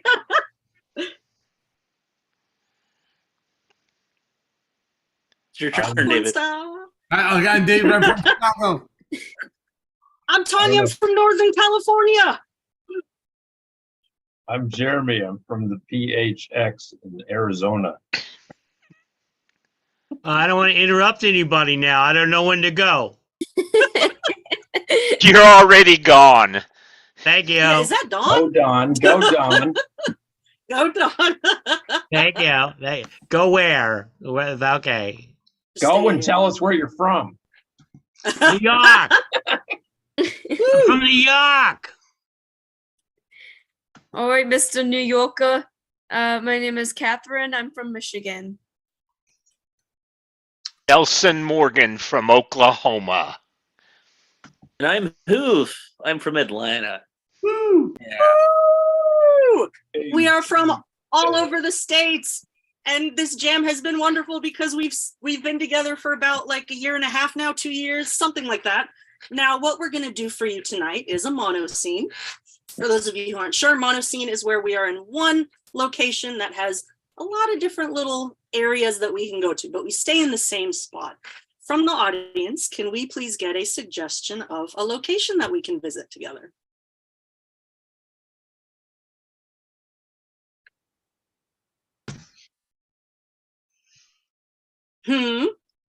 Anyone? The chat. Coffee shop. Coffee shop. Shop. Got it. Oh, yeah. Let's go to a huge coffee shop. Mm-hmm. Thank you, coffee shop. Got your backs. I've never seen a coffee shop this big. Oh, it's like 3.5 football fields long.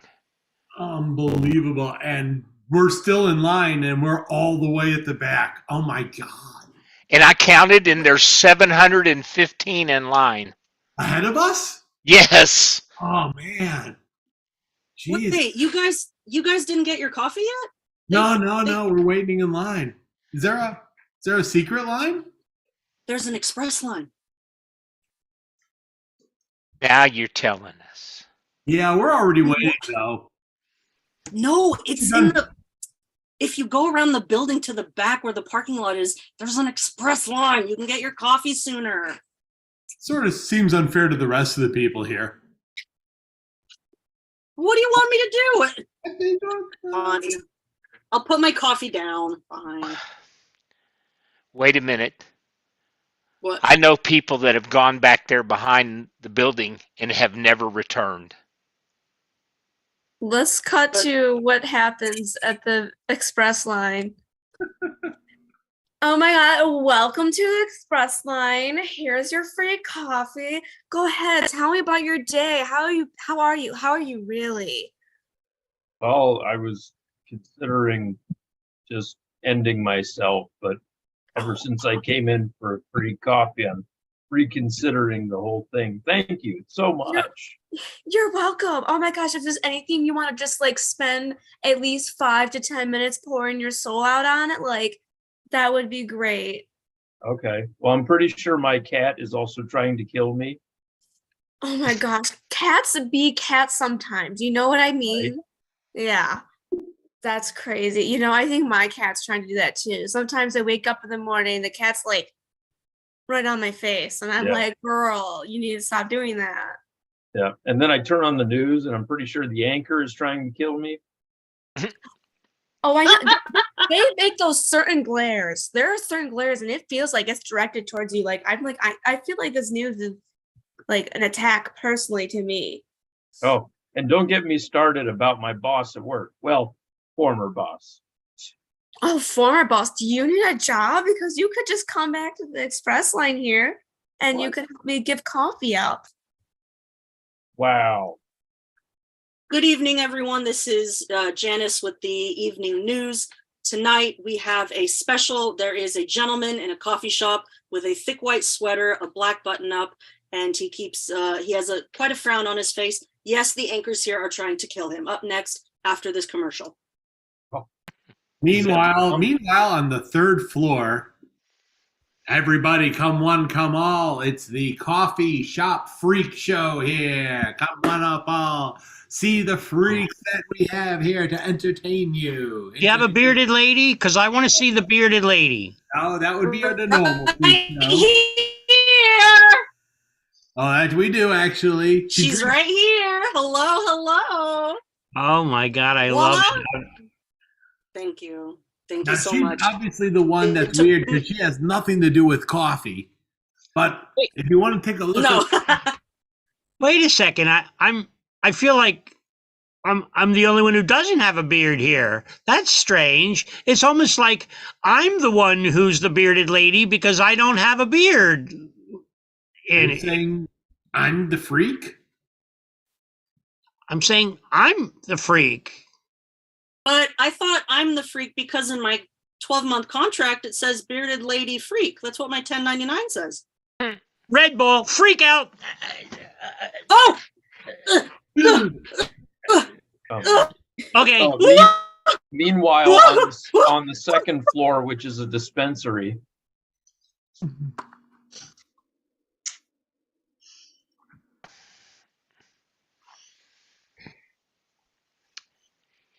You know, Hi. Welcome to the dispensary, gentlemen. What can I get started for you today?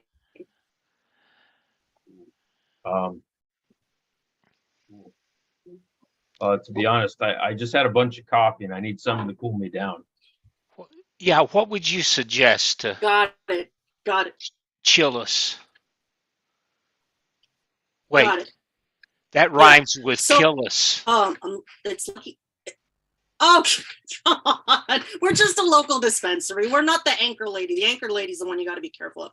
So in terms of something that can help with the caffeine and get you back to feeling centered and relaxed, we have something here called the decaffeinator OG. It is delicious. Tastes like donuts and candy, which is phenomenal. And it has a very nice, relaxing feel to it. You'll feel great after just like 2 puffs. That's exactly what my neighbor said who tried to kill me. Oh, well, He said you'll relax and you won't feel a thing. Why does it always have to do with puffs? hey, look, I just work at this dispensary. That's the word we use. I mean, do you guys want to buy something or not? No, I was told it was free. No, we can't give this. Cut to the fourth floor. Cut to the fourth floor, which is a marionette factory.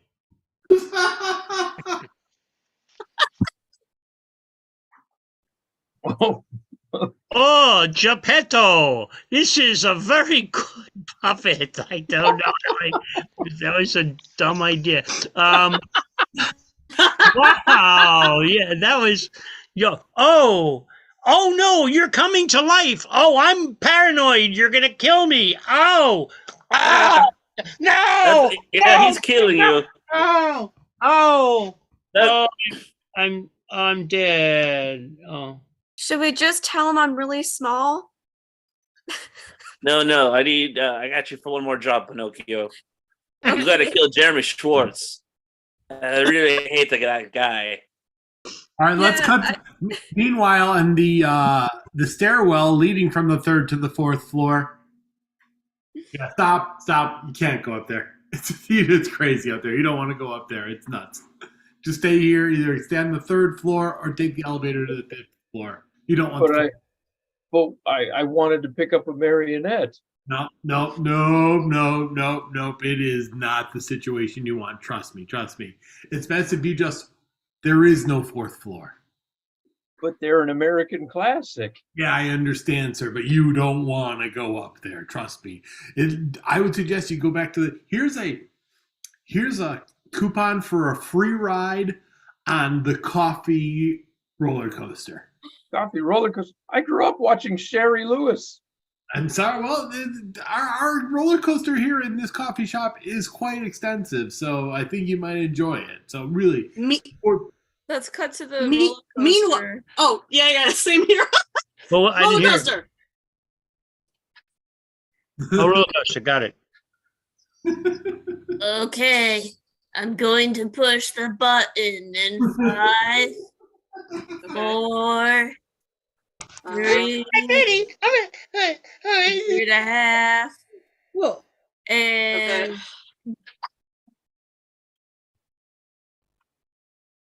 Wait, why am I tilting left? that's what this roller coaster does. It tilts you to the left. That's the whole thing. Flash photo taken. You also get a photo. Does this Cute. go? Cups of. Yeah, does this go faster at all? Like, is this actually a ride? Because a cup of coffee is a lot more fun than this bullshit right here. For licenses reasons, we cannot go faster than 5 miles per hour. This isn't 5 miles per hour. This is like 0.2. This is bad. This is bad, dude. This is bad. This ride sucks. Like, this is not a good ride at all. I'm going to climb up on top of the car. I'm glad the other guy in here is enjoying it. I'm on top of the car now. I'm Yes, on top of the world. Yes, Phil, you're on top of the car. Congratulations, you look great. That's my Uncle Phil. He gets excited about everything.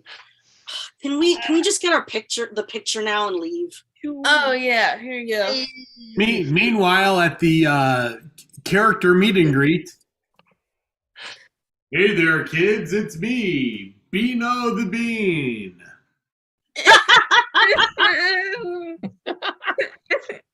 Don't be scared. I know I'm just a big brown coffee bean. But it's all right. You look like a giant poop. Say that. You look like poop. It's okay, Sally. It'll be over soon.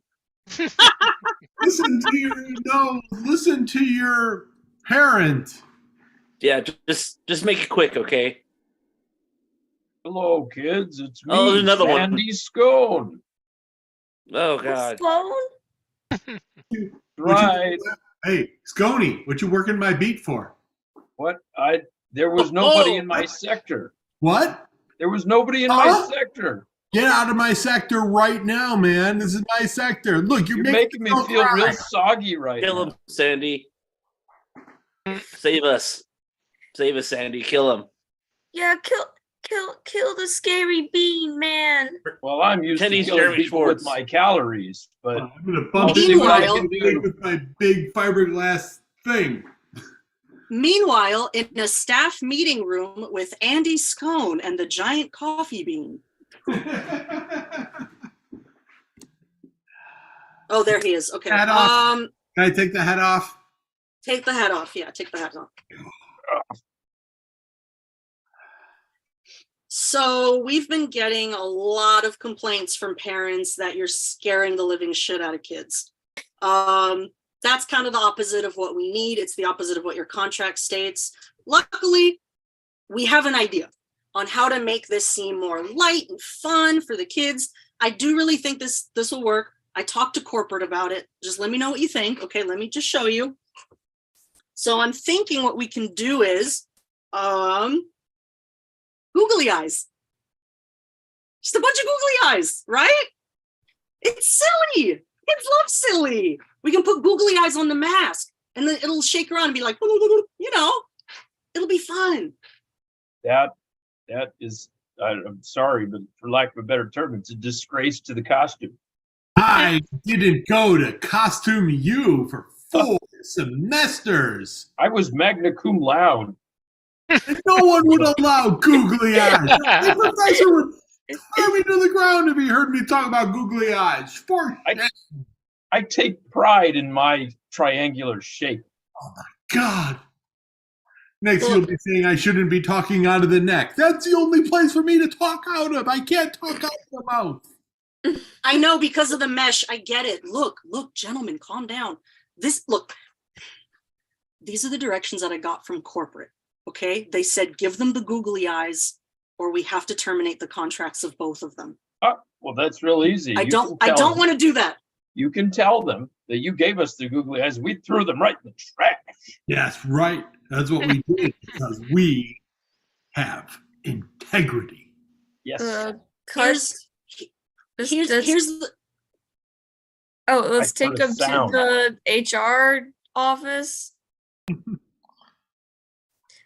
So you're telling me that you lied about putting the googly eyes on the costumes? Because I came in earlier this morning for my coffee and I did not see any googly eyes, not a whiff, not a glance, not a corner of my eye. I did not see any googly eyes. So you want to explain to me why you are lying to corporate?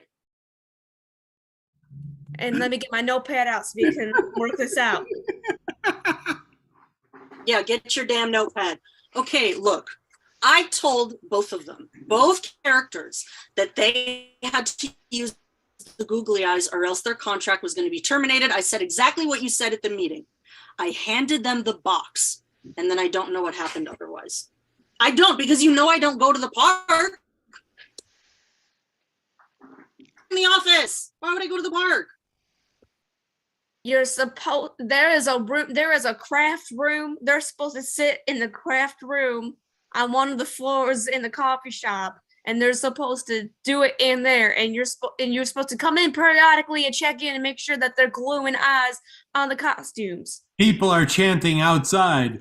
2, 3, 4, 5. We don't wear no googly eyes. 2, 3, 3, 4, 5. We You hear won't that? do googly eyes. 3, 4, 5, 6. We own anything. It looks like a boob. Do you hear that? Because what I hear is a big problem for me. Wow. This a is big gonna problem be. for you. How do you You do not think know I how feel? long this paperwork is going to take. No, I actually do, because you're the one who gives me that paperwork. Exactly. You know what? Just just because we're siblings doesn't mean you can fucking treat me like shit, okay? I'm telling mom. I'm telling mom. Sit in my seat one day. Did I hear somebody call for me? Did you call for mom? Hey, mom. Hey, Yeah. hi. Yeah, I heard you calling for me. Do you need to tell me something? We shouldn't have had mom at the coffee shop that we work at. You guys It was. What's going on here? You guys never get along. What's the deal? Didn't I raise you right? Listen. Yes, you did, mom. Go ahead, Patrick. Since you're the one who always likes to freaking I'm sorry, I have a power struggle. Yeah, you do, Patrick. Yeah. You're right. Just speak up. I want to hear what's going on. Okay, you know what? Go ahead, tell them the story. Tell them what's going on. Okay, I'm just gonna cut to the chase. Corporate wanted us to have googly eyes on the costumes, and then their employees did not put googly eyes on the costumes, and now I got write a big paper on this. It's gonna be a lot to file. Oh, and also they started protesting outside of our office, so that was fun. Yeah, but we have a riot outside. Oh my goodness. Can I go look out the window? Can I go look out the window and see? Yeah, meanwhile, in the middle of the protest. All right, guys, I run out of rhymes for eyes. And I had it at eyes. And I'm not sure me doing it starting with the 2, 3, 4 because it wasn't counting in numbers. It was just sort of had five. It's losing its power. It's losing its power. Any ideas? Are we for the eyes or against the eyes? Well, we're very anti-eye. Okay, thank you. I didn't remember there for a second. Okay. I just realized when I said anti-eye, I also said I. Yeah, that's right. I'm for one eye. Yeah. Is there a number that rhymes with eyes?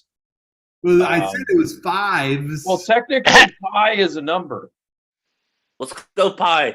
Or is it pies? The radius of the circle. No, and eyes are circular, so that's got to work, right? Some are. 3.14. We don't want eyes anymore. No more. By the way, have you guys taken no off more. Have you guys taken off your costumes in a while? Yeah, I took mine off a while ago. Oh yeah, I didn't know we could take them off. Mine's just kind of bonded with my skin. Yeah, I thought we were like Mandalorians. Funny, we all cut back to the meeting with Sally, Patrick, and Mom. Oh, so that's what happened, Mom. That's what happened. Okay. Well, listen, I've got you up here on the roof. I got something for both of you. Here's your parachutes. Wait, why do we need parachutes? We're getting ready to take the final leap. Cinch them up. Yeah, we're parachuting. I don't know what that means, the final leap. What do you mean by the final What does that mean? What does that mean? I mean that we're getting ready to jump off this roof and shoot parachute down to the ground because it's the only way to get away from this eye business. Quick, let's cut to people on the roller coaster seeing what's going on. It's going really slow, but see that guy up there? I mean, we can't stop looking at him. He's been right in front of us. If it goes a little faster, we would have passed it, but there it is, right there in front of us. Cut to other people seeing him on the roof. Stop the Whoa. Jeez. Oh, sorry. Oh, time to switch to sativa. Damn. Oh. Okay, here we go. I hate coffee business. Whoa.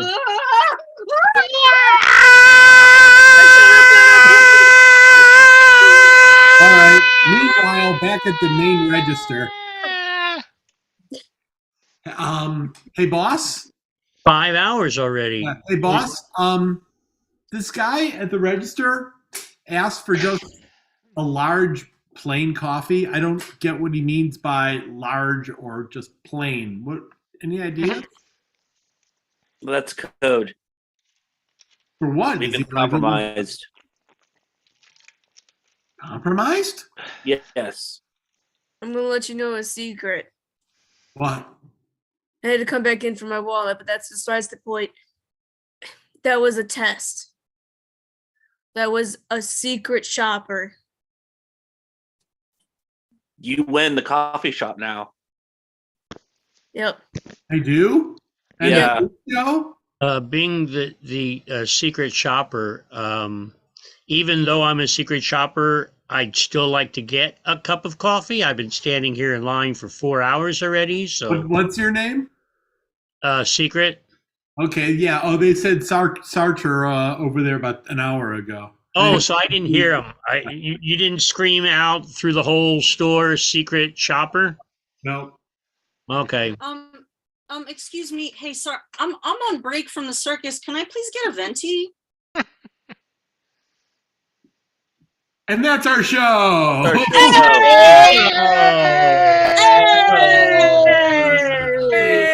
Hey! She never got her venti. Never got the venti. That coffee. That's part 2. So, I mean, thank you so much, Kutunya Jam. We're just so behind time, so I don't want to eat up much of the clock, but can you give us a shout out to let us know where a website or something so people can follow your website to see the next show that you're doing online? Yeah, sure. So all of my improv stuff I do on Facebook. So just facebook.com/Tanya Dunya, my first and last name. We have our Cartoonia Jam chat room in there. If you're interested in playing with us, you can feel free to message me and then I'll put you in the chat room. We send out daily memes. Sometimes we do line game, depending on how we're feeling. But yeah, all my improv stuff is advertised on Facebook. Oh, tell them again, day and time. Oh, yes, sorry. So it's Tuesday nights at 7 p.m. Pacific. Yeah. Thank you so much. And like I said, I'm sorry, but we're just like so behind. I see some people are like, oh, we got to get outside. I want to do that. Petunia Jam, great job. Thank you. So thank you so much for having us. We really appreciate it. Thank you. Thank you. Bye, guys. Have a great one. So one of you ladies want to introduce the next individual, please? Sure. Up next, we have one of the smartest people in the world, Joshua Previn. Thank you so much. Thank you. Can you hear me okay, guys? Yep. Great. Yeah, fourth smartest, but it doesn't matter. It doesn't matter. Listen, guys, we have a lot of things we're giving out with the Patreon. And if you could sign up real quick, we'll give you Steve, what do we have today? Okay, good. We have cookies and yeah. Oh, okay. We have a few new things, which is great.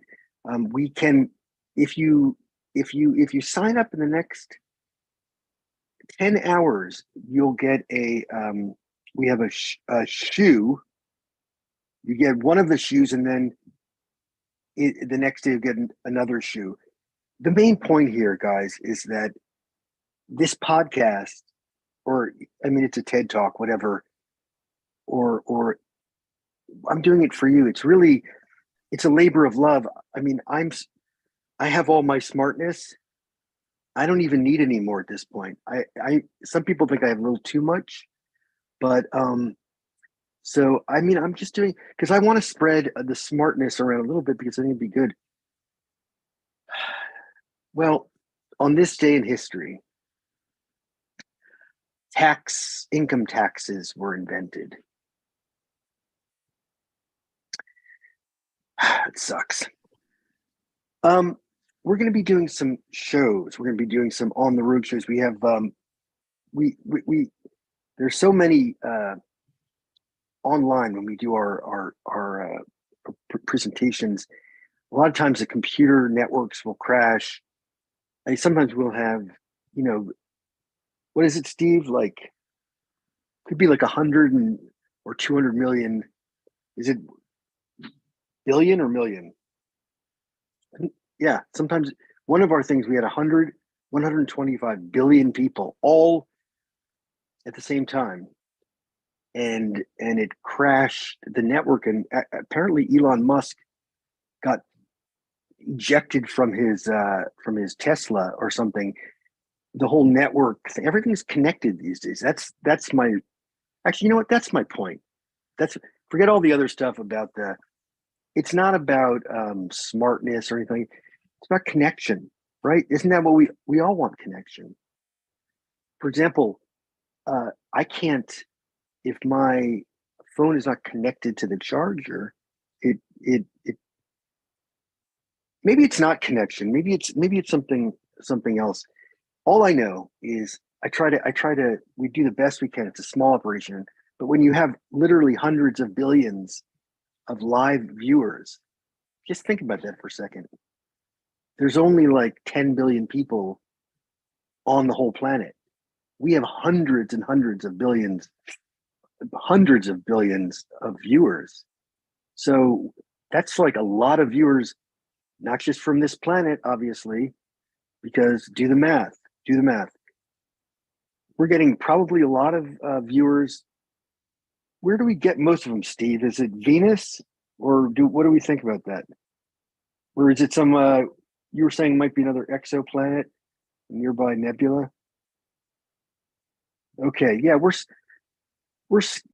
trying to figure it out. The thing about Venus is super hot over there. So I'm just trying to figure out where the viewers are. But all I know is I see the stats, and we're getting numbers. Anyway, my point is that what we're trying to do is take the show on the road so that we can. It's about personal contact. You don't want to be. Why do I want to be speaking into the ether to billions of people when I could, meet them in a stadium, for example? We thought maybe. Were we thinking about the Staples Center? Now it's called the Crypto Center, so that's kind of weird. Anyway, we're going to get a large venue.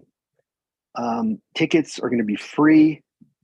First level's free, second level's free, third level's $100.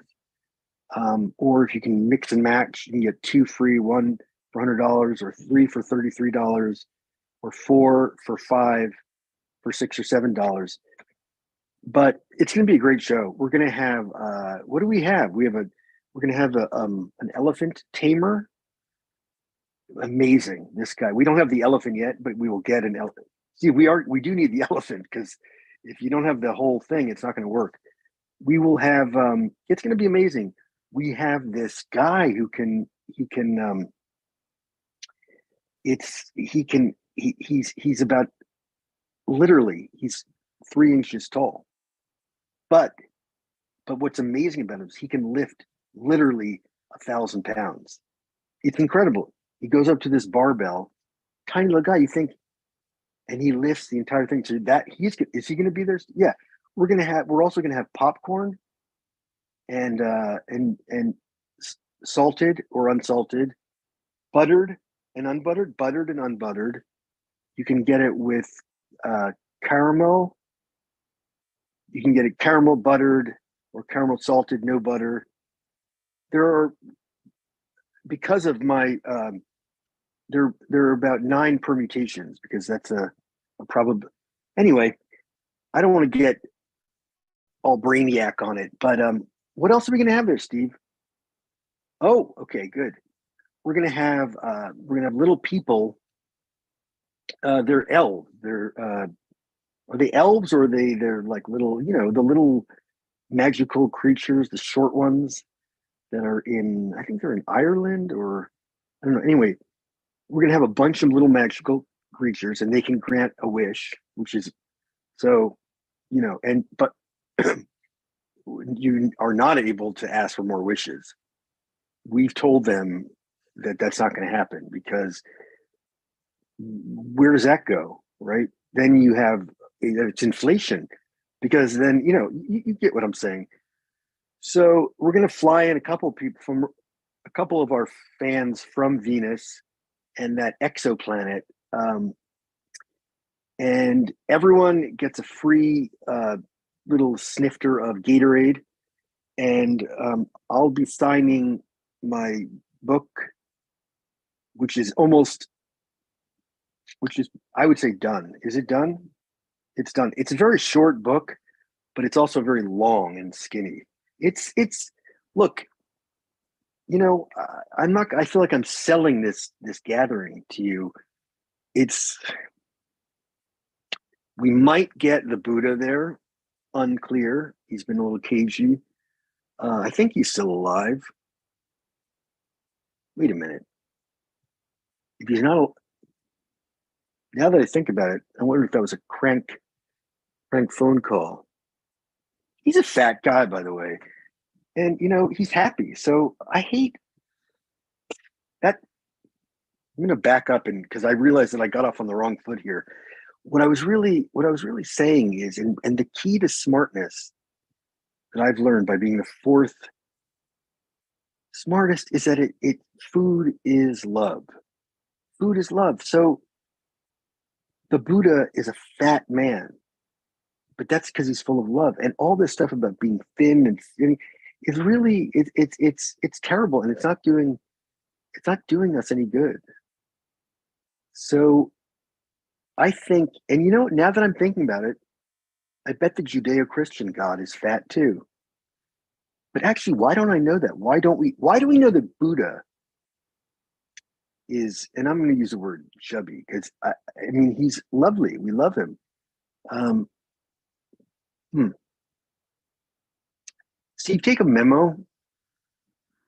Yeah. And dictate it to yourself if you can, because I'm online. So just, can you handle that? I'm trying to delegate, because it's just, hold on, let me see. Oh, this is 358 billion.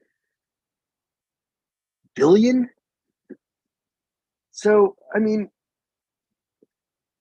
we are doing an NFT, which will be a non-fungible NFT. It's an NFT, and what we're doing is we're taking a picture of the top of my head, and then we're going to Xerox that, and you can buy that online for free, or the second one is free, and the third one will be $100. Or you can interchange those with the seats at the Staples Center for our live show. You can mix and match that with salted popcorn or unsalted popcorn. You cannot do the salted popcorn and the low price seats. Steve, we're trying to work all this out. We're trying to work it all, and we got to hurry up, because it's coming around the corner. It is Easter, Passover, spring. I'm in Los Angeles. It's raining like a motherfuck, which is great, because we need it. We need it.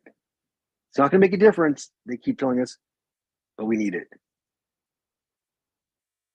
Why can't we capture the water?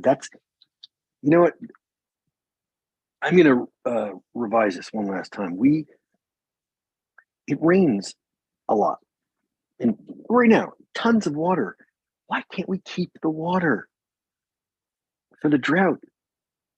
How do you say? Duh. I'm talking about fuckload of barrels. Just put like a barrel everywhere. It rains, fills it up, then go around. Guess what? You got a barrels. And then when is that memo done, Steve? Okay, can you fax it to me? And by the way, we got to get rid of that fax machine. This is ridiculous. We got to start using email and texting, I think it's called, or iMessage. Anyway, sell that fax machine, because That's embarrassing, and it's loud, and we're in the same room, so there's no point anyway.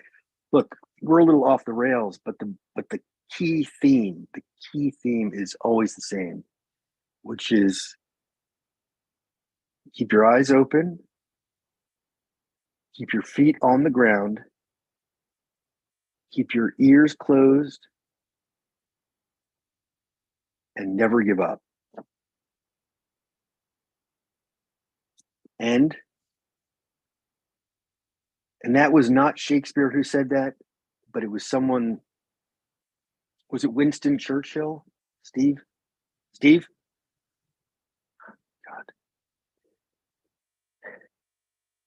Remember all the key messages I sent here. I don't have them all tied up, but the main thing is always love.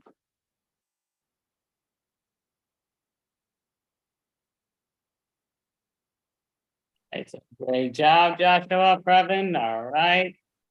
Thank you. Thank you so much for smartest individual on the planet. We are behind on the time, so I don't want to really keep moving. But let us know a website people can find where you're performing next in person or online. I do the Cyber Jam weekly improv. It's a Cyber Jam, and then also the Mining for Gold Improv Jam on Facebook. Check them both out. They're really fun. And the Cartoonia Jam, which you just saw, I do that one too. Awesome.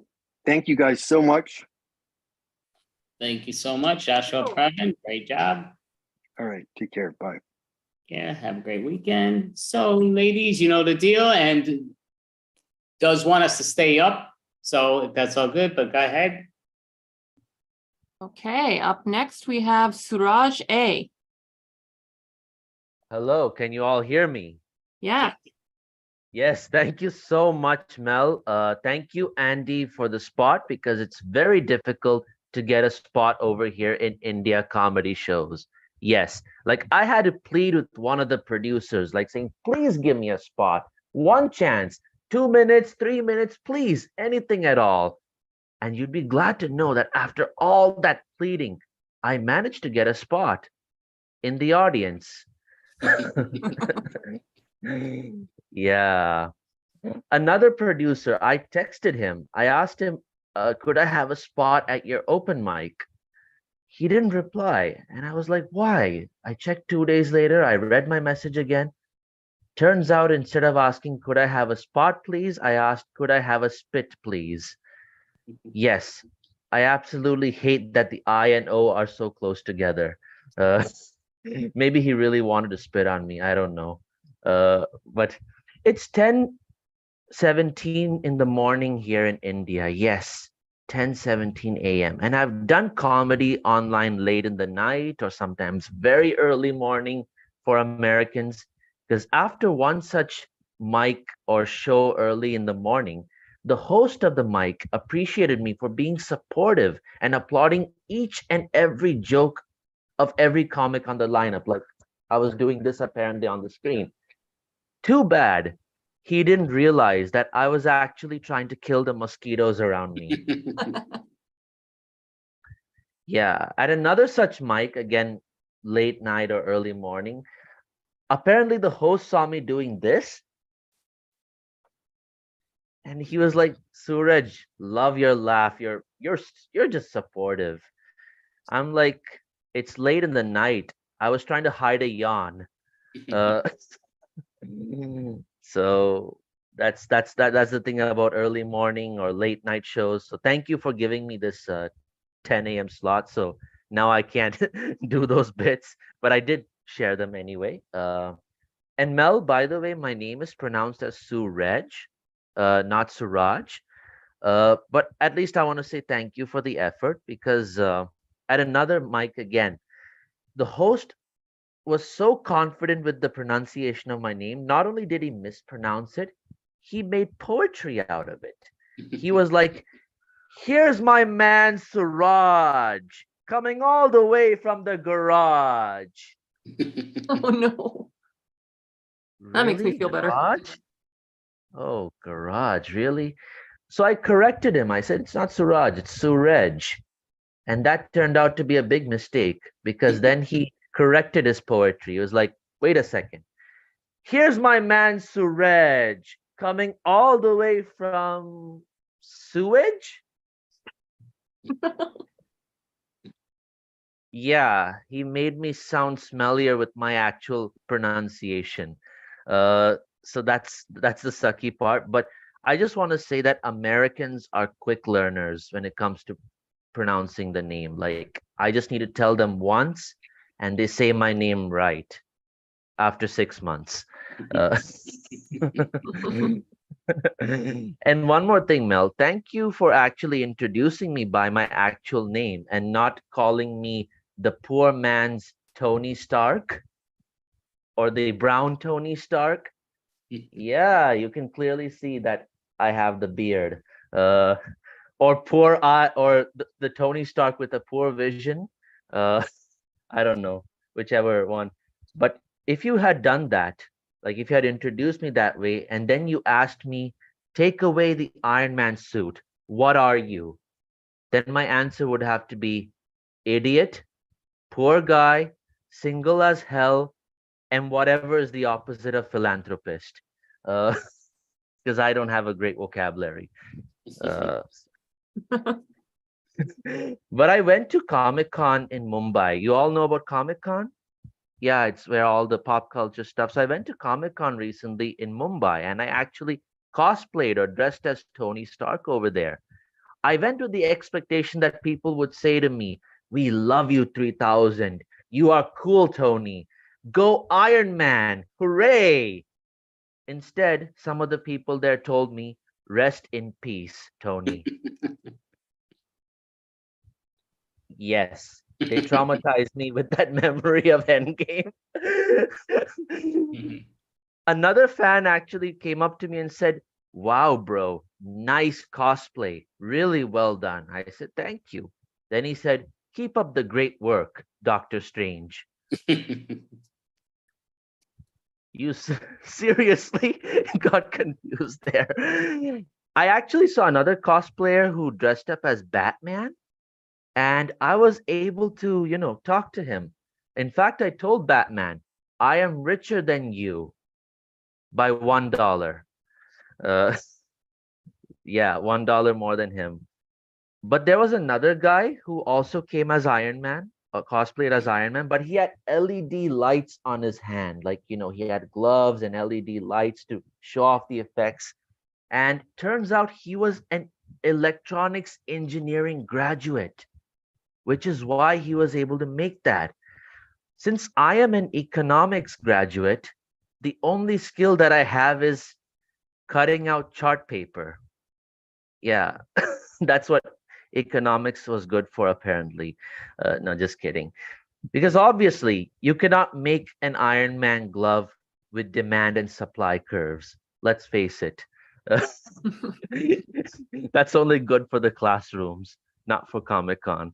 But it was a tiring, hectic day at Comic-Con because I was there for 7 hours on foot and I sweated a lot. And after that, I smelled like a dead rat. Trust me. So I had to use this perfume. Can you see your screen? It's called Wild Stone Ultra Sensual Perfume. Yes, I had to spray this perfume after the Comic-Con so that I wouldn't smell like a dead rat anymore. But instead, I could smell like an ultra sensual dead rat. Yeah, but there was a time I used to do stand-up comedy looking like this. If you see your screen, yeah, I look like this. If you think this is bad, look at this. Even worse.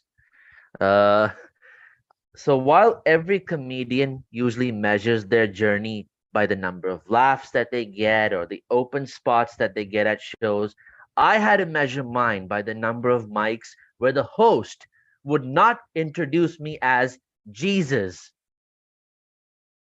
Yes, seriously. Or where another host does not go like, oh, Suraj, you look like Jesus and work in IT? So tell me, do you convert software code into wine? What the heck was that? I also had to measure my, number of mics where the comedian does not say something like, "Oh, Suraj, you don't look like Jesus." And I'll be like, "Thank you. You're sensible." Then he'd say something like, "But if Jesus and a 70s Mexican gangster had a baby together, he would look like this." I got really tired of these kind of intros, guys. So I cut my hair short so that they would stop calling me Jesus. And it worked. They don't call me Jesus anymore. Now they call me short hair Jesus. And soon with this beard, maybe Tony Jesus. I don't know. Or Jesus Stark. Yeah, I don't know. But the good thing is, after 2 years of having long hair and getting rid of it, now people have finally wished me Merry Christmas instead of Happy Birthday on December 25. And in April, of course, I look forward to people wishing me Happy Easter instead of Rest in Peace, bro. Yeah, because the only people who can tell me Rest in Peace are the people at Comic-Con. Yeah, good callback, Suraj. Yeah. Seriously, did I just praise myself? I think I deserve to be called Tony Stark. Very narcissist I am. But guys, performing on Zoom is an experience in itself, truly. Like, I had a 3-minute spot on another show. I was performing with a lot of energy, body movement. People were laughing and all. After the show, an audience member messaged me saying, "Suraj, loved your performance. Well done." You know what my favorite part was? I asked, "What?" "You were on mute the whole time." If you think that was bad, I did a show once where the host had autocorrect in their system. Yes. So he was putting the lineup in the chat. And instead of putting my name as Suraj, apparently the autocorrect changed it to Sure. Sure. Yeah. I was confused. So I had to text him, "Am I on the lineup? Because I am not sure." Do you see what I did there? Wordplay. Yes. But it's a real experience. I'm not making this up. But a couple of things that I learned from my stand-up comedy journey is never lend money to another comedian. Yes, don't do that. I did it once. Another comedian once borrowed money from me and he never returned it. In fact, turns out this comedian wasn't very funny even. Because out of all the so-called jokes that I've heard him crack, the only good joke that I've heard him crack is, "Trust me, bro, I will pay you back your money." Yeah, he was actually performing for me instead of asking me for money. That's the reality. And another thing I learned, number 2, is never try to be funny with kids. Yeah, never try it. Like, there was a 10-year-old kid. I tried a chicken crossing the road joke on him. And after that, he asked me in return, "Why did I cross the road?" As in, like, why did the kid cross the road? I asked him, "Yeah, why did you cross the road?" "To get away from you and your awful jokes, Suraj." Oh, that burned. That really burned. At another show also, there was a 10-year-old kid again in the audience, and he was not laughing. Everyone else was, he was not. He came up to me and said, "Uncle, you are not funny." Now that hurt my feelings because he called me uncle. I'm not old enough to be called uncle. I am 30 years old. Sorry, I said 29. I did this joke last year. I haven't grown on from that. But I'm 30 years old now. I'm neither old enough to be called uncle, but neither am I old enough for my parents to stop asking me whether I ate my banana every day.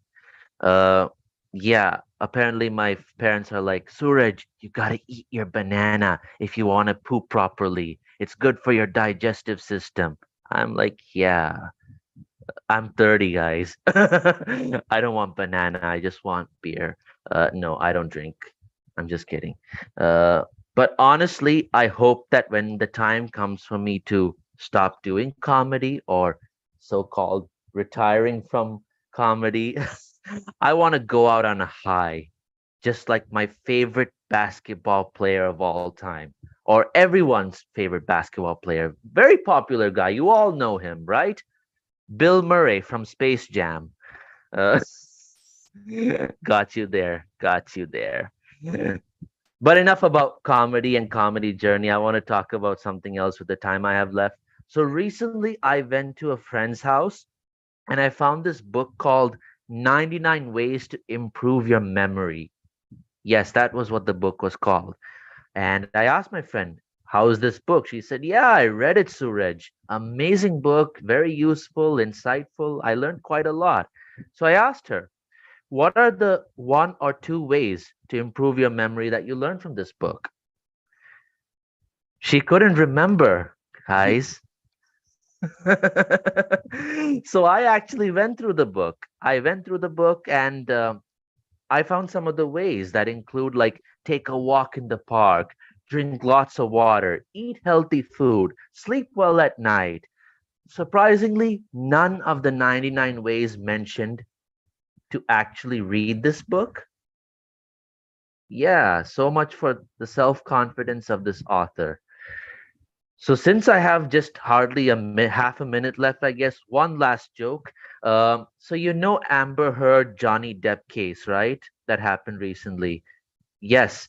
Uh, so the legal case. So I think that Johnny Depp he divorced Amber Heard after she pooped on his bed. Apparently, yeah, that was like the final straw for him.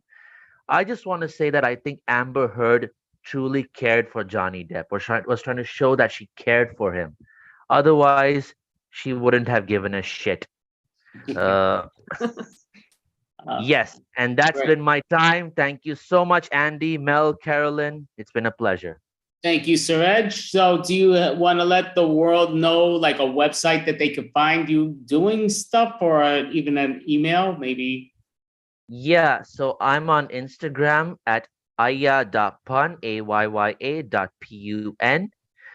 You can follow me there for all my comedy reels and content. Looking forward. Thank you. Thank you. Just because we're so behind time, we usually do a whole interview and stuff. But I mean, you were spectacular. I'm just gonna give you like honest. You did a great job. Very funny. Yeah, you were awesome. So next month we do it monthly. It's March 31st. So we would love to have you back. Obviously, it might be a little bit later for your time, but you know the deal with Eastern time. But yeah, great job. Reg. Thank you for turning on your audio and video too. Very motivating. Perfect. That was definitely a great job, Reg. Perfect. Thank you. Thank Great you. set. Thank you. So, ladies, you know, it's a gentleman that I know Caroline knows very well. We haven't seen him in a long bit, so you want to give that quick intro? Sure. Up next we have nobody. I'm gonna be saying good night to everybody because I have to Take wake care, up real Caroline. early tomorrow. Good night. and Good night. Hello, hello, hello. It has been a long time, and I've been getting around. I'm not an international man of mystery. I'm just a national man of mystery. Canadian. Nobody here. I did just get back from Toronto, and this is what I look like when I'm usually out and about. I don't know. Yeah, you can kind of see it. I don't have a computer. I'm doing this on a phone. So, yeah, I just got back this week. I was 13 days in Toronto, and boy, oh boy, I haven't been there in years. And what a treat it was. I think they're going to change the calling card, or the what Toronto is known for. It used to be Toronto, home of the nice sights. Now it's going to be Toronto. Come for the nice sights, leave because of the knife fight. they're having a lot of problems there with stabbings on the subways and in the streets, and it was nuts. I used to go there on a regular back in '92, which was awesome year to be there because the Toronto Blue Jays were killing it. '92 World Series champs, '93 World Series champs. They were so damn good. All the American teams went on strike in '94 because they just, hey, this is our world. How is the Canadians taking it? I loved it. It was a good time. I used to go down there. I would drive from British Columbia, which is on the West Coast. I'd go all the way down to Toronto with a little bit of weed and drop it off there. And then I'd go to Oshawa and I'd pick up oil and take it back to BC. And I did that for years, made a lot of good friends, had a lot of good times in Toronto, and not too much has changed. I'll tell you right now that when I'm joking around and I'm talking, I don't merge quickly or smoothly from one joke to another, kind of like how they don't merge from the collectors to the highway. Just horrible drivers. But I was lucky enough this time when I went out there for my 13 days, I flew out and I went to go visit a friend who just moved there, and they're all bragging about their new home they bought in Toronto. And I said, "Oh, what suburb is it?" No, it's right in Toronto. Oh, okay, it's gonna be a nice place. They're like, yeah, we spent $950,000 on this house. You're gonna love it. As soon as I get there, it's half a duplex. I bought 3 duplexes for $900,000. They got one half of a duplex. Oh my God. I was a little disappointed, but they are in the downtown, right? Wow. It's incredible. The housing market there is nuts. Not to mention Vancouver's crazy enough, but that kind of prices to live in Toronto, I'd never do it. And this year, I was like everybody else. The start of a new year, I said, I'm going to get fit. And changed my eating habits, it dropped all the sugar out, and I lost 20 pounds all the way up until I went to Toronto. And they have some excellent restaurants there, and I gained almost all of it back. But well worth it. Got to see some good comedians. Went to a bunch of shows. Getting up there in the years, so I couldn't go out every night. It would go out one night and need the next day to recuperate. But beautiful time. Actually, my second day there, I got to see a good comedian friend of mine, and I was staying at the Fairmont Royal York, and he was outside of town, so I went and picked him up in the car I borrowed from my friends, which is awesome because in Canada, everybody has a plate on the front of their car and on the back, except for the province of Alberta, which I live in. And my friend moved from Alberta, so he only has a plate on the back. And he borrowed me his car, so I only have the plate on the back. And I'm just whipping through traffic like 150 everywhere. First of all, if they catch me on the red light cameras, that house that ticket's going to doesn't exist anyway. So I'm not too worried about it. I had a really good time. Needless to say, picked up my buddy, and instead of driving him back to his place north an hour out of Toronto, I just got him a room in the same hotel I was staying in. And I made sure I got him a cheap room. Didn't want to spend too much on him. I was way up at the top of the Royal York. He's down at the bottom. So I had to go down for breakfast with him because he's not allowed up to the gold tier. I went down and ate with the peasants or the commoners or the people that don't spend that extra little bit. But it was the best time of my life. I had so much fun with him. All we did was crack jokes. We actually left the comedy club one night and almost got our Uber driver into an accident. Well, he was pretty close to collapsing in laughter. And all it came from was talking about jokes. And one of the jokes that I did say in that cab ride was, and it's funny because I had the wife with me and this comedian. And I said, yeah, my wife's a little bit vanilla when it comes to making love in the bed because she's a nurse and she understands, like, she's a little bit of a germaphobe, and you can do a 69 before but not after. So she's had a hysterectomy, which I recommend all women get. Oh my God, no more periods. It is so nice. It's awesome. and you don't have to worry about protection if you're safe, right? You're with the same person. And I had a vasectomy. So I finish inside the wife, and we don't have to worry about anything. And one of my girlfriends, she's a little bit more adventurous, and she likes it when I finish in her mouth. So I call the wife Cutie Pie because of the way she does it. And the other girl who swallows, I call her Sweetie Pie. Little nicknames. I'm a nobody. I got lots of nicknames, and I give them out. Well, I got a new girlfriend a couple of years ago, and she's a wild and crazy one. And she likes it in the butt. And I nicknamed her Nink, Nincompoop. Yeah, that was the joke that the cab driver literally robbed the curb driving. That was awesome, but at the same time, try not to make jokes when you're with a cab driver. Actually, it was an Uber. I gotta get that straight. I don't usually do Uber. I like the old school cab stuff. And when we got to Toronto, we got there late in the night, went to the hotel the first night, and the next morning I had to go see some old buddies of mine. Now, we're old school. Back in the 92 days, we all met, and I knew they were still running their games and whatnot, so I figured I'd go visit them just to say hi, see how things are going. And I left the biz in 06 when I married this new wife. She's great, keeping me on the straight and level. Needless to say, I went to go visit these guys. Since marijuana is now legal in Canada, they both changed their games up. One selling guns, one selling coke. And I was shocked and surprised because first thing I do is I get told, hey, you're going to be here for 13 days, buddy. You want a gun? I'm like, no, I'm good. And that was the coke dealer. Oh, it was crazy. But I did take the knife. They did hand me a knife. It was a legal one. Here in Canada, we have you're allowed to carry a knife as long as it's not longer than 6-inch blade.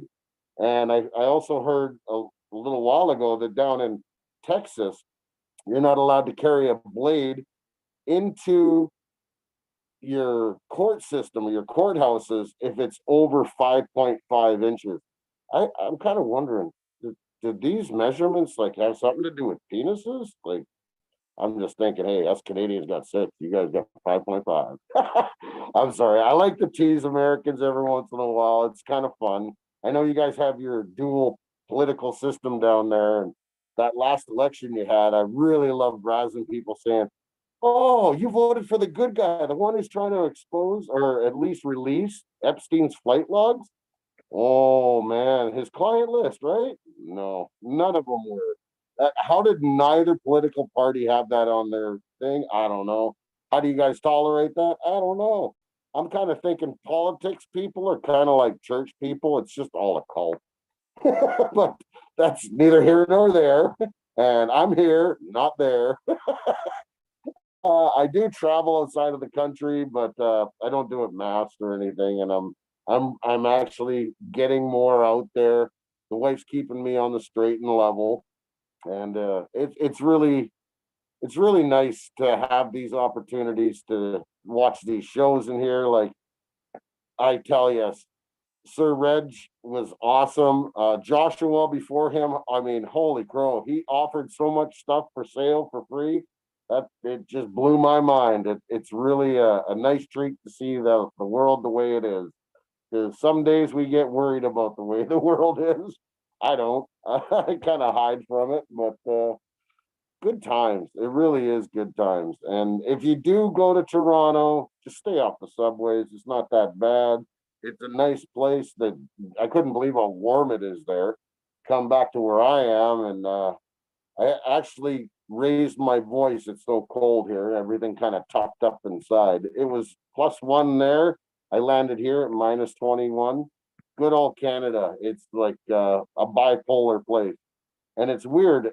When I go across Canada and I dress up for my shows and stuff with the hat and the trench coat and the mask, I get a lot of people saying things like, you look like someone who comes out every 33 years and hunts people for 33 days, or you look like a plainsman, like he's gonna hunt down a bounty, or you look like a drug dealer. And I love all that stuff. It's funny as heck that I hear it all over, but I'm in Alberta. It's kind of a Texas version of in Canada, and most of the time they just you're Antifa. Needless to say, none of it really bothers me. It all kind of makes like a joke. People think it's an insult or something, or they're trying to say something that's going to upset you, but ignorance is bliss, and I'm semi-retarded. So every day is a happy day, and I really do enjoy life, and we got to make the best of what we got. And I really do love coming on this. I haven't been here for a while. Times have been kind of busy, and honestly, I'm at work, so I didn't really want to do it from here. I like doing it in my own little safe little castle, but I see time's wrapping up, and I know you guys are behind schedule. Since it's quarter after, Andy, why don't you jump back in here? Thank you, Canadian Nobody. Just very funny. So, yeah, I mean, it's great seeing you come back. I mean, you were great. I know we are behind time, but Mel, would you like to ask Canadian Nobody a question out of curiosity? Yeah, how did you end up being a Canadian Raiders fan? This is old school Easy inspiration. And like I said, I'm not at my home, so I don't have my plainsman hat on. I don't have my trench coat. I'm old. We can't tell. I love it. Thank you, guys. I hope the night goes smooth for you. Thanks a lot, Canadian Nobody. Great job. Definitely perfect. Thank you so much. We're gonna just closing their breakout room. So I'm assuming they'll all pop in here, popping in. So do you want to introduce them anyway, Miss Mel? And Sure. Up next, we have Unicorn Kingdom. Unicorn Kingdom. So we'll wait here till they all pop in. I see some are popping down on the bottom there, which is great. Some actually do put down their video. Others didn't that we request to that don't. But Unicorn Kingdom, come on up when you're ready. Perfect.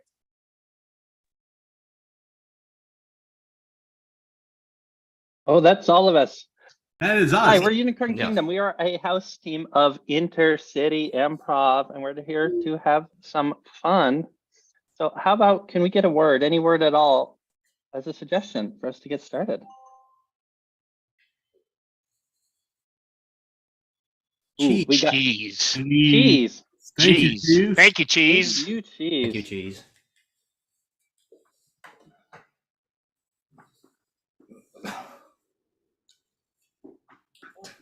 The gooeyest is the best. As long as you're following the family recipe, Reginald. Of course, Father. I've been studying it my 13 and a half years.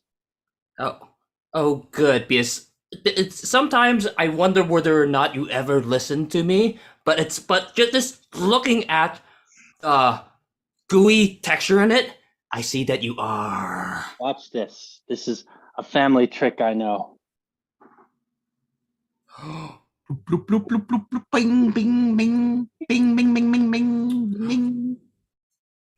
Wait, you've been spying on me when because I only do that in private. Yes, Father, I know the cheese harp. Yeah. Okay, I am both incredibly proud of you, and I hope you have not been spying on me with other things. Oh. Watch this one then. Bing, bing, bing, bing, bing, bing, bing, bing, bing. A musical cheese scarf, Father. Not what I was thinking, but I am totally impressed. Bag out, Michael. So, dear, thank you. Yeah. Keep churning, dear. Keep turning, honey. Okay. Keep Okay. turning. It's all right. Yes. Right? Yeah. So you're telling me that our son knows how to play the cheese harp already? He knows how to play the cheese harp. He did like the musical cheese cape. I thought you did that only in private. I thought you only did that for me. I thought this was between us. This was a couple thing. I know. I thought so too. But apparently our son, who we are, remember, we're very, very proud of him. Remember that. But but he knows some of our secrets. I mean, who knows what he might know, else we might know. Sorry, I need to keep stirring. Yes, please keep stirring. Oh Yeah. my. I worry for him now. I mean, it's like Yeah. he will grow up warped. He's I know, not learn the cheese harp until he has a girlfriend or a partner of some sort. Yeah. I'm starting to wonder whether or not he has these unreasonable expectations. What if he does the cheese harp on the first date? Let's find out what that disaster. would be like.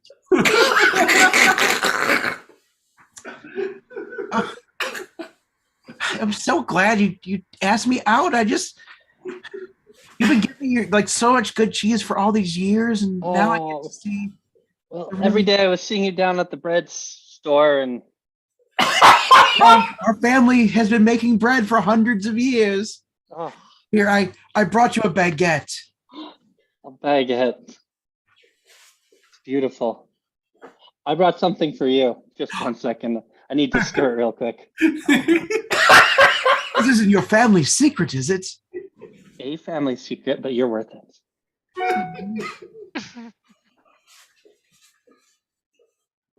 Okay, close your eyes and stick out your hand. Oh, I almost took out my tongue thinking you meant something. Oh, not yet. Okay. All right, open your eyes.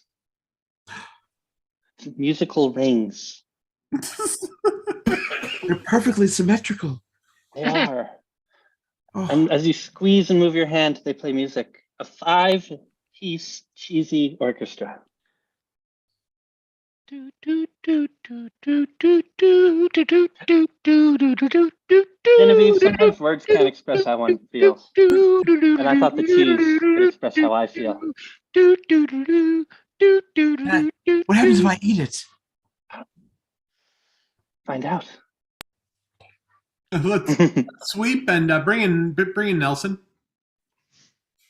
Well, dear, I wanted to do something romantic for our anniversary, and I heard about this thing that they do with cheese.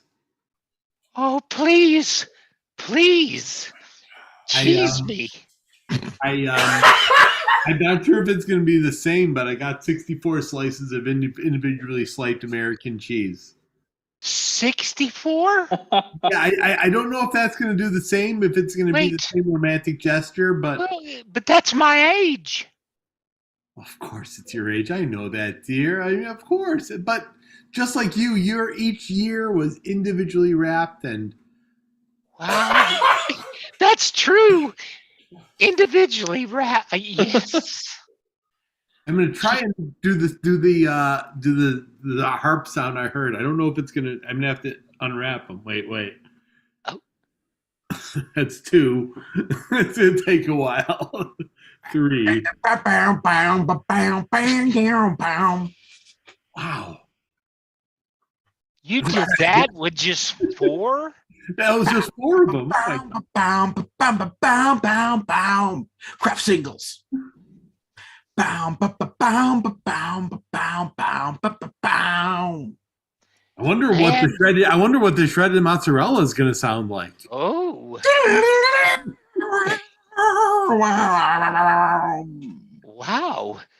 You're so amazing. I just can't believe it. I love you more with cheese than I've ever loved you without cheese. That's cheesiest. It is. It is. Thank you. I so appreciate And that. if you want to make a pun about it, you could say, of course, it's Gouda. Gouda. Sweep. Oh, this cheese is so freaking hard to steal. It keeps making music every time I touch it. I know, man. I've been trying to break in there, and everything's gonna be musical now. Oh, I guess. Sorry. Okay. Yeah, you should. We're not at the party anymore. You could take off those party ears. Anyway. Sorry, I just had to pick out your cheese. Embrace your inner mouse. Indeed. And your outer mouse. Anyway, Anyway, I'm starving. What are we going to do? It's like the moment I grab the cheese, it starts playing like an electric guitar, and then like that wakes up the people. I mean, there's always the forbidden cheese. Wait, what could be more forbidden than the musical cheese? The cheese that sits there on the little pedestal with the giant bar behind it. It looks so inviting. Oh. I know it is forbidden. Looking at it now. I want. Oh, I see it. I see it too. It looks so regal there with it's almost like a little cheese throne. I know, it's sitting on a piece of silk, and the trap is springing against the spring, just getting ready to be sprung. And it's just sitting there. Any one of us could grab it. Yeah. Any one of us. Any one of us. Please do. Oh. Please grab me. I think it's speaking to me. Please grab me. Please. I'm so hungry that I'm hearing things, I'm sure. Please grab one me. of us grabbing it, the three of us grab it together. At the same time. Yeah, same time. One, two, three. Hey, bring in Nelson. Honey? Yes? The mouse traps we put down were talking to the mice and scared them away. That's not what we want our mouse traps to do. Not. We got rid of the mice, didn't we? Yeah, but they just went into the other room. I want them gone.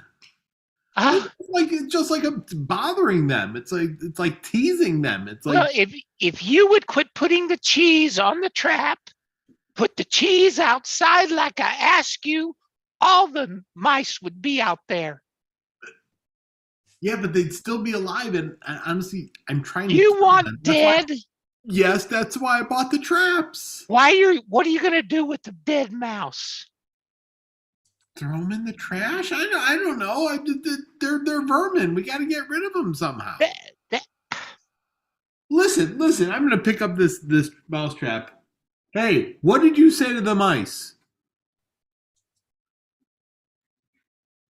I'd say nothing. Yeah, that's what I thought.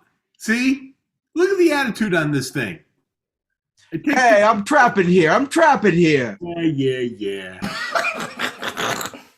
How many times do I have to tell you about talking to the traps? Well, it talked back to me, and I'm going to tell it. I'm going to Really? give it my mind. Yeah, I bought it to kill mice and rats and vermin, and it's talking and scaring them away. Maybe you should do something else with that trap. Yeah. Hey, buddy, you want a prize? Press the little button on me. Go ahead, press the button. Listen to him. I'm dubious about doing it, but since press you're that button, do it, I'm going to press me. Very slowly go and get ready to press it. Getting closer. Come on, Wuss, just tap me. Well, getting very, very close. I mean, if you saw how slowly I'm going, you would see how close I'm actually getting to touching this thing that's definitely going touch it. Just snap, touch it. You've been snapped, man. No, I can't. I can't do it. I can't. Then quit complaining about the mice not getting caught. I'm sorry, Mousetrap. I doubted you. You bested me this time, Mousetrap. As did you, honey. You know, those mice are better outside anyway. You're right. Okay, because they used to just climb up in bed with us. Yeah, that's true. We used to have those sheets made out of blue cheese. That didn't help. No, it didn't. It did not. The blue cheese scented sheets. Yes, I remember those. Meanwhile, at Kraft corporate headquarters. Meanwhile, earnings are up across the board. talking cheese has been the TikTok trend of the year. My God, why didn't we do this years ago? Oh, well, honestly, I was cynical. I admit some fault in this. You're fired. I'm fired? Yes, I'm decided to go to the Elon School of Management. Very well. Well, I just thought it was a passing fad.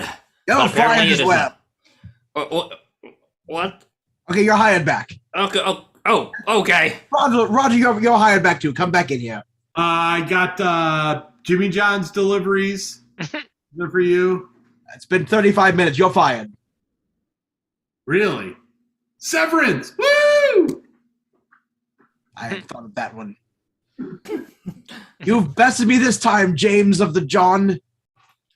Well, I was thinking, Mr. President. Yes. What if the cheese not only spoke but sang, serenaded, wooed? Ooh. Ooh. Imagine Thursday afternoon, grocery shopping time. And this is the big shopping day. You didn't take a basket, you took a cart. And you're walking down the cheese and meat aisle. You hear a song. Would A cappella, but not just a voice. Would you take a bite of me?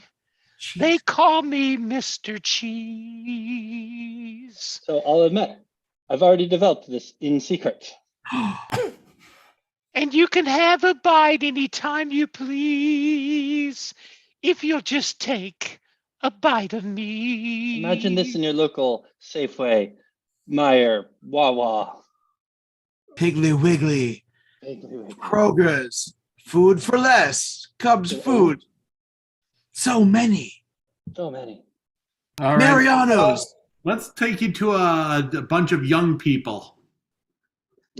Oh, man, my parents were making me listen to Cheese last night. Man, he made you listen to Cheese also. My parents, my parents were making me listen to some oldies Cheese. I mean, Man, my parents are doing that too, and I'm just like, I'm just being here cool, and you're making me listen to Cheese. Yeah, man. Oh yeah, I mean, it wasn't even good cheese. It was easy cheese. Oh yeah. So last year, Mom. Yeah. Yeah, but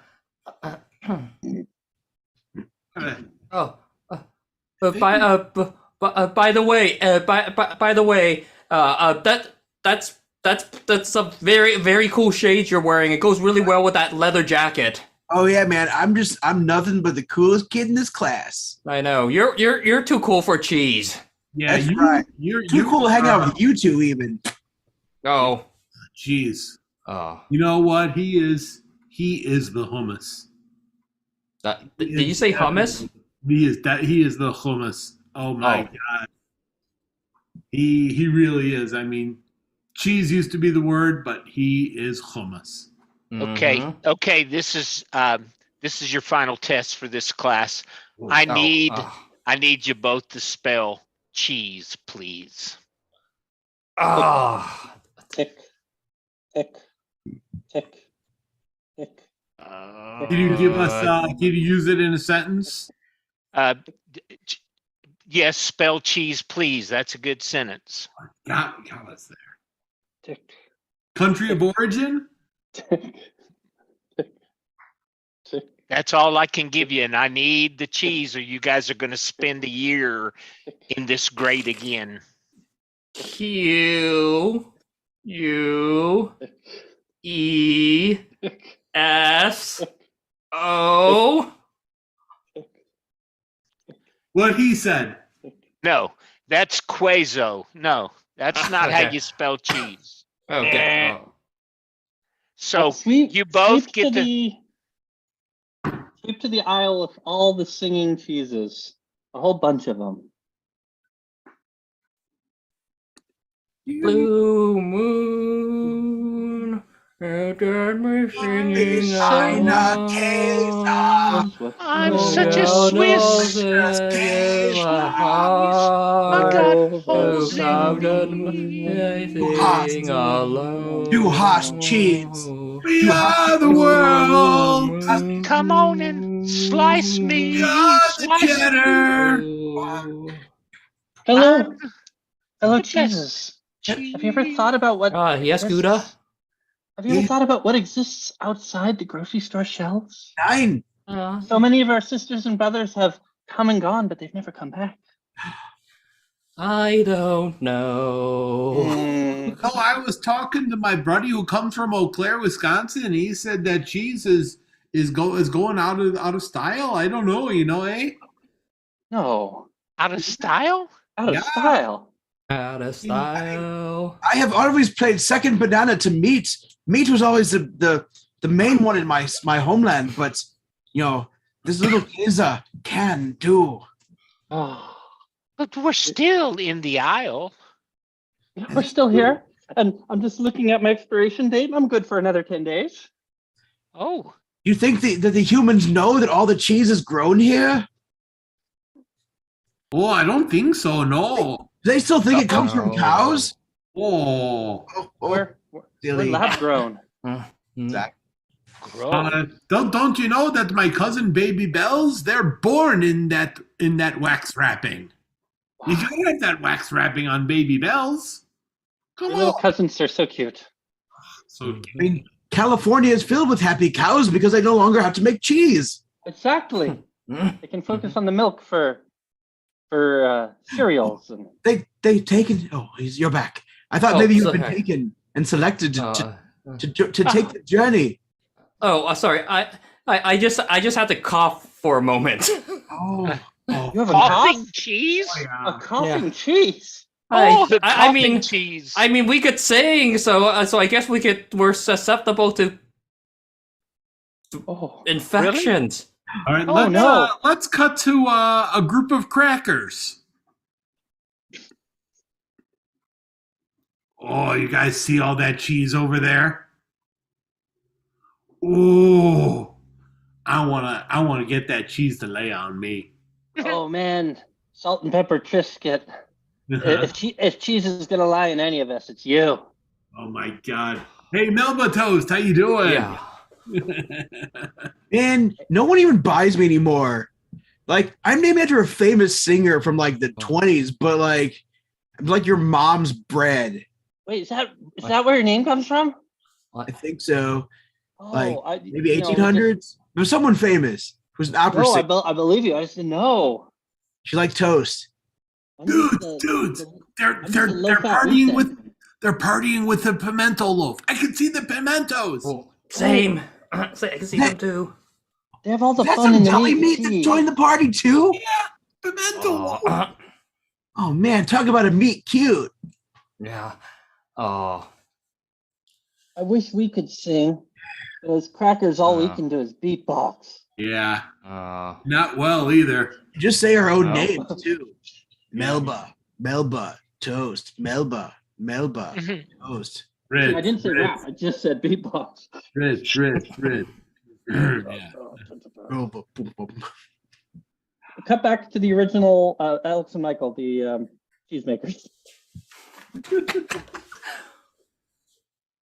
Father, I've impressed so many people with my cheese art. With your, I know you're. I'm proud of what you have learned, but are you just giving away our family secrets willy-nilly? I had glasses earlier. Yeah, you do. It's important. Hang on. I've got my cheese making glasses. Oh, there we are. Okay. Not really neither. No, Father. People respect me for my cheese prowess. People respect. Whoa! This is where the cheese is made? This is way cooler than I thought. I'm the coolest kid in your class. Oh, come in. I can show you something, a craft I can make with cheese. You? Let's see. Son, you're friends with a cool person? Cool person, close your eyes and stick out your tongue. and they will wow you with cheese. There. The tiny dog made out of cheese. Oh. Oh. And now it's gone. I can feel him barking his way down my stomach. Yes. Tag That's out personal. Michael and Alex. Cool person, Brian. Yeah. You have been found having visited a cheesemaker, which we all know is not cool. Oh no, but it's so tasty. Please don't kick me out of the Cool Kids Club. No, you are being forced on cool kids probation. You are now no longer fully cool. You are only No. cool. I'm only now semi-cool. Changing your sunglasses accordingly. I have traded them in for the lesser cool sunglasses. Now go out and eat more hummus. Hummus. Head to the hummus aisle.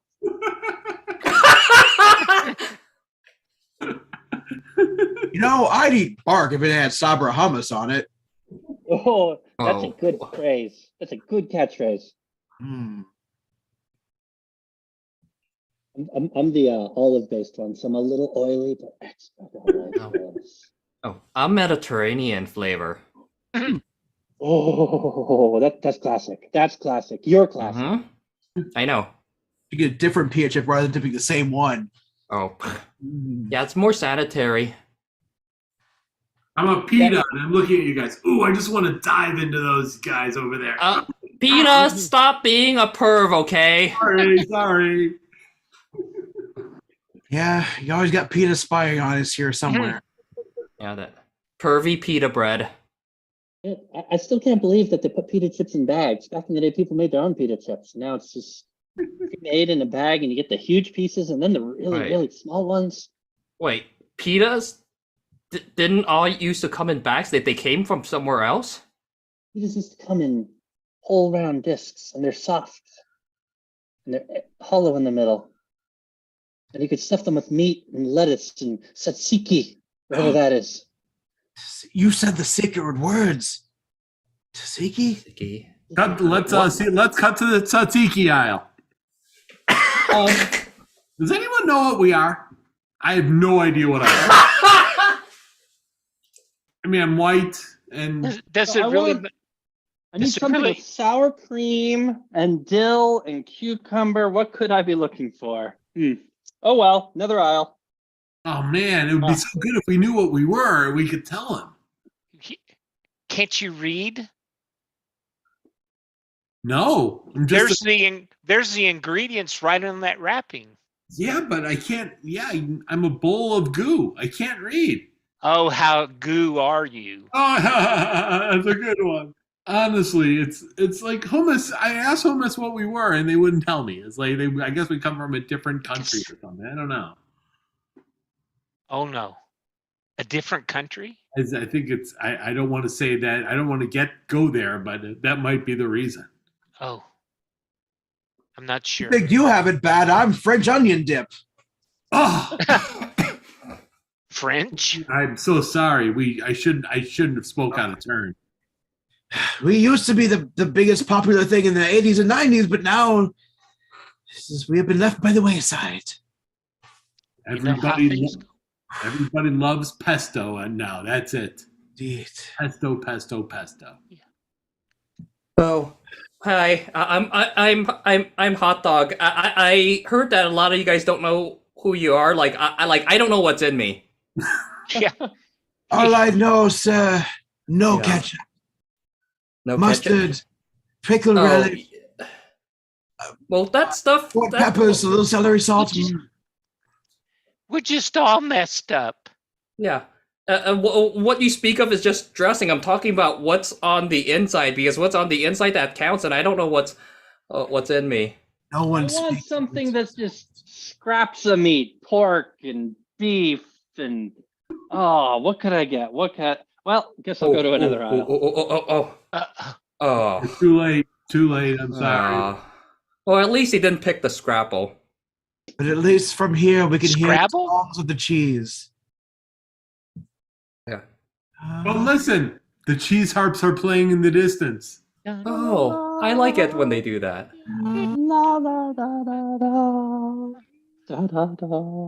Cheese for you. Behold the power of cheese. Can we have some cheese, please? Cheese for you and cheese for me. Godspeed. Please, let's have some beautiful. cheese. Well, at least we're not with those stupid crackers anymore. And that's our show. Thank you, Mel. Thank you, Andy. We are Unicorn you. Kingdom, Thank a you. house team of Inner City Improv. Check Facebook for jams every Sunday. Indeed. Great job, Unicorn Thank you. Kingdom. If you want to stick around, we will have an improv jam. I haven't really been advertising it, so I see one person came read back. That was my fault, but if you want to stick around, you can. Thank you. Thank you.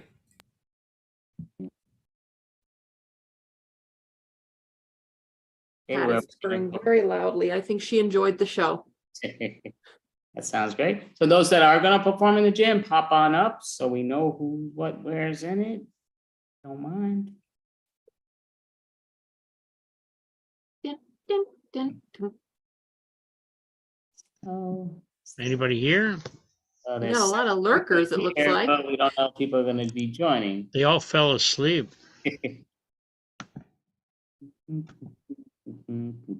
Well, All right, that was my sort of my fault with the time. I just figured that people wouldn't stick around, kind of like last month. When I get you. advertised it the last time, then they would tell me, "Oh, you should get it, do it again." It's kind of hard to know when. yeah, it's hard to know. Yeah, I understand. So I guess, are we closing? What are we doing? I guess I still see people here. I don't know why they picked that. But does anybody else want to join in? Response. They're lurking in the shadows. All right. So I mean, I guess we could call it a night. So I'll just put this off. So thank you, world, and thank you everybody for the extravaganza. We'll be back next month.